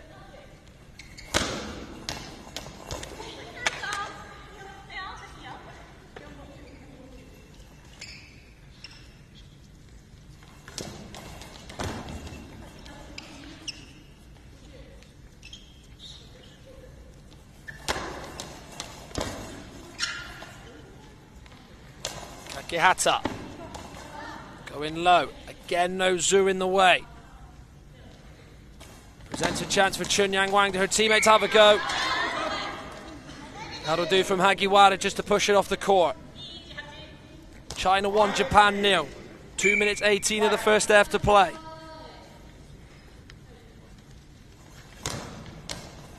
Hagiwara. No way through. Zhenhua Chao saves.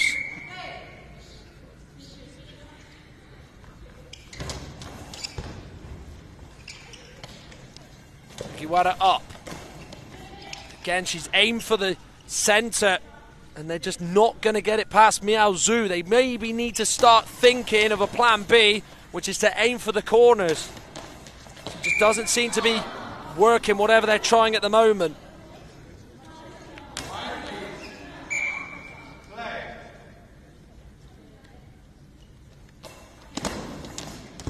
Wang. Takahashi. Kakehata going for it. Takahashi missed it. Kakehata, it came off.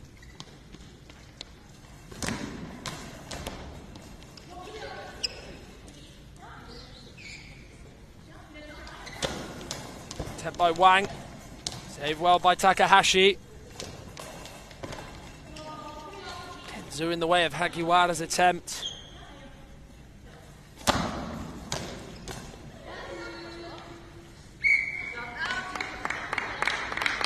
Well, certainly Wang's had the bulk and the majority of the chances for China.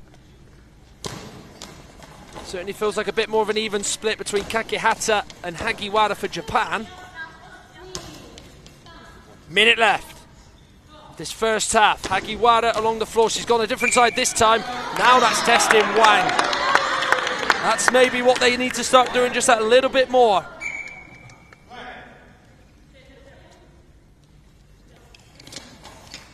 Low by Zhenhua Chao. She came in from the far side in between Zhu and Wang. Wang along the floor. It bounces, but it's kicked away by Kakehata. And forward. Hagiwara's attempt, though, just bobbles on through to Zhenhua Chao. It's a better attempt. Kakehata, though, Spreading low. Saving. So, timeout called.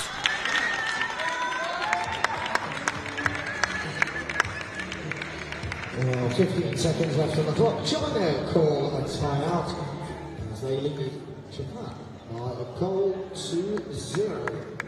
It's called by China with 15 seconds remaining. Chunyang Wang's only goal sees China in the lead. With so little this first half to go.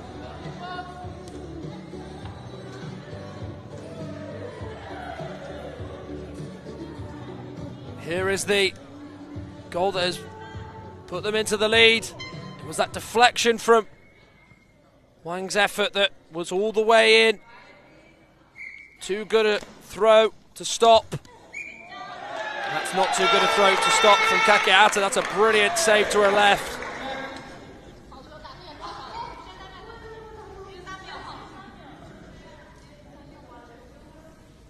Smash spans the official on the near side, just checking to see if there is a problem with one of the Chinese players. Step back on court again.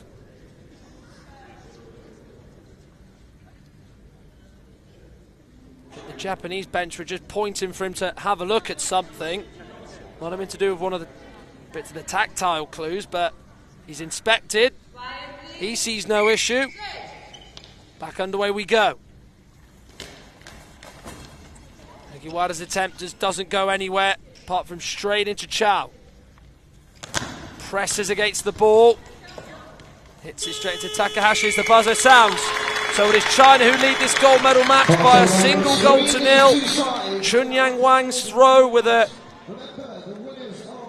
left arm would be deflected on through by the Japanese defence and into the goal. And China are 12 minutes away from the gold medal here at these World Games here at the CBS Arena in Coventry. It is half-time in the gold medal match. China women 1, Japan 0. IBSA, International Blind Sports Federation, presents, with the support of the International Paralympic Committee, IBSA Anti-Doping App, the first application of its kind in the Paralympic movement, specifically designed for blind and visually impaired people. Athletes, coaches, medical staff, managers, and the public in general now have a powerful tool to stay focused on the principles of clean sport. Scrolling down the main menu, you can find all the important themes you need to know to play fair and be alert to testing procedures and necessary adaptations for athletes with visual impairments. IBSA gives top priority to anti-doping control, being the only international federation with 3 sports in the Paralympic family: Goalball, football, and judo. IBSA anti-doping app has external links, namely to WADA, where our sport agents can always find the most updated information, especially the list of prohibited substances and methods. Glory in sport can only be achieved by the athlete's awareness of their rights and responsibilities. You can find them on the IBSA anti-doping app.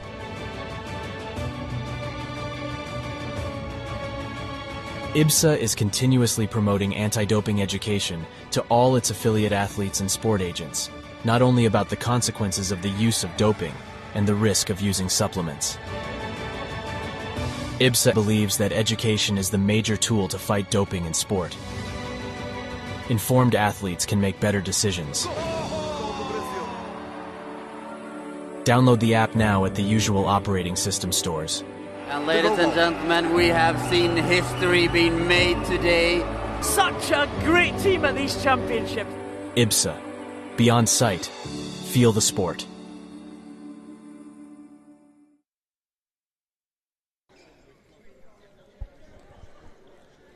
So we're just under 30 seconds away from the second half starting in the women's gold medal match. It has been a week long of competition. It's come down to this: China against Japan. The sides of different nations are in. Great Britain women are in. Greece are here as well. Can spot in there. There's been Brazil watching. They're here still. Earlier on, Finland were here for the earlier games. Can't see them in the crowd at the moment, but there are other nations here to watch the most important match here in Coventry.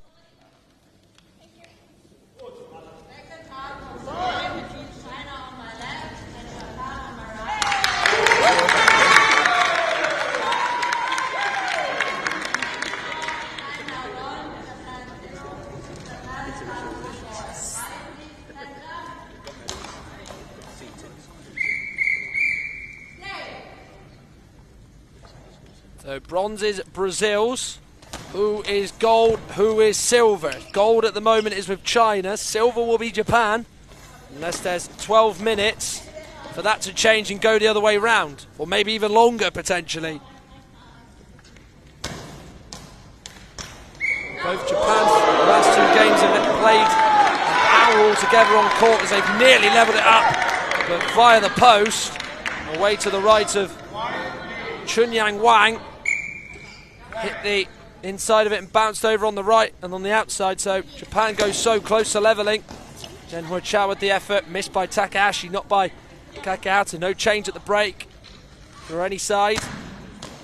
Kakihata turns into it to low effort through the middle. Doesn't carry quite all the way towards the goal line, a little bit short. China able to defend it.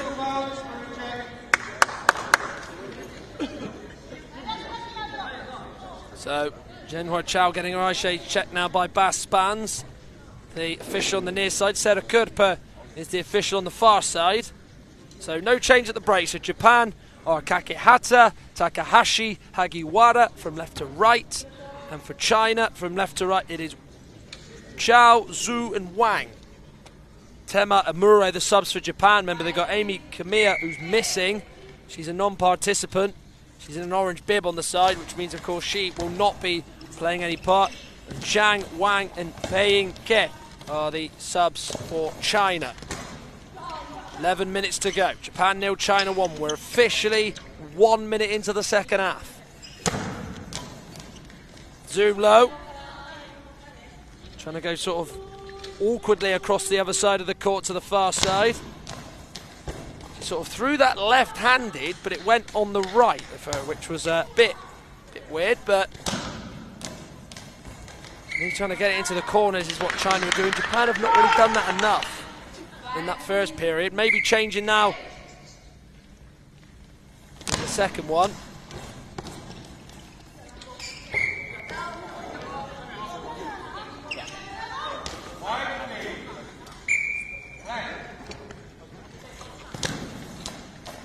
Set by Wang, kept out by Kakihata.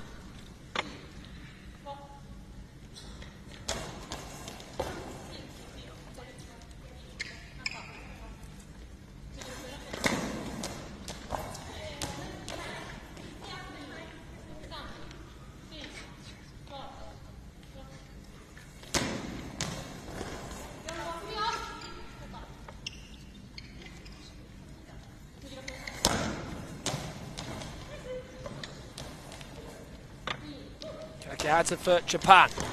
Low and on the floor. They're going to need to put a lot more on it than that.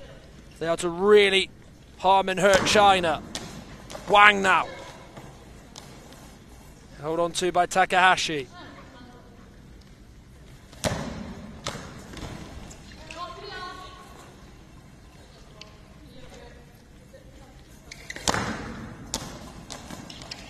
Still Japan 0, China 1. Japan, remember, in their last two matches have gone to penalties. In the quarters against the USA and the semi-final against Brazil. Came off Takahashi. She dived for it, went behind her, but just slowed down.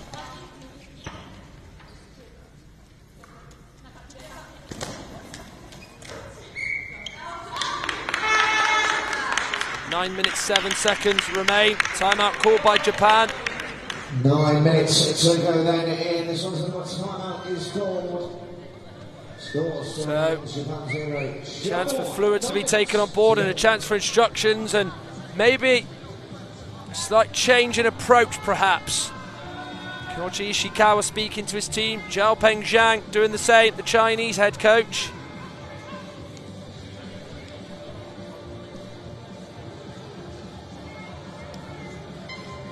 China, as it stands, on course for the gold medal. Japan for silver, Brazil for the bronze, Canada 4th, USA 5th, Israel 6th, Great Britain 7th, Germany 8th.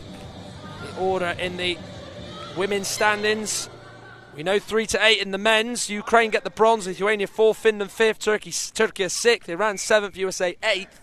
Gold medal match between Korea and Japan right after this. Hagiwara going through the middle, but standing firm, standing strong and resolute are China and Miao Zhu. Zhou's effort is saved by Kakehata.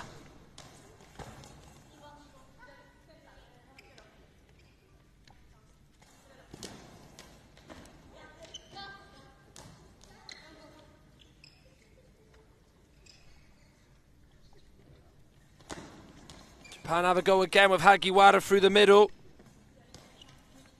Saved well by Wang. Plays it to now Zhu. Left arm throw. Looking to just get it away from Kakehata or hope for a deflection. He didn't have enough power on it for that to be the case at all. Kakehata, that's better. Getting 2 hands on it and not turning into it is Chunyang Wang.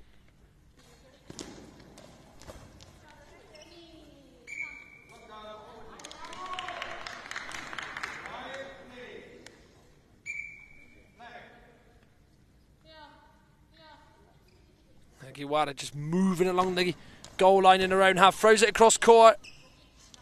Straight ahead of her butts. From one end to the other. China able to sniff it out and deal with it again.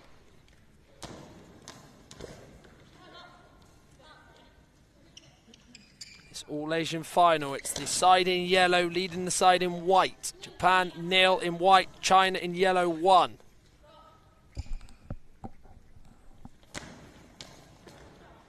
Hagiwara looking to level it up for Japan. China just so strong defensively. All of them putting a real great shift in.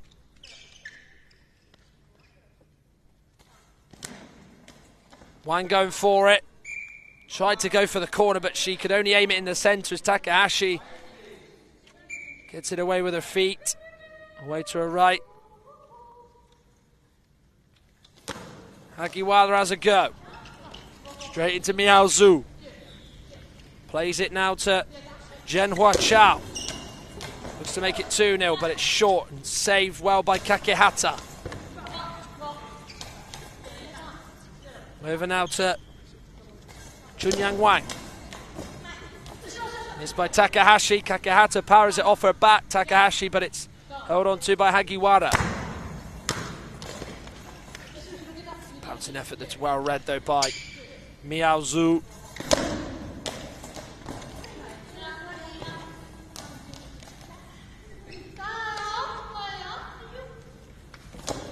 Hagiwara, that's with pace. Diving down and getting in front of it though is Zhenhua Chao. Not more conviction on these shots from Japan. Carrying a little bit more towards the China goal. Kakehata low and firm, but the same goes for that save from Miao Zhu, the China centre.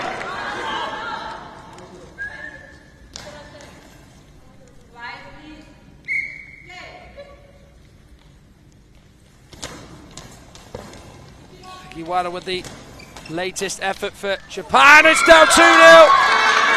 In by Chunyang Wang. Right through the gap of the Japanese defence.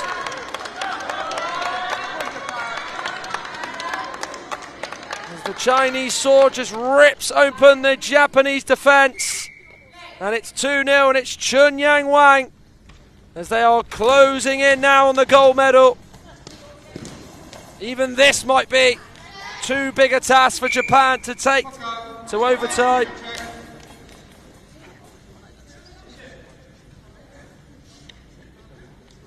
There looks to be a change brewing for Japan, which they are signalling to the officials, but of course Bash Spans has got other priorities to sort at the moment, as a bit of an issue with the tactile tape. Of course, Sera Kerpa's got her back to the Japanese bench on the far side, so she can't see it. It's up to the other official, with them doing the signalling, sort of just moving their hands forward like in a forward roll motion for this change to be made, but he can't see it.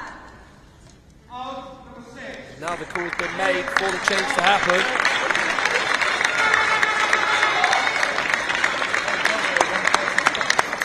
Substitution for Japan, and leading the court, number 6, Norika Hagiwara, to replace by number 1, Yuki Tsewa.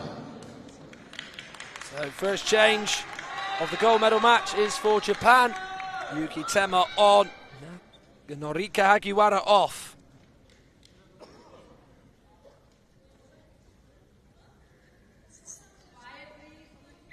Immediately she's going to come on and have a go for goal. However, it's a no-go for a goal in Tema's case. Chow with it. China kept out. Goal in each half by Chun Yang Wang has put China 2 up in this gold medal match. Tema's effort goes off Wang in behind and off the court wide. That is actually the closest that Japan have come. One of the chances anyway. A lot of the efforts have just been well blocked and well marshalled by China. Wang again, through the middle. Takahashi dived at the same time as Tema. Off the court. And out.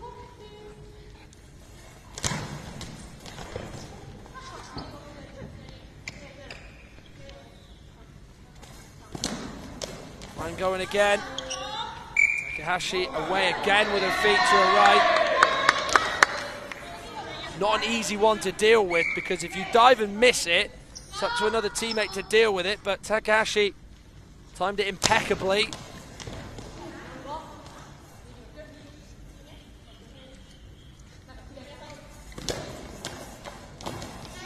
So it's Zhenhua Chao. Japan change. Even though they did find a way through, but they did have the call made for the substitution made just as the ball was going in the goal.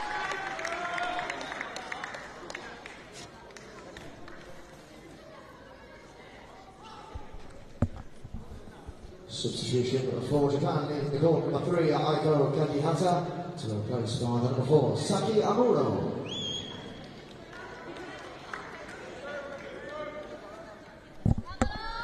So Saki Amuro won. 5 minutes of this gold medal match left. Japan fortunes need to change. They came back from 1-0 down against Brazil to take it to penalties yesterday in the semi-final. With no goals in overtime. The men came from 3-1 down in their semi-final against Ukraine.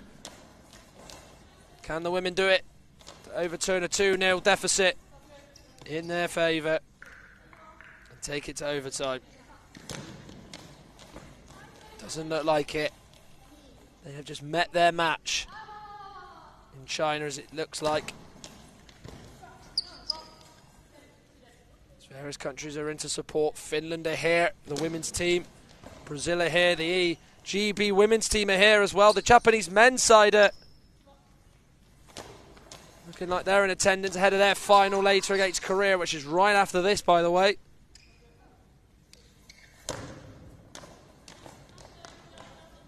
Chao going for it, looking for the bounce to go over Takahashi, not the case.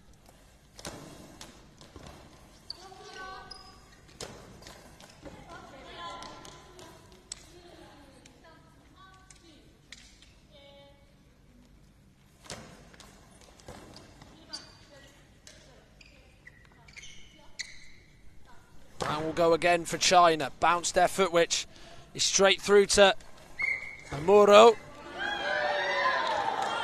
Will be now a China penalty. Officials spotted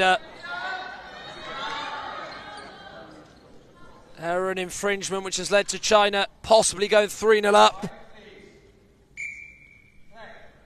Zhenhua Chao looks to wrap it up now. And she does! Underneath Amuro and in.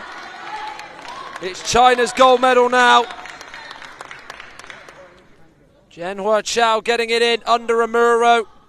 It looked like she might have just got there, but it just squeezed under her. She picked her spot magnificently. And it's now Japan 0, China 3.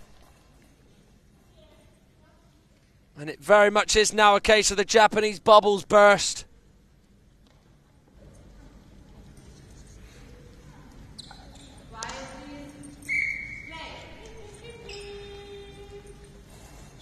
Tama takes.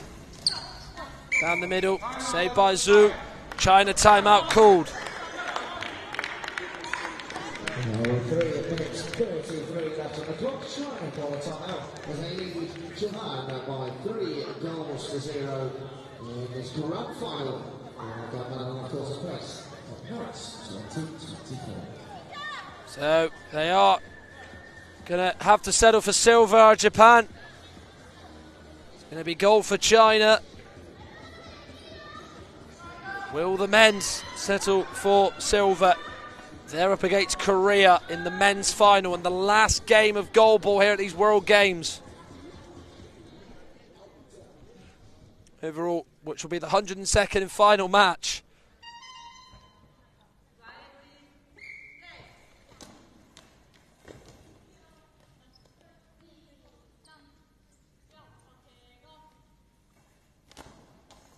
Tema for Japan. In the way is Jenhua Chao. They just, again though, they started the second half, put in the opportunities in the corners, or attempted to anyway, but it's just faded away. That's not been able to be kept up by Japan in this second half. It's just been throws that China have just been able just to read and deal with. Not really tested them enough. You've got to give China's defence credit. You can almost tell they do a lot of work on it. With 3 minutes to go, it is Japan 0, China 3 in this gold medal match. And low by Amuro this time. Did go a little bit wayward, a little bit away from the Chinese defence and away off the court. Didn't clip any post, it clipped wide in the end. Japan have that door shut to get at least one in this final. Effort now by Chao. Saved in the centre by Riko Takahashi. Japan, any moment now, lining up a third change of this final. Now they will make it as China efforts off the court.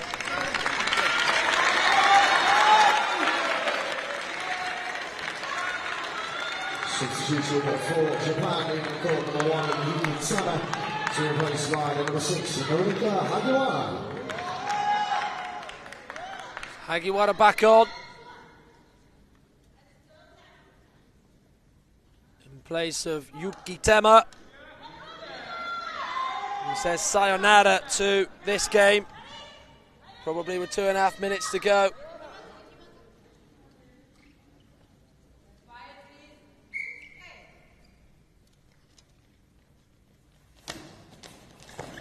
Hagiwara on, immediately back in the thick of the action with the throw which Chunyang Wang keeps out.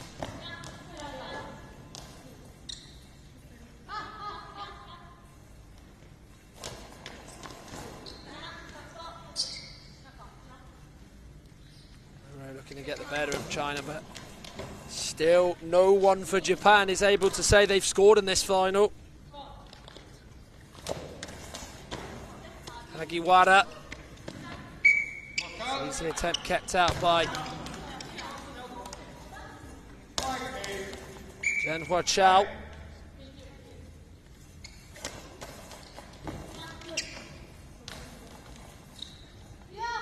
Can they just get one? Don't just want to think now between now and the end of this game. It's over for China. Hagiwara into the corner. That's a bit better, but it probably is a little bit too late now with this score. 3-0 China. Chunyang Wang. Takahashi misses it. Saved by Amuro. It will then fall through to Hagiwara. Right arm throw. Turn into it. Stopping it. Zhenhua Chao, who has her attempt saved by Riko Takahashi. Muro right above her head, going right to the very end of the line. China keep it out. Well, it very much is this defence, the Great Wall of China. It really is, because Japan just cannot get any way through. It's a wall that is sealed all the way.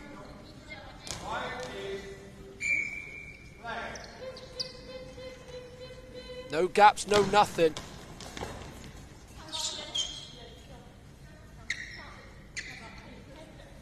Last minute. China wanting more, Japan wanting something.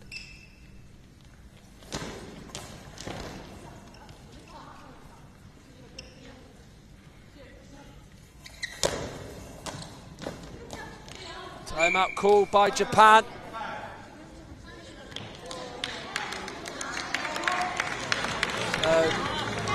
They feel it's necessary to do it with 37.8 seconds remaining.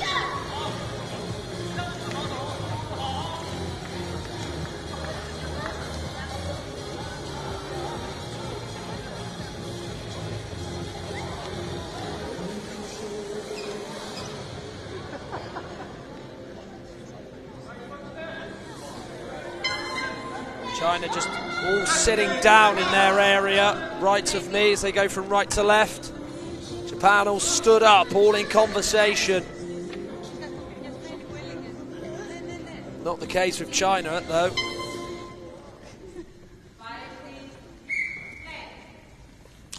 Hagiwara through the middle with the bounce. Doesn't really stay high, drop down, and then just sending it away. We don't want it near us, we want it away from us, is Miao Zhu.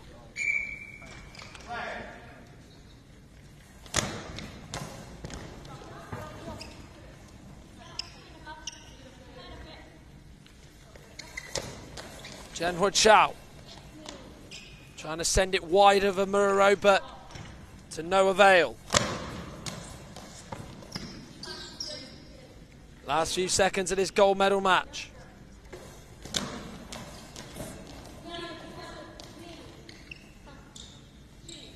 One last attempt to score for Japan. Not going to happen. For 2023, it's the year of the gold ball for China as they win the gold medal. They've beaten Japan for a second time in this tournament. And in this all-Asian final, it is China who are the team on top. And they've absolutely deserved this. They get the Chinese flag out on court for all the team and the coaching staff to celebrate behind that red flag with those 4 yellow stars is being waved on court. 2 for Chunyang Wang, 1 for Zhenhua Chao. See China win convincingly against Japan. Japan weren't able to produce some astonishing comeback again, like they did in the quarters against USA and in the semi-finals against Brazil. But it's China's time. It's China who win on court. They didn't lose a single game on their way to victory. As they wrap the flag around themselves, it's a pretty big flag, hence why all the team is on court celebrating. But these are the 3 goals that won it. 1 in the first half from Chunyang Wang, helped on in by a Japanese touch in Eiko Kakihata. It went high, then dropped down over the line. 6 minutes plus that remained when that went in the first half. Of course, Japan had trailed in their semi-final, so China would have been wary of that, thinking we want to get that second to get that bit more control. Then they were going to get it again. Chunyang Wang got it beyond Takahashi and Norika Hagiwara. Again with nearly 6 minutes of the second half played this time round instead of the first. It would be China who would double their lead, and it would be Chunyang Wang who would get it again.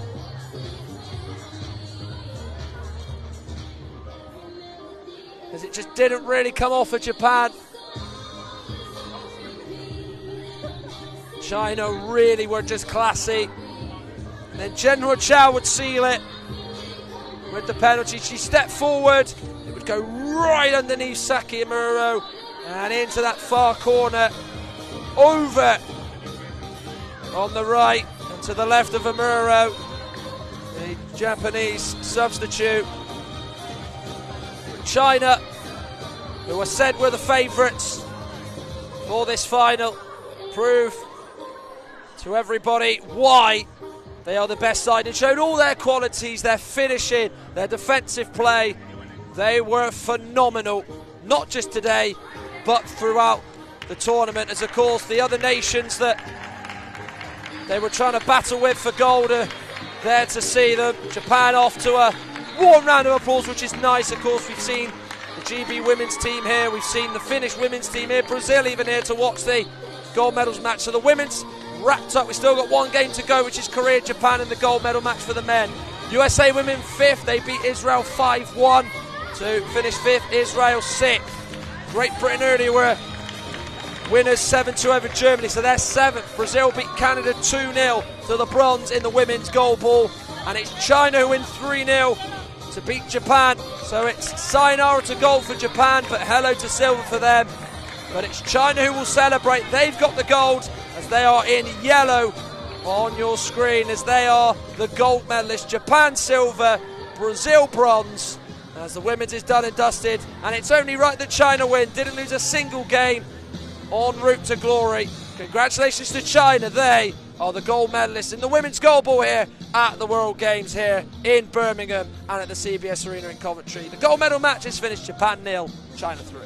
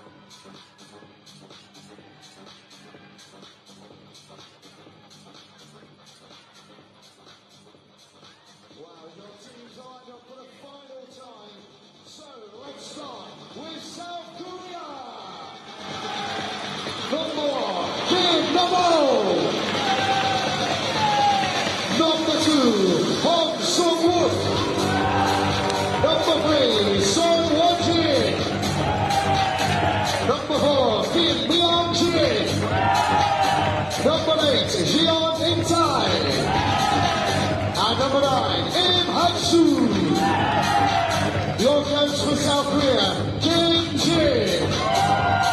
Your assistant coach, Kim Shin. And your staff, Lee Shin. Now time for your Japanese side. Number 1, Yuto Sano.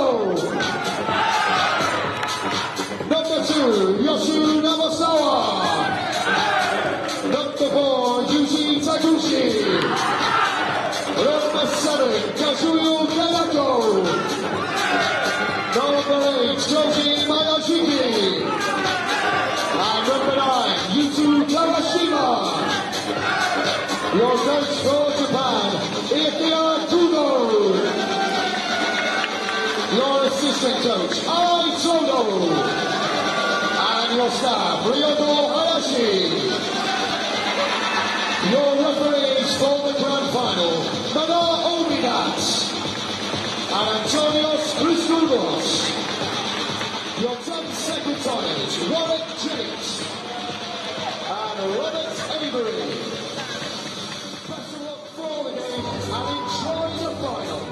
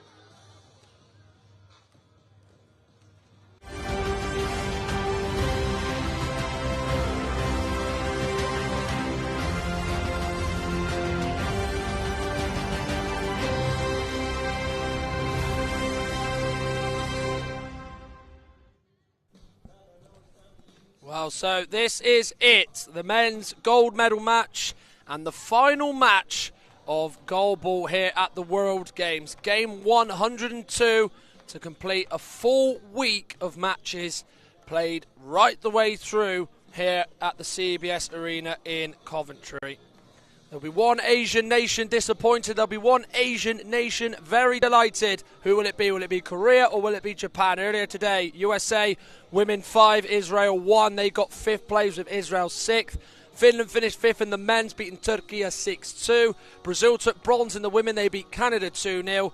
Ukraine beat Lithuania 9-2 to claim bronze in the men's, and the gold medal was won by China women against Japan, who could not perform any more heroics in the final like they did in the quarters and the semi-finals. And we talk about heroics with Japan. The men yesterday were pretty impressive against Ukraine in their comeback win, winning 4-3. We'll get to that in a minute, but here, of course, is the final standings from the top 8 in the goalball women's rankings. China gold, Japan silver, Brazil bronze, Canada 4th, USA 5th, Israel 6th, Great Britain 7th, and Germany 8th. Great Britain, of course, did beat Germany earlier 7-2 in the other game on court in Hall 2. Well, this is the little highlights package of Korea and the route they've got to the final. They've been very strong, and in particular their number 8, Tae-jong, has been just about probably the brightest star in the ranks, just a little bit ahead of Hak Soo-im, who's also contributed massively to their route to the final. They've had a pretty settled team, and they look a real strong force going into this final. Probably, just on them two alone, why, for me, they go into this is probably the favourites to claim the gold medal and not see Japan win gold, unlike the women, who of course were beaten by China. Well, they've had some big wins along the way. Yesterday in the semi-final against Lithuania, they won 11-7. They were big winners in the quarter-final as well, when they were able to book their place in the semi-final as a result. So they are a team that are full of goals and full of a lot of purpose too to follow on as well. And of course, it was some of the clips in their game against Lithuania which they would do the double over after, of course, they beat them earlier on in the competition. Well, their opponents, of course, are Japan. They didn't have it all easy. They were about a minute away from going out of the competition yesterday in the semi-finals, but they were able to hold their nerve and get past Ukraine, taking it to overtime, then, of course, winning in overtime with under a minute to go. This is some of their highlights on their way to the finals. They were able to beat GB earlier on in the tournament. They have used their squad a little bit more better than probably South Korea. The likes of Koji Miyajiki has shone with his brilliant efforts. Yuto Sano has been excellent, as well as Kazuya Kaneko. Just a few of the names that will be featuring for Japan in this final against Korea. Of course, they, as I mentioned, did beat GB earlier on. They had a quarter-final win against the United States, winning 5-1 on Friday. Then yesterday, they had the win against Ukraine, which sent them into the final, where it looked pretty unlikely at one stage they were going to do it, but they kept knocking at the door, eventually knocked it off, and were able to book their place in the gold medal match. So give them at least a medal, but whatever colour it is, will it be gold if they win? If it's silver, it's of course meaning that they are runners-up. As it's a competition this year, the goalball dominated by the Asian nations. China, of course, won the women's. Korea or Japan are going to win this. So Korea line up like this: Namo Kim number 1, Sun Wook Hong number 3, Won Jin Son number 3, Son Wook Hong is number 2, Myung Jim Kim number 4, In Tae-jong number 8, and Hak Soo-im number 9. Jim Kim, Shin Kim, and Jing Lee are the staff. Jin Kim the head coach, Shin Kim the assistant, Jin Lee the other member of staff. Well, for Japan, They have Yuto Sano, number 1, Yoshi Nobusawa, number 2, Yuji Tagauchi, number 4, Kazuya Kaneko, number 7, Koji Miyajiki, number 8, Yuta Kawashima, number 9, Rakia Kudo is the head coach, Ai Toro is the assistant, Ryoga Hayashi is the other member of staff. Just going through their final paces before they warm up. The biggest game of the lot that they will play. They played, of course, 6 matches in the group. They then played, of course, 2 knockout games to get there in here into the final. So it's game number 9 that will see them hopefully win the last one. That will mean that they claim the gold medal as Korea take on Japan. As there are plenty of Korean flags. There's plenty of Japanese support as well. Various teams are in support. Australia, there's Iranian support, there's Brazilians, there's GB support as well, as it is Japan against South Korea with just over 2 minutes to go. And we start off here for the gold medal as South Korea take on Japan, and to see who is the gold medal winners here at these World Games. This is your guide to Goalball. The aim of Goalball is to throw a 1.25 kilogram ball into your opponent's goal and to prevent your opponent from doing the same. At the end of the match, the team with the most goals wins. It's a simple premise, but there's so much that adds layers of intrigue. At official competitions like the Paralympic Games, Goalball can be played by athletes who are blind or partially sighted. All players must wear eye shades to even the competition. Players have some audio and tactile cues to help them locate the ball and their surroundings. The lines on the court are slightly raised so players can feel where they are on the court. Added to that, the 1.25 kilogram ball has bells within it to help players locate its position. That's right, by the way, 1.25 kilograms. Goalball is played on a court of 18 by 9 metres, and the goals themselves are the full 9 metre width of the court. In teams of 3, players take turns to attack and defend depending on possession of the ball. It requires great toughness and durability as the game is played on a hard court with limited protection, and the only way to stop the ball going in is to block it, sometimes by hurling yourself across the hard court to make spectacular saves. In attack, different throwing techniques are used to generate power and accuracy and to try and dupe the opponent. The most common is the discus throw, where players spin and release akin to a discus thrower. A popular move, coined the Brazilian special, involves powering the ball backwards through your own legs. Players aren't unlimited in their options though. Among the rules is a requirement for the ball to touch the floor in both your own and your opponent's half, much like a ping pong serve, to be a legal throw. At the Paralympics, throws have been measured at over 60 kilometres an hour, as the best players in the world will fire their way to glory. The USA are the most successful country at the Paralympics, with both their men's and women's teams winning a combined 13 medals over the years. Their women's team have also got the most World Championships podiums. In the men's, the USA are also the most decorated with 5 Paralympic medals, closely followed by Lithuania with 4. Goalball is played all around the world at the highest level at world and regional championships in Europe, Africa, the Americas and Asia and Oceania, as well as lots of smaller competitions. So what are you waiting for? Check Goalball out now.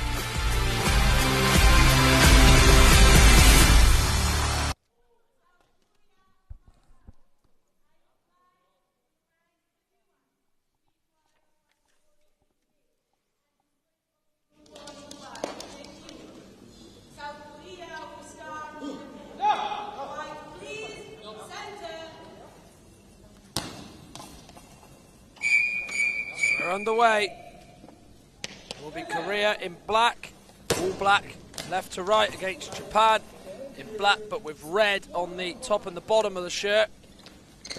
As now Kaneko goes early, trying to score early but is denied. We'll reveal who the 3 lineups, who the 3 players are on court for each nation.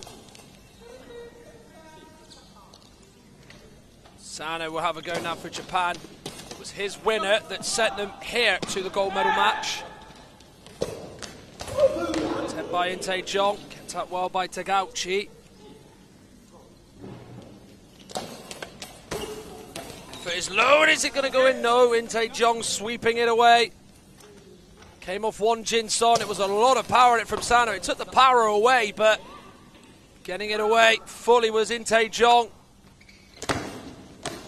Heartbeat back to normal for the Korean coaching staff. That's what I was on. I'm no longer on it.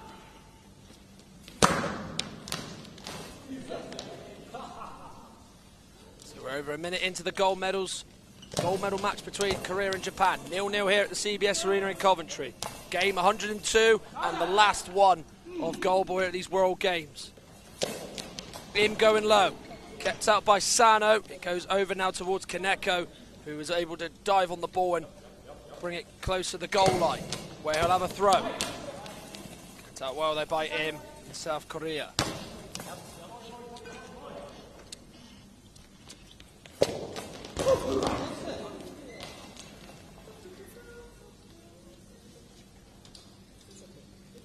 Kaneko will go for Japan. Bounces, that's a high one. Wide, not too far wide from Kazuya Kaneko.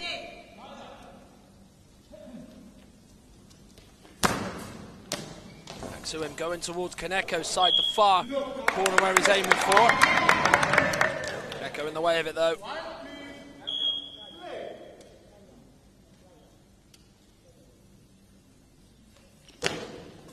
Sano with the low throw through the middle. Looking to just try and see if they're on their toes there. Korea, which they are.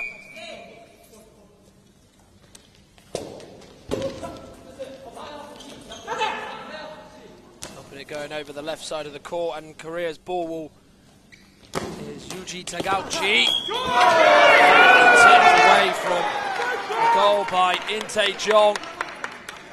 That is a very good save. Got down low, of course. It can hurt when you're having to save down low with this sort of hard, smooth surface. And he denied Kaneko, and Japan to take the lead. Did Inte Jong.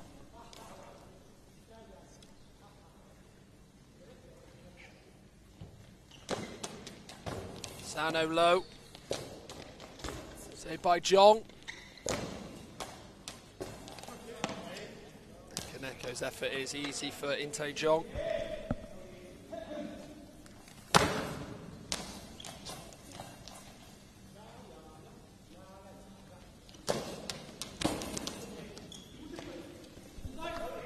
So 9 minutes of the first half remain. Nearly 3 play. Korea 0, Japan 0. Inte Jong has remarkably hit it off of his own teammate Won Jin Son. Don't often see that happen in goalball, so a rather comical moment in this gold medal match and final. Echo low. Straight through to Inte Jong. Plays it now towards Im. Turning and sliding into it is Kaneko.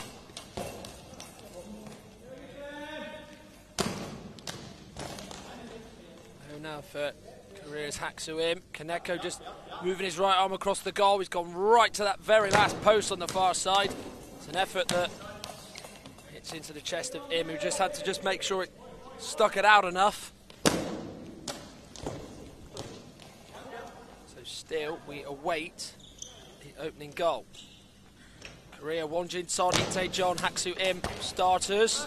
Japan, Sano, Tagauchi, Kaneko. Son collects it and throws it off the court. He's just stuck his right arm up in the air in the hope he can get some treatment for a possible problem he's got. Seems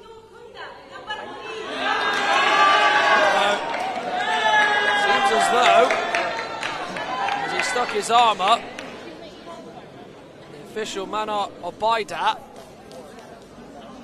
has given this Japan's way.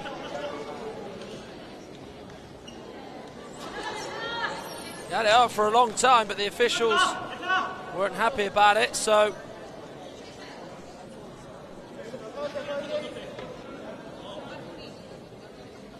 will be a penalty for Japan. Won Jin Son, who gave it away, has got to try and keep this out.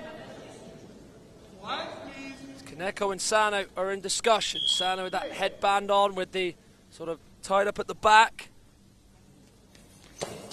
Here's Sano, and it's in. Japan in front. He was on the goal line. In the middle of it was Won Jin Son. He didn't move. He just tried to almost kick it away, but it was really well thrown. So much on it as it came out of his hand from Sano.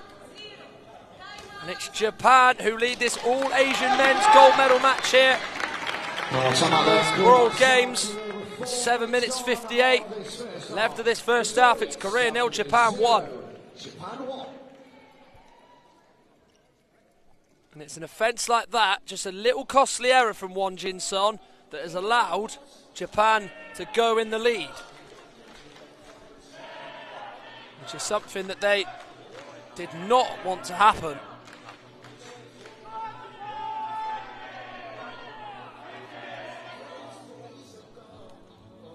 Yeah, but he knocked the ball out because he had his arm up. He was trying to get attention for his eye shade to be looked at. His arm was up for like 30 seconds. Well, of course, the Japanese women were well beaten in the final against China that had to settle for silver. The men's team, that hope's not the case. It doesn't look like there's an empty seat anywhere inside the main hall here at the IBSA arena. Look at the way we go, and we're level. What a finish by Haksuim. Couple of yards forward from the goal line, beyond Sano and in. And South Korea get level through Haksu Im. Both him and In Tae-jong have been deadly throughout the competition. One of the big reasons why they've made it to the final. And it's Im who levels it up. And Japan's lead is gone. Mr. Gauchi denies. In Tae-jong.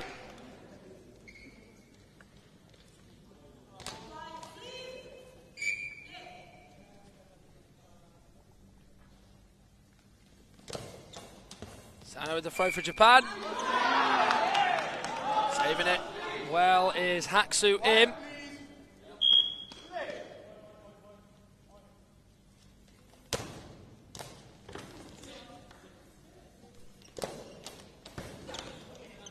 Picked out by Won Jin-son. Well, it went to overtime in the semi-final for Japan and won it within the last minute of the second half. Long time to go yet for that to even be the case, but still, Korea might want to bear that in mind. What they've got to bear in mind is trying to stop this shot, because they haven't. The cheers and the flags are waving for Japan, who've regained the lead. It's Kazuya Kaneko through the middle, Son, and Im just a little bit too slow to get down.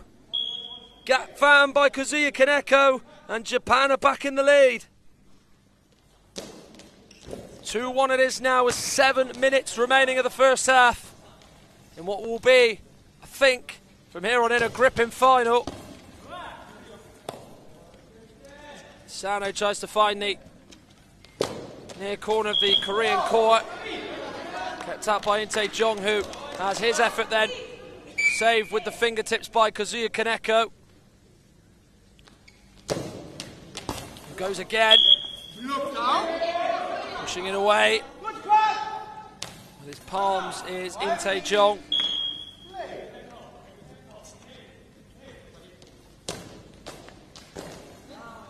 So 6 minutes 37. Korea 1, Japan 2. Attempt in from Sano. Kept up by Haksu Im, who now gives it along to his teammate Jong. Gauchi saves. Kaneko again, loves the rotation spin, does it quick, and he even gets the power on it and the backlift to match as well. Seems to be one of the masters at doing it in this competition.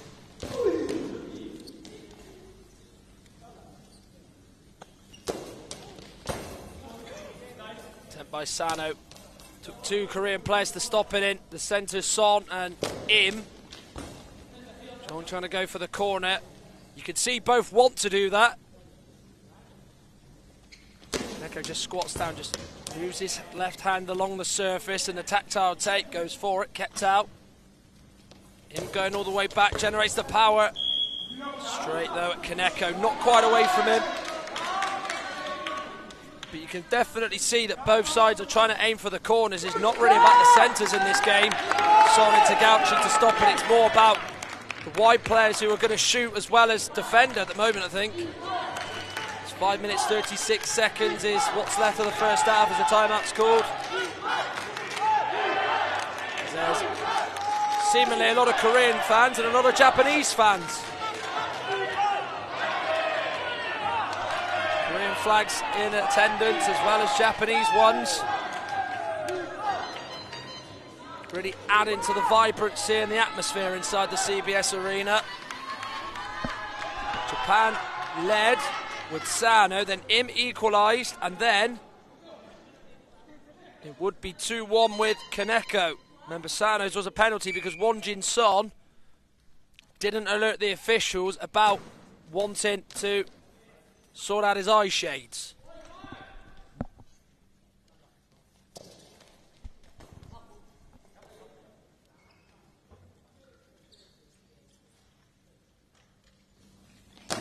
Sano now for Japan. Going through the gap, and it's going to go in! Japan 3-1 up. It's not took the direct route. It's changed direction, gone the other side. It's gone off Son and in. Inte Jong just a little bit ahead of it. And it's now 3-1 Japan. And there's work for Korea to do. They've already come back in this tournament. Remember Lithuania, in one of the first few games they played here in Coventry, where they came and overturned a deficit to win in the group stages. Now they trail by 3-1, and it's nearly 4 as Won Jin Son deflects Sano's effort. Straight into Haksu Im, and it's going to go in. No, it's not. Kept out by Japan's defence.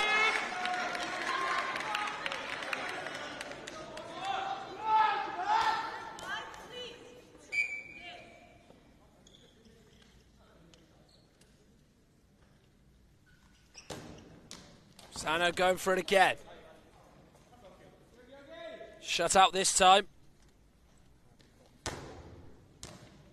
In with the bouncing effort, but committing down low. Doing a good job of that to keep it out is Sano. Kaneko. Left arm throw, bounces in the landing area for Korea, but easy for them to deal with. Now Jong. Saved by Tagauchi. Over the left side of the court from that save by Tagauchi. Korean ball.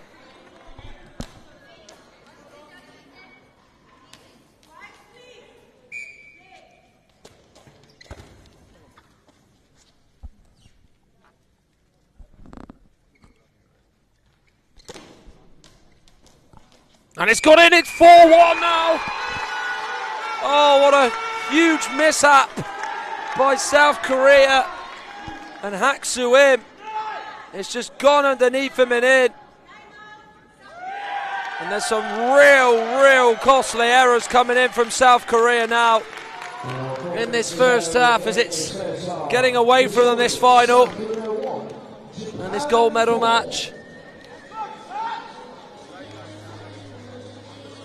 Well, it just goes underneath Haksu Im. So unfortunate, as Japan have got themselves a 4-1 lead.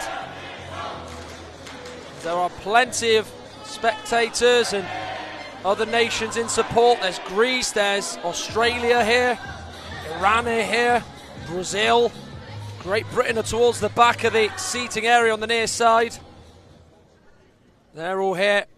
Boy, the hottest ticket in town.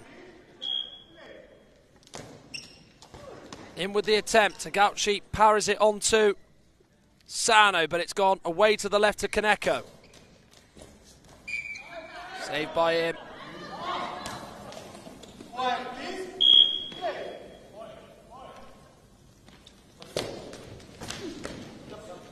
His effort saved by the feet of Sano. Kaneko going low and just getting it wide.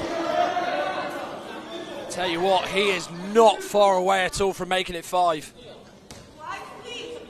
Low past the post. That was a great attempt.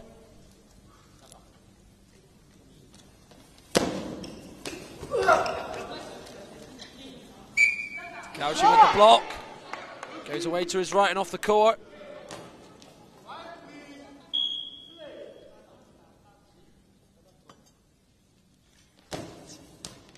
effort by Sano.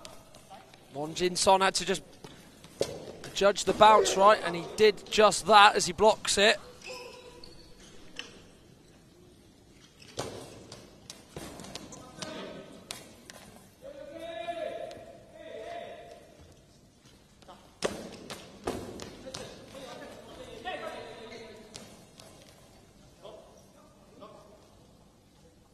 Gauchi, who made the block to Kaneko along the floor. Saved well though by In Tae-jong. They don't want to go and concede another one now, do they, South Korea?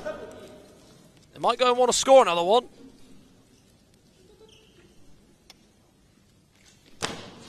Japan's go to try to score again. Sano. That well there by Wonjin Son.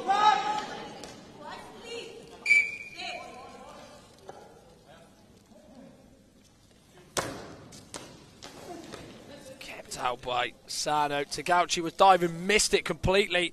Luckily behind him to clean up was Sano. Kaneko goes low. Save well by In Tae-jong. 2 minutes 24 of the first half remaining. Korea 1, Japan 4. Already surpassed the amount that was scored in the women's final, where China beat Japan 3-0, and Japan men going one better than the women as it stands. They'll be very aware of Korea's ability as a nation to come back in this tournament. They were behind against Lithuania in one of the very first games they played, and they would come back to win. John going for it, low, save well there by Kaneko.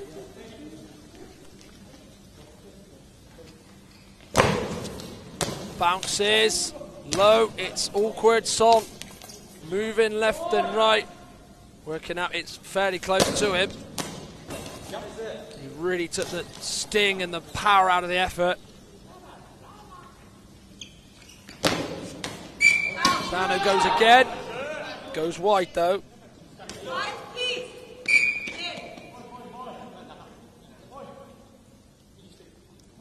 Less than 90 seconds to go in the first half.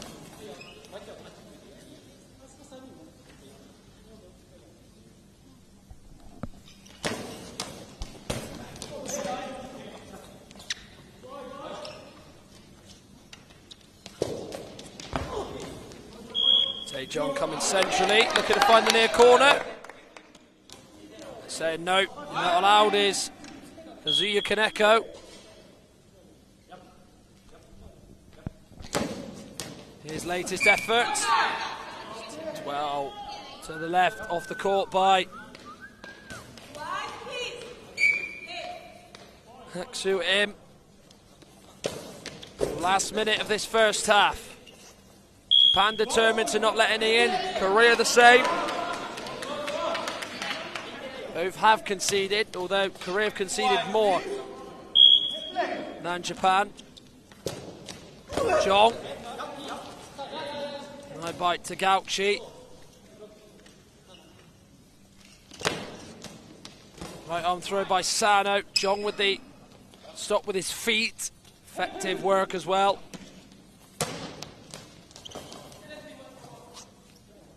Sano with a much easier effort to save. Goes again, goes for the bounce. Timely stop by Im.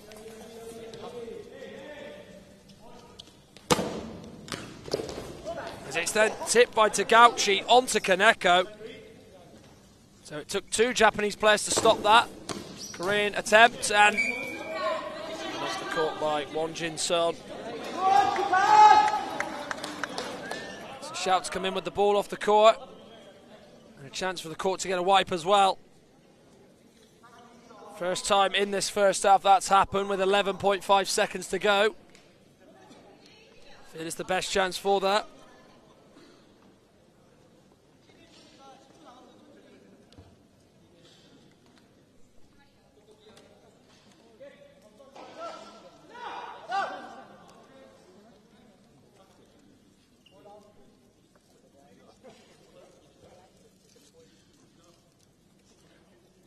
So, ball drop at the feet of Haksu Im. Play will resume. Im down the middle. Tagauchi with his hands onto it and just tipping it to Sano. Who by the time he gets all the way to the goal line, the buzzer will sound like that. Well, it's been a great half for Japan. They look like they're on course to go one better than what their counterparts did, the women, and get the gold medal. Plenty of Japan flags, plenty of Korean flags, but it's the Japan ones that have been seen a bit more often as they've been getting up from their seats. It's half-time. It's Korea 1, Japan 4 in the men's gold medal match. Japan 12 minutes away from securing gold here in Coventry's CBS Arena. IBSA, International Blind Sports Federation, presents, with the support of the International Paralympic Committee, IBSA Anti-Doping App, the first application of its kind in the Paralympic movement, specifically designed for blind and visually impaired people. Athletes, coaches, medical staff, managers, and the public in general now have a powerful tool to stay focused on the principles of clean sport. Scrolling down the main menu, you can find all the important themes you need to know to play fair and be alert to testing procedures and necessary adaptations for athletes with visual impairments. IBSA gives top priority to anti-doping control, being the only international federation with 3 sports in the Paralympic family: goalball, football, and judo. IBSA anti-doping app has external links, namely to WADA, where our sport agents can always find the most updated information, especially the list of prohibited substances and methods. Glory in sport can only be achieved by the athlete's awareness of their rights and responsibilities. You can find them on the IBSA anti-doping app.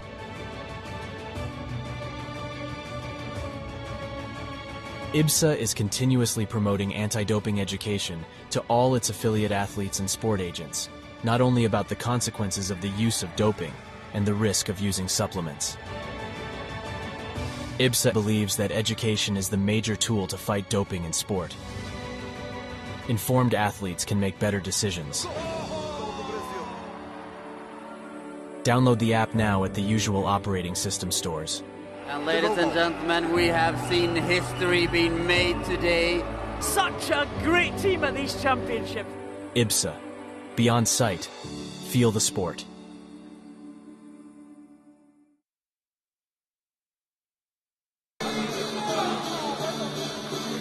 Well, Japan, 12 minutes away, whole half from the gold medal going around their necks. Trophy presentation, or medal presentation. Say one thing, there is not many seats on the left inside the CBS Arena. Japan left to right, black and red. Korea right to left in all black.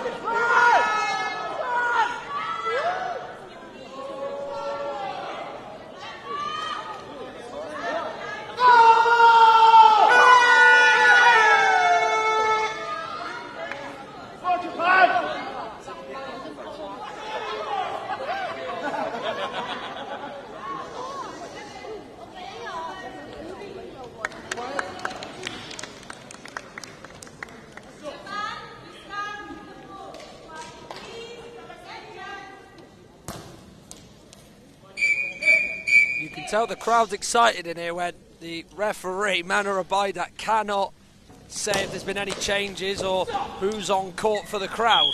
She had to stop herself, and every time she was speaking after that, she was just getting quieter and quieter as the crowd was seemingly getting louder and louder. We are underway. Japan 4, Korea 1, Miyajiki on in place of Kaneko. That's all Korea need, is to see another stronger attacking thrower come on.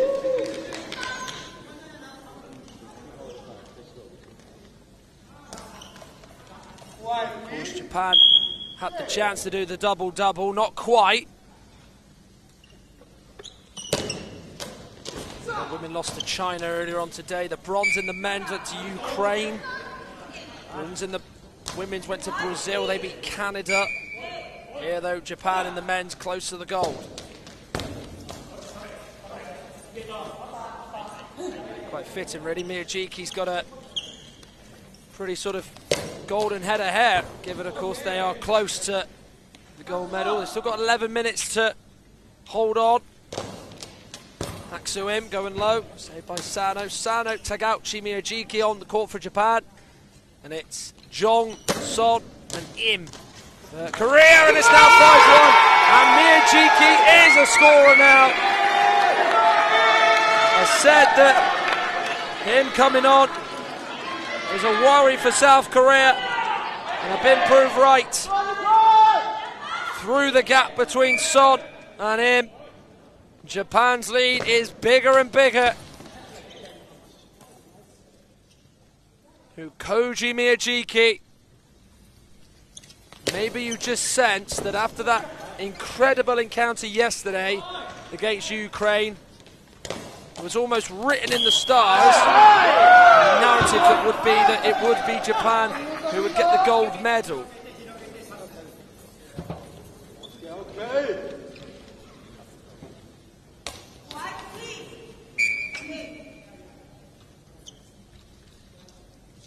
Miyajiki will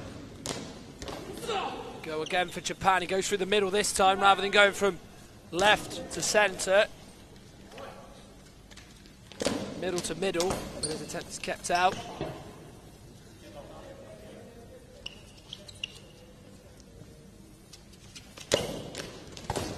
Sano going low. Kept out by Joel. Saved by Sano, just walks over to Miyajiki to say, here you go, take another shot. Does. Kept out very well by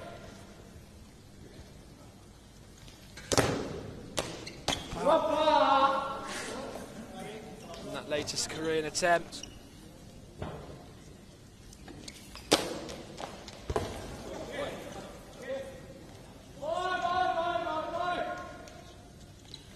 The centre is now in. That well by Tagauchi. Well, many probably would have thought Korea would have been the favourites, but it's not gone with it probably to some people. Japan really in control and have just been so effective. There's been a few mistakes that Korea have just not been able to iron out, and Japan have just found a way through from.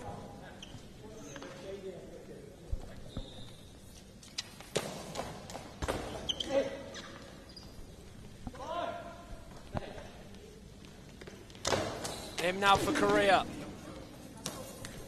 The aim is off as it's kept out by Sano. Miyajiki.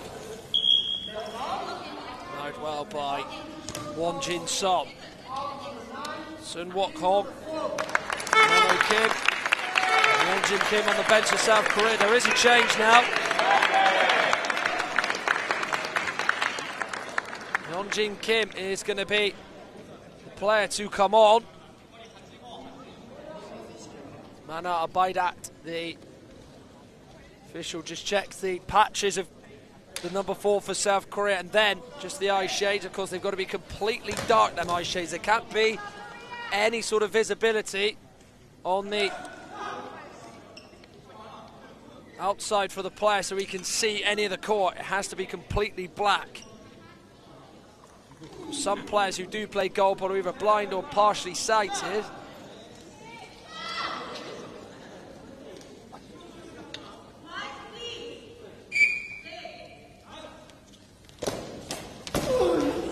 Made as to him makes way. There goes Sano, kept out by the centre Son. Sub Kim, rusted away by Tagauchi off the court. The weight is left.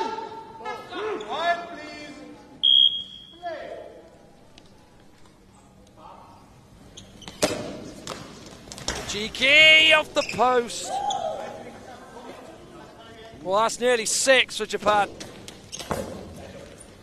Kim couldn't stop it going past him, but what could stop it was the post. I think Kim might have to give it a little tap to say thanks, because it's not 6-1 Japan. It perhaps should have been and nearly could have been.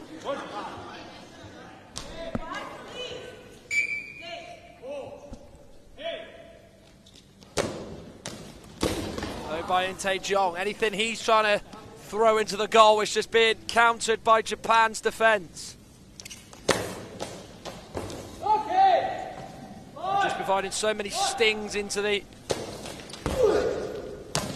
tail at the moment.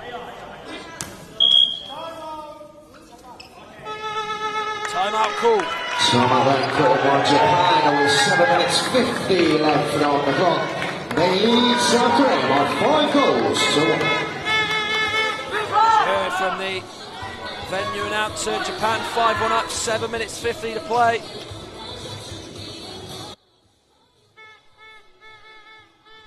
Japan taking the gold in the men's. Korea will be silver, Ukraine will be bronze. The women's, of course, finished off like this. Finished with China taking gold, Japan silver, Brazil bronze, Canada 4th, USA 5th, Israel 6th, Great Britain 7th, Germany 8th. Of course, all was decided today.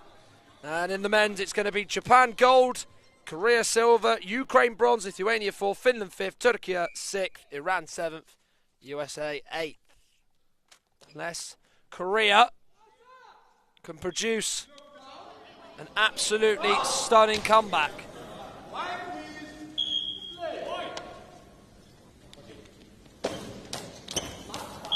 Back underway. Effort though by Kim is saved by Sano.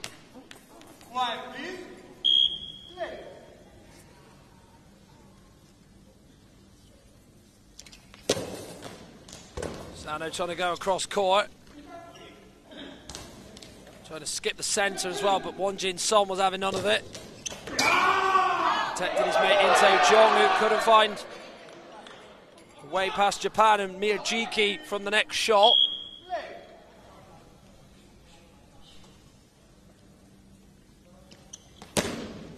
Miyajiki with the throw, and it's in, it's 6-1. What a brilliant throw that was by Koji Miyajiki. Through the centre, the discus-style throw, perfect landing, perfect throw, perfect placement. Japan 6, Korea 1. And this final now is turning into a one-sided one. Usually they're tight for long periods, but this is not it at all.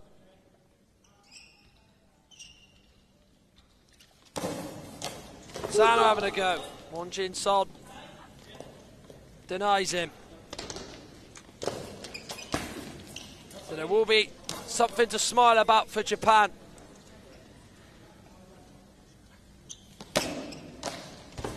After all, given their women lost the gold medal match to China just before the men's final.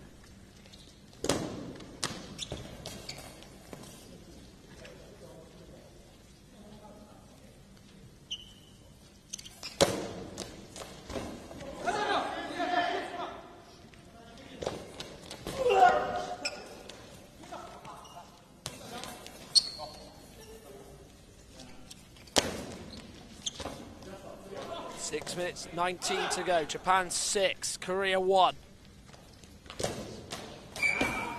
Simply now the message for Korea, just play for pride. Try and finish off as strong as we can. For Japan, it's just keep going. Enjoy these last 6 minutes. And then enjoy what's to come afterwards when, of course, they get the gold medal.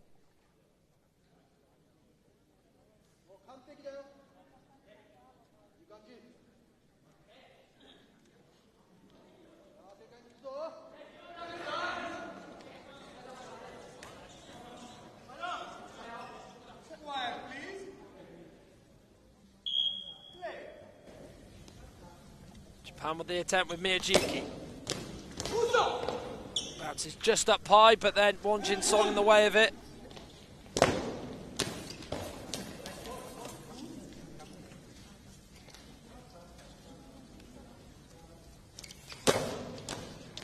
Sano low. Shut out by Yeon Jim Kim.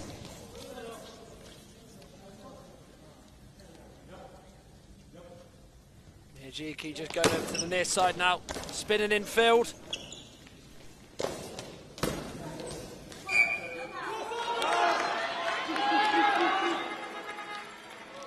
out, as well as the Korean attempt being kept out there.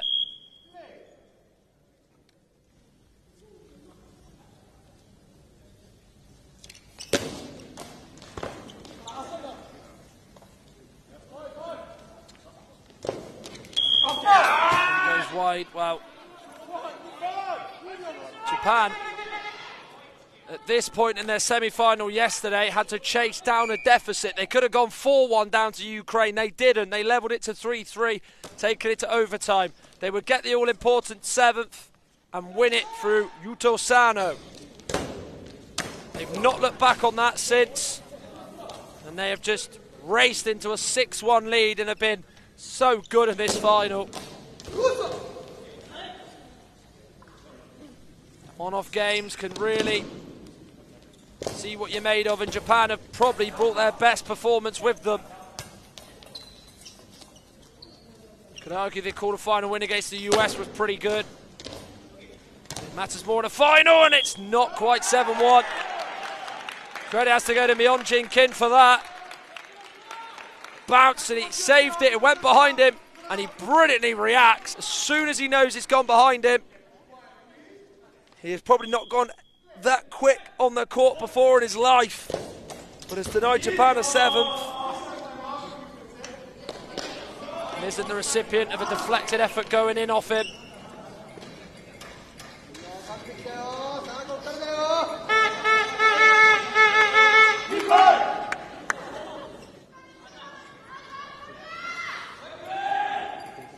Court getting a wipe on the Korean side. Well, there's the save again from Myeonjin Kim. Absolutely outstanding work to get back and just push it away.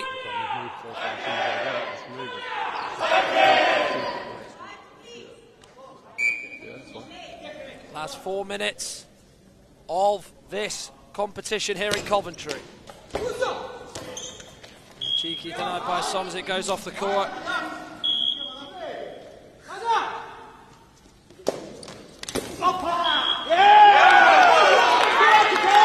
Cheers for Japan fans, because kept out the latest Korea chance from their goal.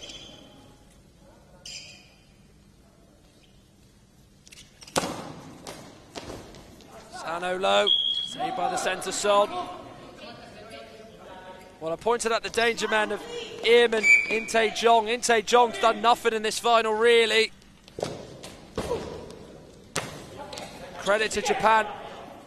Keep him very quiet and only restrict him to just 1.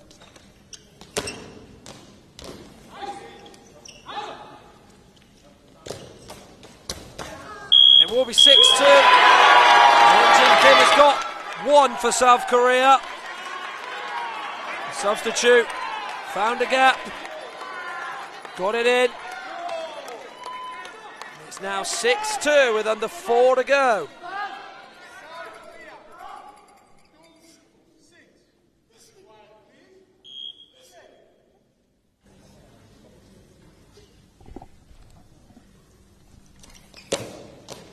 Sano going for it. Cut out well there by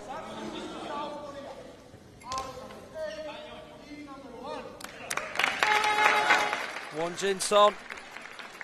So In Tae-jong will go off. Namo Kim is on.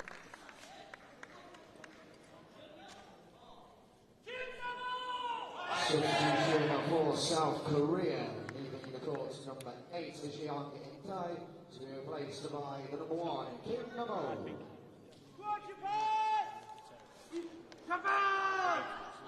So here's the South Korea second from Myeonjin Kim.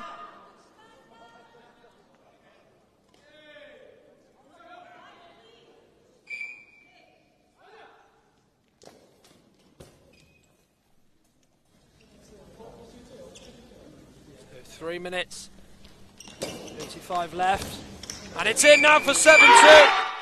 In by Miyajiki, and he's got himself a hat trick. And he's only been on for this half.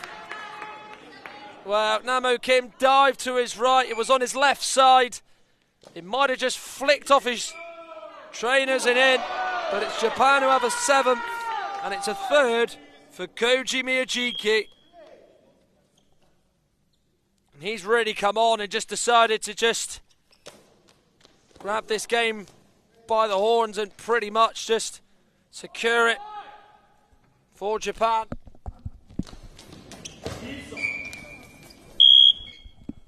And it's now 7-3. As the ball is in the net. We'll just go over this just to see if this is going to stand or not. South Korea convinced.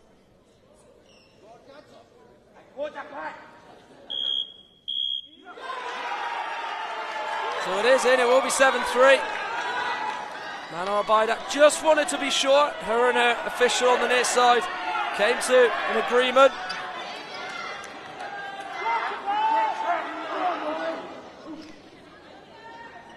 Well, it was helped on in off Miyajiki, hit the inside of the post and in on his side of the goal. So it was very much helped on its way in by Japan's number 8, Koji Miyajiki.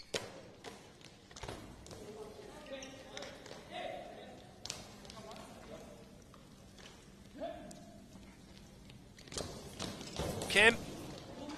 Low with power, Miyajiki saves. Timeout called.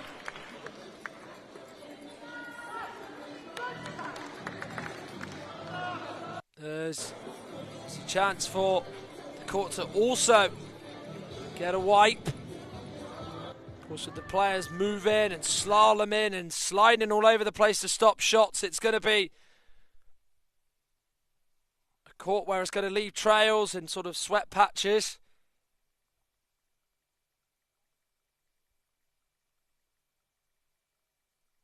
So that's getting a wipe, whilst of course the players get instructions from their coaching staff and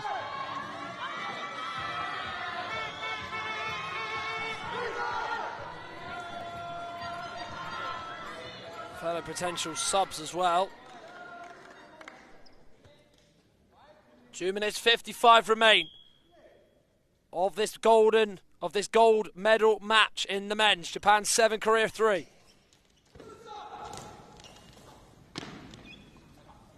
Miyajiki low. Stayed well though, now Kim going for it. Sano holds on.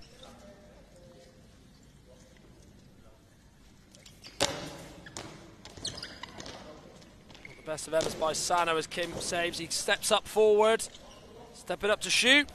Throw by Miyajiki. Miyajiki goes for it, looking to add another one. And an 8 for Japan, but saving well is Namo Kim. Yeah, I can do it quickly,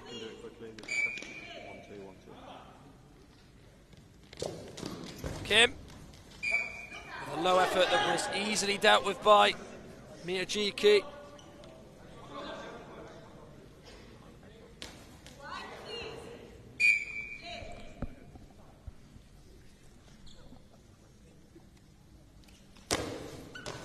Sano, well held actually by Kim, who's also as well ousted in that duel between him and Sano. As Sano saves, he goes for the corner, away to his left and on the right side of the Korean court. Past the post it goes. Well, it's gone by the wayside this game for Korea. They didn't help themselves with some of the mistakes they made in the first half. Of course, the first goal Japan would score was a penalty when Won Jin-son tried to say he wanted his shades to be sorted out, but of course he tried to throw it off the court and it clearly was one that he didn't get the permission to do so. So gave a penalty away, and then there was mistakes when Won Jin-son and him had a bit of confusion. The ball would go under him for one of the Japan goals. So it's been really a final with so many errors and mistakes in it for South Korea that Japan have just profited from. Miyajiki looking to make it number 8. No, it's not, despite Namo Kim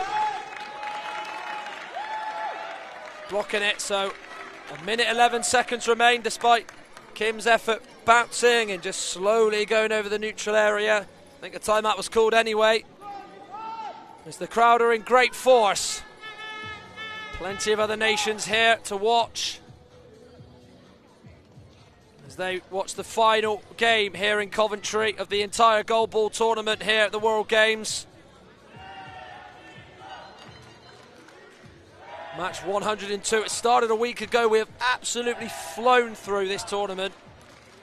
And it's going to end with Japan taking glory, being gold medalists in the men's, with the women taking silver.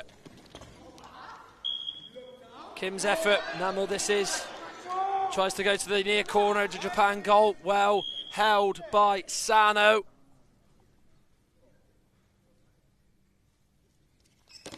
Will there be one final flourish for Japan? One big finale. Last minute of this tournament. Sano going for it, going low. Kept out by Yeonjin Kim.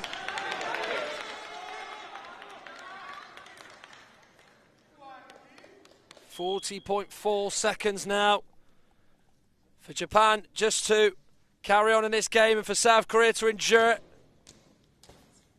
The only cheers you're going to be hearing are from one nation rather than the other one.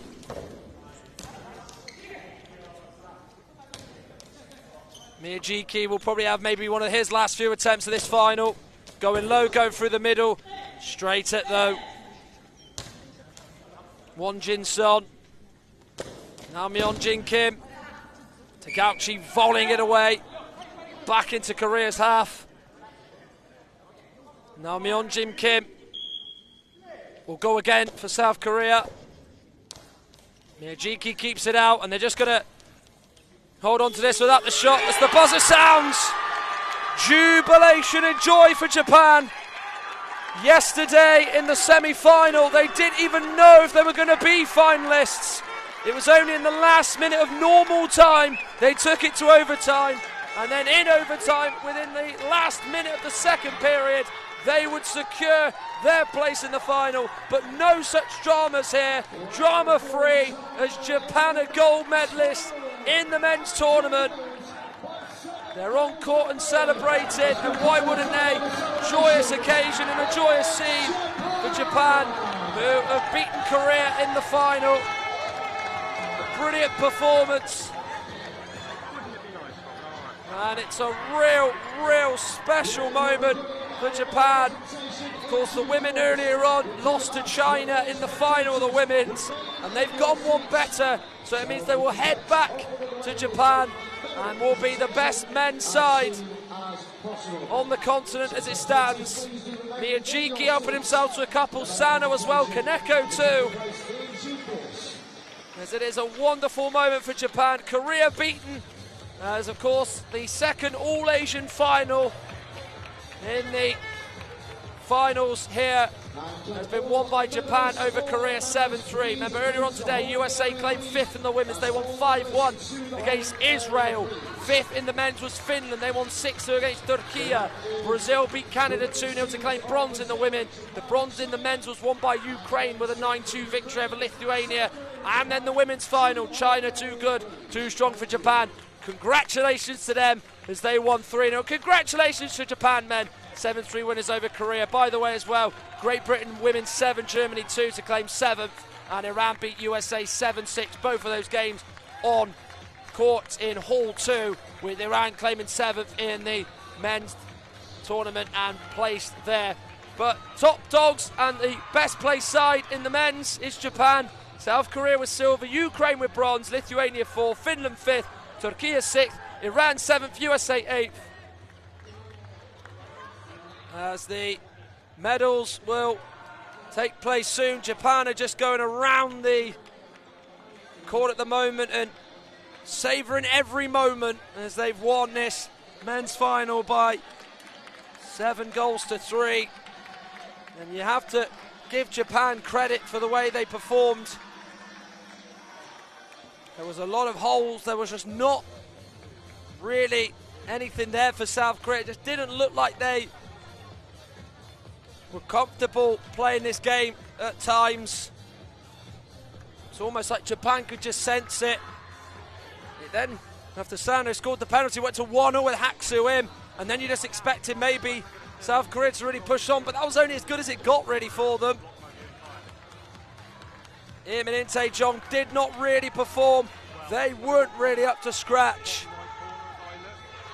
The two players who were so good in the semi-final and for a lot of the tournament were just not able to enjoy themselves on court like Japan. As Kazuya Kaneko would make it 2-1. Of course, he would sort of go down low, then go high, then go low with the effort.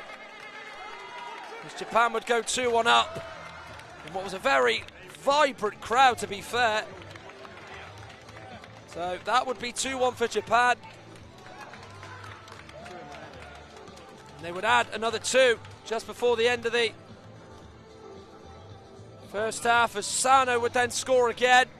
Helped on him by Won Jin-son, as then In-tae-jong sort of just dived underneath the ball. It went over him and into the goal, and in for 3-1. And when you get a 2-goal lead at least in Goalball, you do start to think that cushion's there. And Japan wanted to build, they wanted more, and they were to get more, as the angles keep coming and coming of Sano's second first half goal. Wonderful throw, he turned, he spun like the discus, came off Won Jin-son. The direction was not where he wanted to put it, Sano, when he threw it, but anywhere will do. And then Kaneko with his latest attempt that would go in, so he'd get 2 in the game. Of course, he'd only play the first half, and it went right under Hak-Soo-im. And I just explained as well about the mistakes that Korea would make during the game. That was one of them from Hak-Soo-im there. So it was 4-1 at the break, and Kaneko's substitution and his replacement was Koji Miyajiki. My goodness me, how he overshadowed everybody in the red and black of Japan. He would get a hat-trick as he would come on.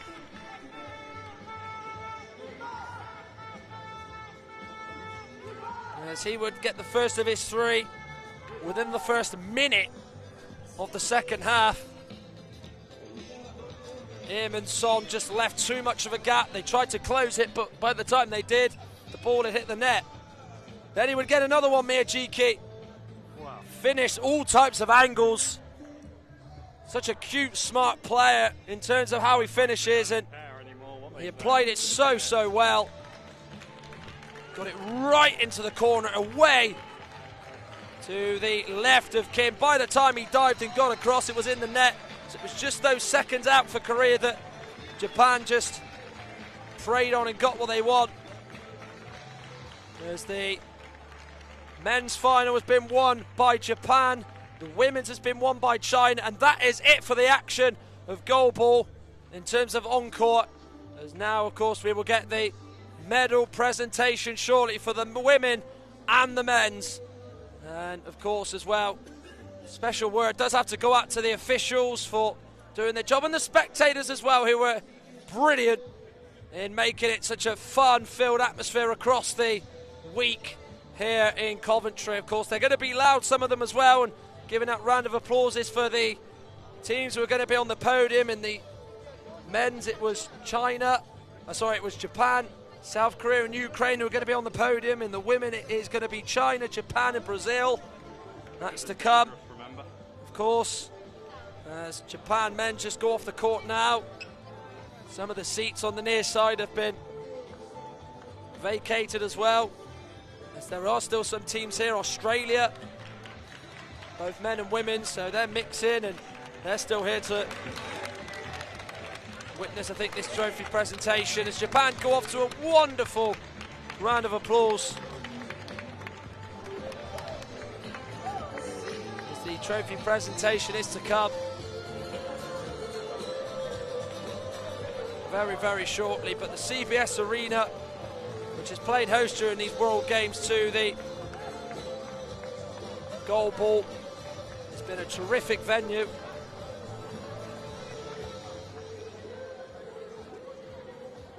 So we'll be back very, very shortly, as of course we will give you the medal presentations for both the women and the men's.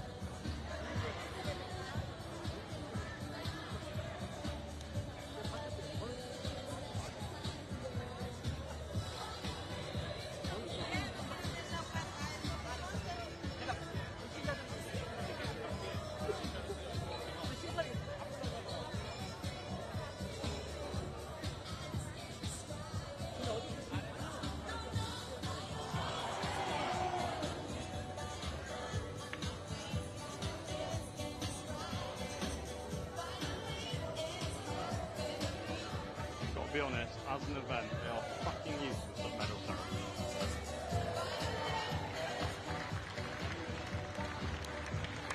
Flying football took like half an hour. Looks like it's going to take the same.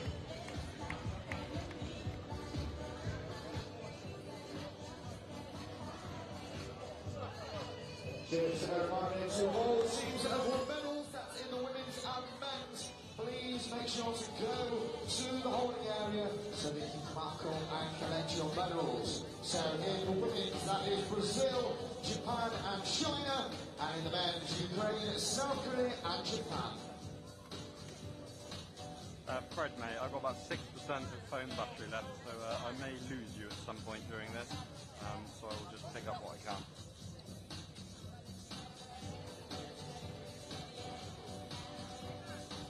Yeah.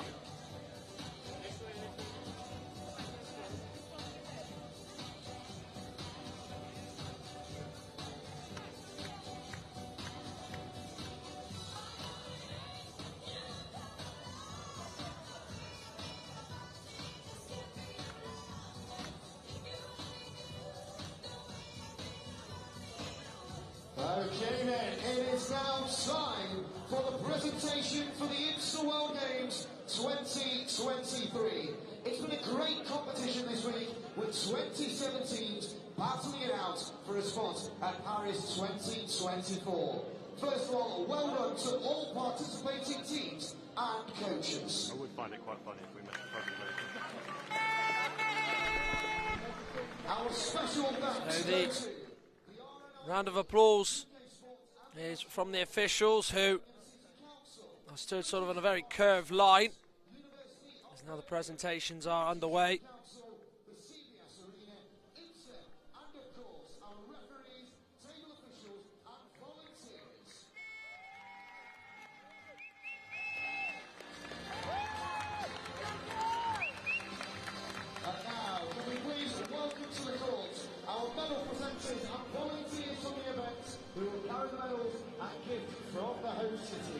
First of all, we have Aurora Zinuri, Chair of IBSA Goalball. And next we have John Mulligan of UK Sports.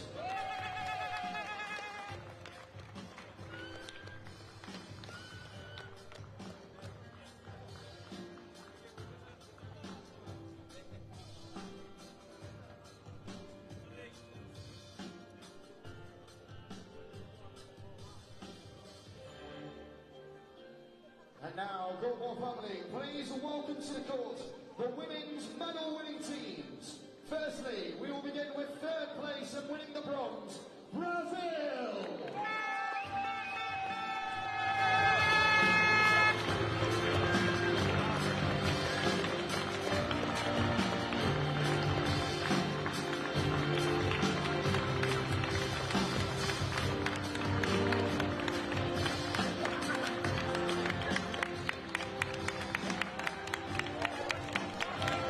So, bronze medalist out first, Brazil. Tournament for them that saw them beat in the semi-finals by Japan in the most harrowing and horriblest of ways, losing of course on penalties, but they would be able to beat Canada to secure the bronze medal. They've shown of course what they're all about with their sort of unique style and brilliant play with their throws as well, as they claim the bronze medal here at these World Games, led out by their coach Gabriel Goulart-Siqueira. Good value for their victory against Canada earlier, as they each of course one by one will get their bronze medals, as probably a couple of them have actually got the Brazil flag with them. Studio next, Hurt brace, saw them get the 2-0 victory over Canada that meant that they got the bronze medal.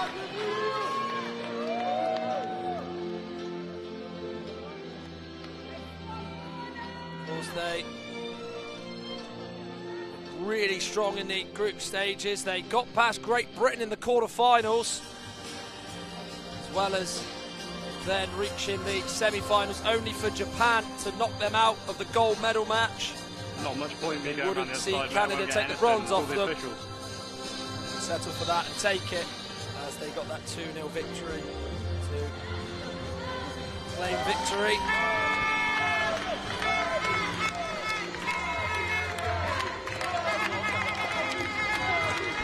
First of the 6 nations that'll get medals, in both the men and the women's, is Brazil women. The bronze medalists here at these World Games in Coventry. So of course we'll stand behind the number 3 on the podium. Now being led towards that by the coaching staff. They've got the medals round their neck.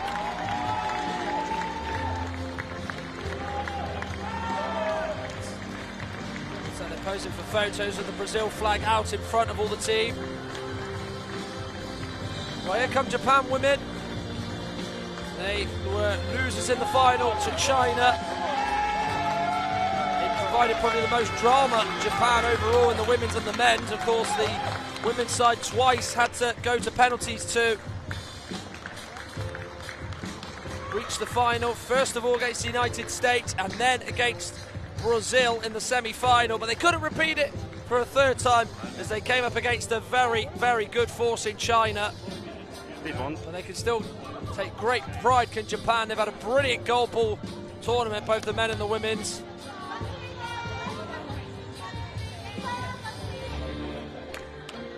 Got their red tracksuit tops on as they get their silver medals. You have to say, I think the consolation for Japan would be that I don't think anybody in the women's side would have beaten China, and any team they faced, they did lose. Only Israel were the ones who could draw with China during this tournament. Really proud moment for these Japanese players who get these silver medals around their neck one by one. Real team effort for the Japanese women's side. There was no real sort of standout players.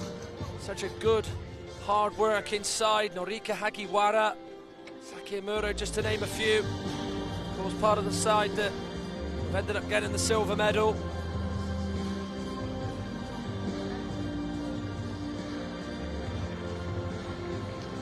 Then, of course, the last of them is the coach, Yoshi Ishikawa. Of course, all of his decisions, his big calls in terms of who to put down for penalties and who to bring on at times has led to them just as much as the players' performance to those expectations in getting them the silver medal. As they look over to the near side, standing with the silver medals over their heads and around their necks. Now they're going to be helped into second place. Next up will be the gold medal winners, and I'll tell you what, very deserving ones as well, as the Japanese fans have stayed out. The flags are waving on the near side as they get a clap as they stand behind second place. Way to the far side of the court, the near side, number 3, where Brazil are, of course, and in the middle, taking gold of China. Well, they've been stellar in this tournament, absolutely superb. From the word go, they were relentless. Showed how they could win ugly on court, especially against Japan in the first phase. And then they showed what an amazing side they could be as they put Germany to the sword and just brushed them aside with a 10-0 victory in the quarterfinals. They then would get past Canada with that minimal fuss. And it was the same against Japan. 3 Miao Zhu, Zhenhua Chao and Chunyang Wang really were the 3 that played the bulk of the games for China. They didn't even come off any of them in the final. Stayed on to the very end and all contributed, them 3. Think about how Japan, it was a real squad effort. The 3 of Chao, Zhu and Wang were really the 3 that deserve the most credit for China. But of course it is a team effort as they all get their medals. Zheng Wang, Jiling Zhang and Pei Ying-Kei are also as well going to receive their medals, as well as the coaching staff. There's of course still some of the other nations watching on here on the court. Greek women's side are here, Finland have been here, Brazil were here before of course they were taking part in this medal presentation.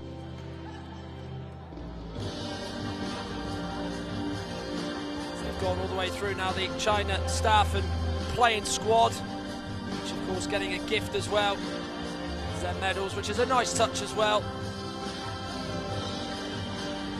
So the outstanding team has won this tournament, and I don't think there can be any complaints. They didn't win any games in controversial fashion. There was no sort of debatable goals or any favouritism to them in any way. They were superb from the outset, were China, and are rightfully standing behind the number 1 side as the gold medal winners in the women's tournament here in Coventry. As they pose for photos. And now, please rise if you are able for the national anthem of China.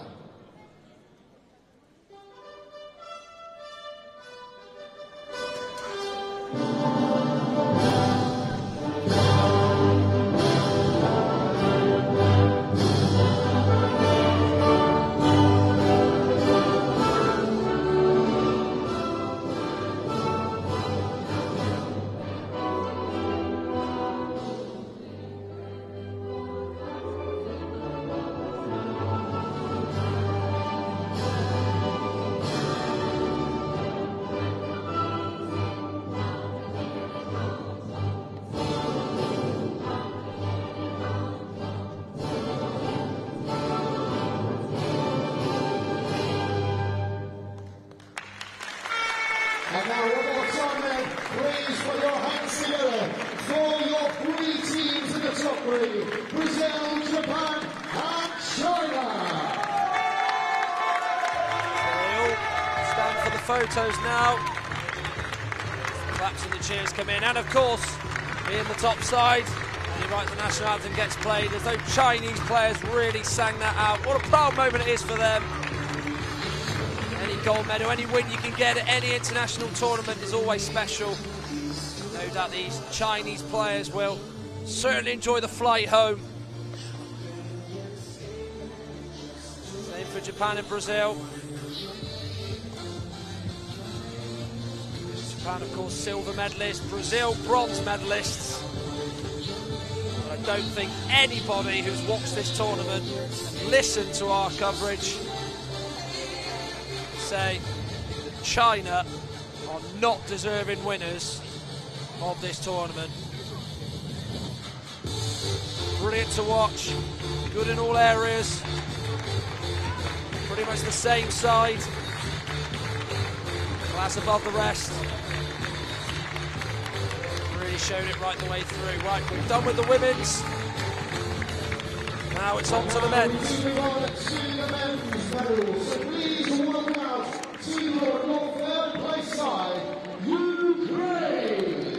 Well, they'll probably feel a little bit disappointed, Ukraine, because they maybe felt like they should have been in today's final against South Korea. They were a minute away in normal time for sealing it after they faced Japan in the semi-final. Of course, they were not able to score a penalty to put them 4-1 up in that semi-final. They would then see Japan equalise in normal time to take it to overtime, and they would win it with a golden goal with less than a minute of the second period of overtime. But they took that anger out on Lithuania to snatch bronze off Lithuania, of course, which is a very good achievement for Ukraine when you bear in mind Lithuania are the Paralympic bronze medalists, and Ukraine have only had 4 players playing throughout the week. Rodion Zilanin has been the real phenomenal talent. Anton Strelchik has been excellent. Alexander Toporkov has also been a really good centre for them. But it's just not to be for the gold or the silver for them. Even Yevgeny Shinenko has contributed as well. So all 4 players have really had to pull their weight against adversity. And of course, any sporting achievement that the nation gets, given what's going on at the moment, is always going to bring a bit of a smile on the Ukrainian people's faces. It's quite a good weekend for Ukrainian sport after, of course, Alexander Usyk won last night in Wrocław against Daniel Dubois in the boxing, but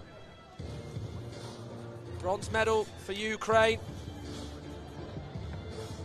Given they've only had 4 players, maybe on a different day they might have been celebrating getting a silver medal or even a gold, but it's bronze that they've got as they take their place behind the sign for 3rd place and away to the near side of the court alongside their coaching members Feder and Anton Dubrovin and Victoria Poshivailo.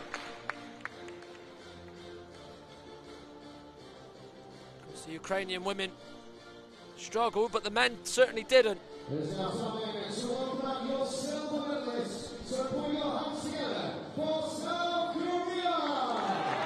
Well, they've lost in the final, but there is a silver medal for South Korea. And come on.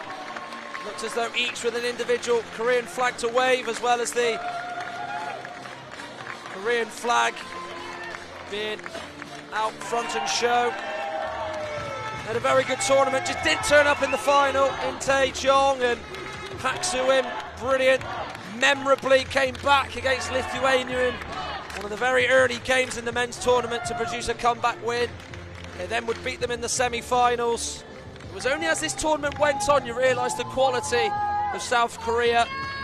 Deserved in a place in the final, which they got, but certainly did not deserve to win because Japan really were outstanding on the day in the final. But there's still massive cheers from the Korean fans who've been really good all week in terms of guiding and providing so much support to the men's players on the court.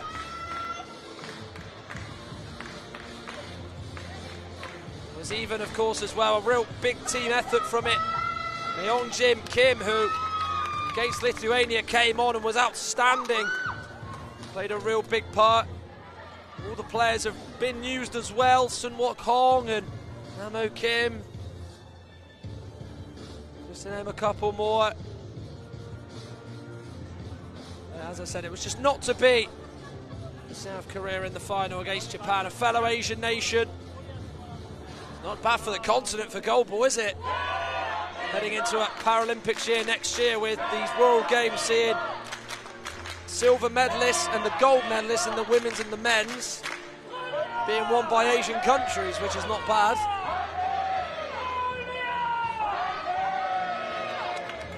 Big cheers from the Korean fans, who are very proud of what their team has achieved here in Coventry at these World Games in Birmingham. They're now being helped back to the far side where, of course, the second place board is, where they're going to stand behind, no doubt have a picture, as I mentioned, each with a small Korean flag. Then there's a big one that'll be put in the middle, the front row, which will no doubt have a lovely picture to match as well.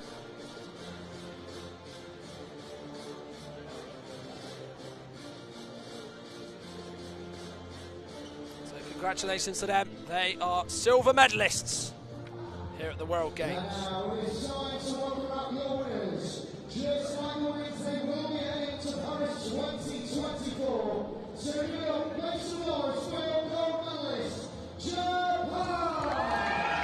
Well, as you just heard there, they're going to Paris next year in the Paralympics. They have got wide smiles at the Japanese men's side. Gold medalists against Ukraine. It was almost like after that game yesterday in the semi-final, it was almost like they were going to have the gold medal around their necks even before they played South Korea in the final. Ukraine probably still not quite over that defeat, are they? So they're probably not quite that delighted to hear their name. But of course there will still be that respect of clapping them and showing the sportsmanship. They were brilliant in the final, saved the best till last. Produced good displays against Great Britain and USA, to name a few. Ukraine, they were 3-1 down with just a few minutes of the second period to go. They made it 3-3 in the last minute of the second half of normal time. Overtime, with a minute to go, they would win it. And they just did not look back. They only looked forward as they took the gold medal and did what the women couldn't do. But it's still been a great tournament for both the men's and the women's for Japan.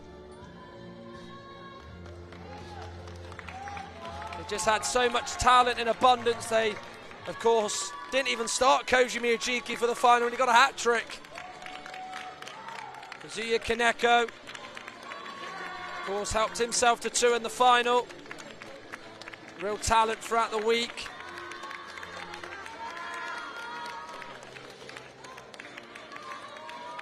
Of course, they've been very well represented in all sports at these World Games, and now they are gold medalists in the goalball. The Japanese flag is on show as well, and they even get the beauty of hearing their national anthem as well, which will be a real touching, special moment for these Japanese players and members of staff.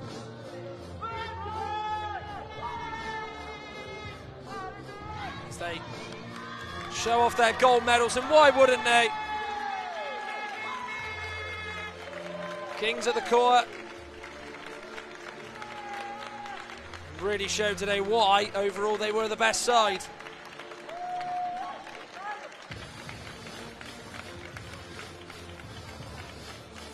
So now they get in the middle, they stand behind the number 1 side. Little quick photo before, of course, they get the chance. Sing the national anthem on court as well. Which will be, as I mentioned, a really proud moment, not just for these players, but for their family members as well, back home, wherever they are in Japan, or if they're not even in the country or anywhere, to see what their family member has done. It's a real special moment, as you're going to hear the anthem of Japan.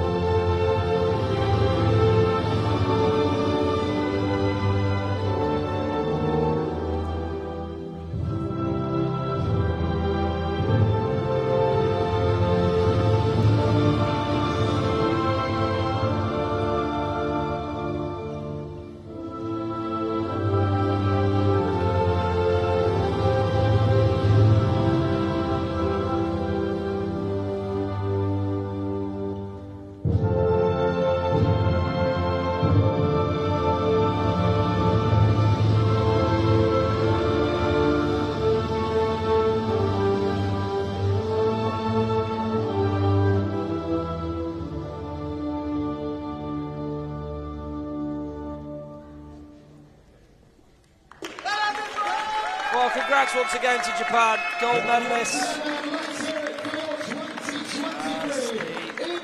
Men's medal winners in the goalball all stand. Near side Ukraine in third. Middle Japan number 1, second on the far side is South Korea. It's been a tournament that has been really, really exciting. Brilliant games, memorable encounters, brilliant moments. It's amazing to think 102 matches have been done in a week. You've got to think as well, there's been times where teams have played twice in one day. They've played every day for 4 days, some of them. On either Hall 1's court or Hall 2's court. Well, once again then, a big thank you to everyone for making this great event possible. From the staff, the volunteers, the official, the teams, and of course you, the spectators. Well, no word needed from me what the stadium announcers said. Very much. A big thank you to everybody, even the officials, as I mentioned just before the start of the sort of trophy presentation. They've done a grand job in doing it, and the fans as well. They've really added to it. Of course, it was a packed out venue here on court in Hall 1 for all the games. But we've finished here the gold ball for the day and for this tournament. Japan gold medalists in the men's, South Korea second, Ukraine bronze, South Korea with the silver.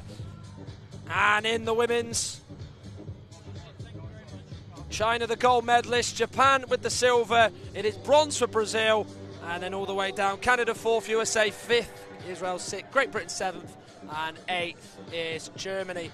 It's been a fantastic tournament. Thank you for watching our coverage, and have a great rest of your weekend. Thank you for tuning in. See you again soon. Bye for now.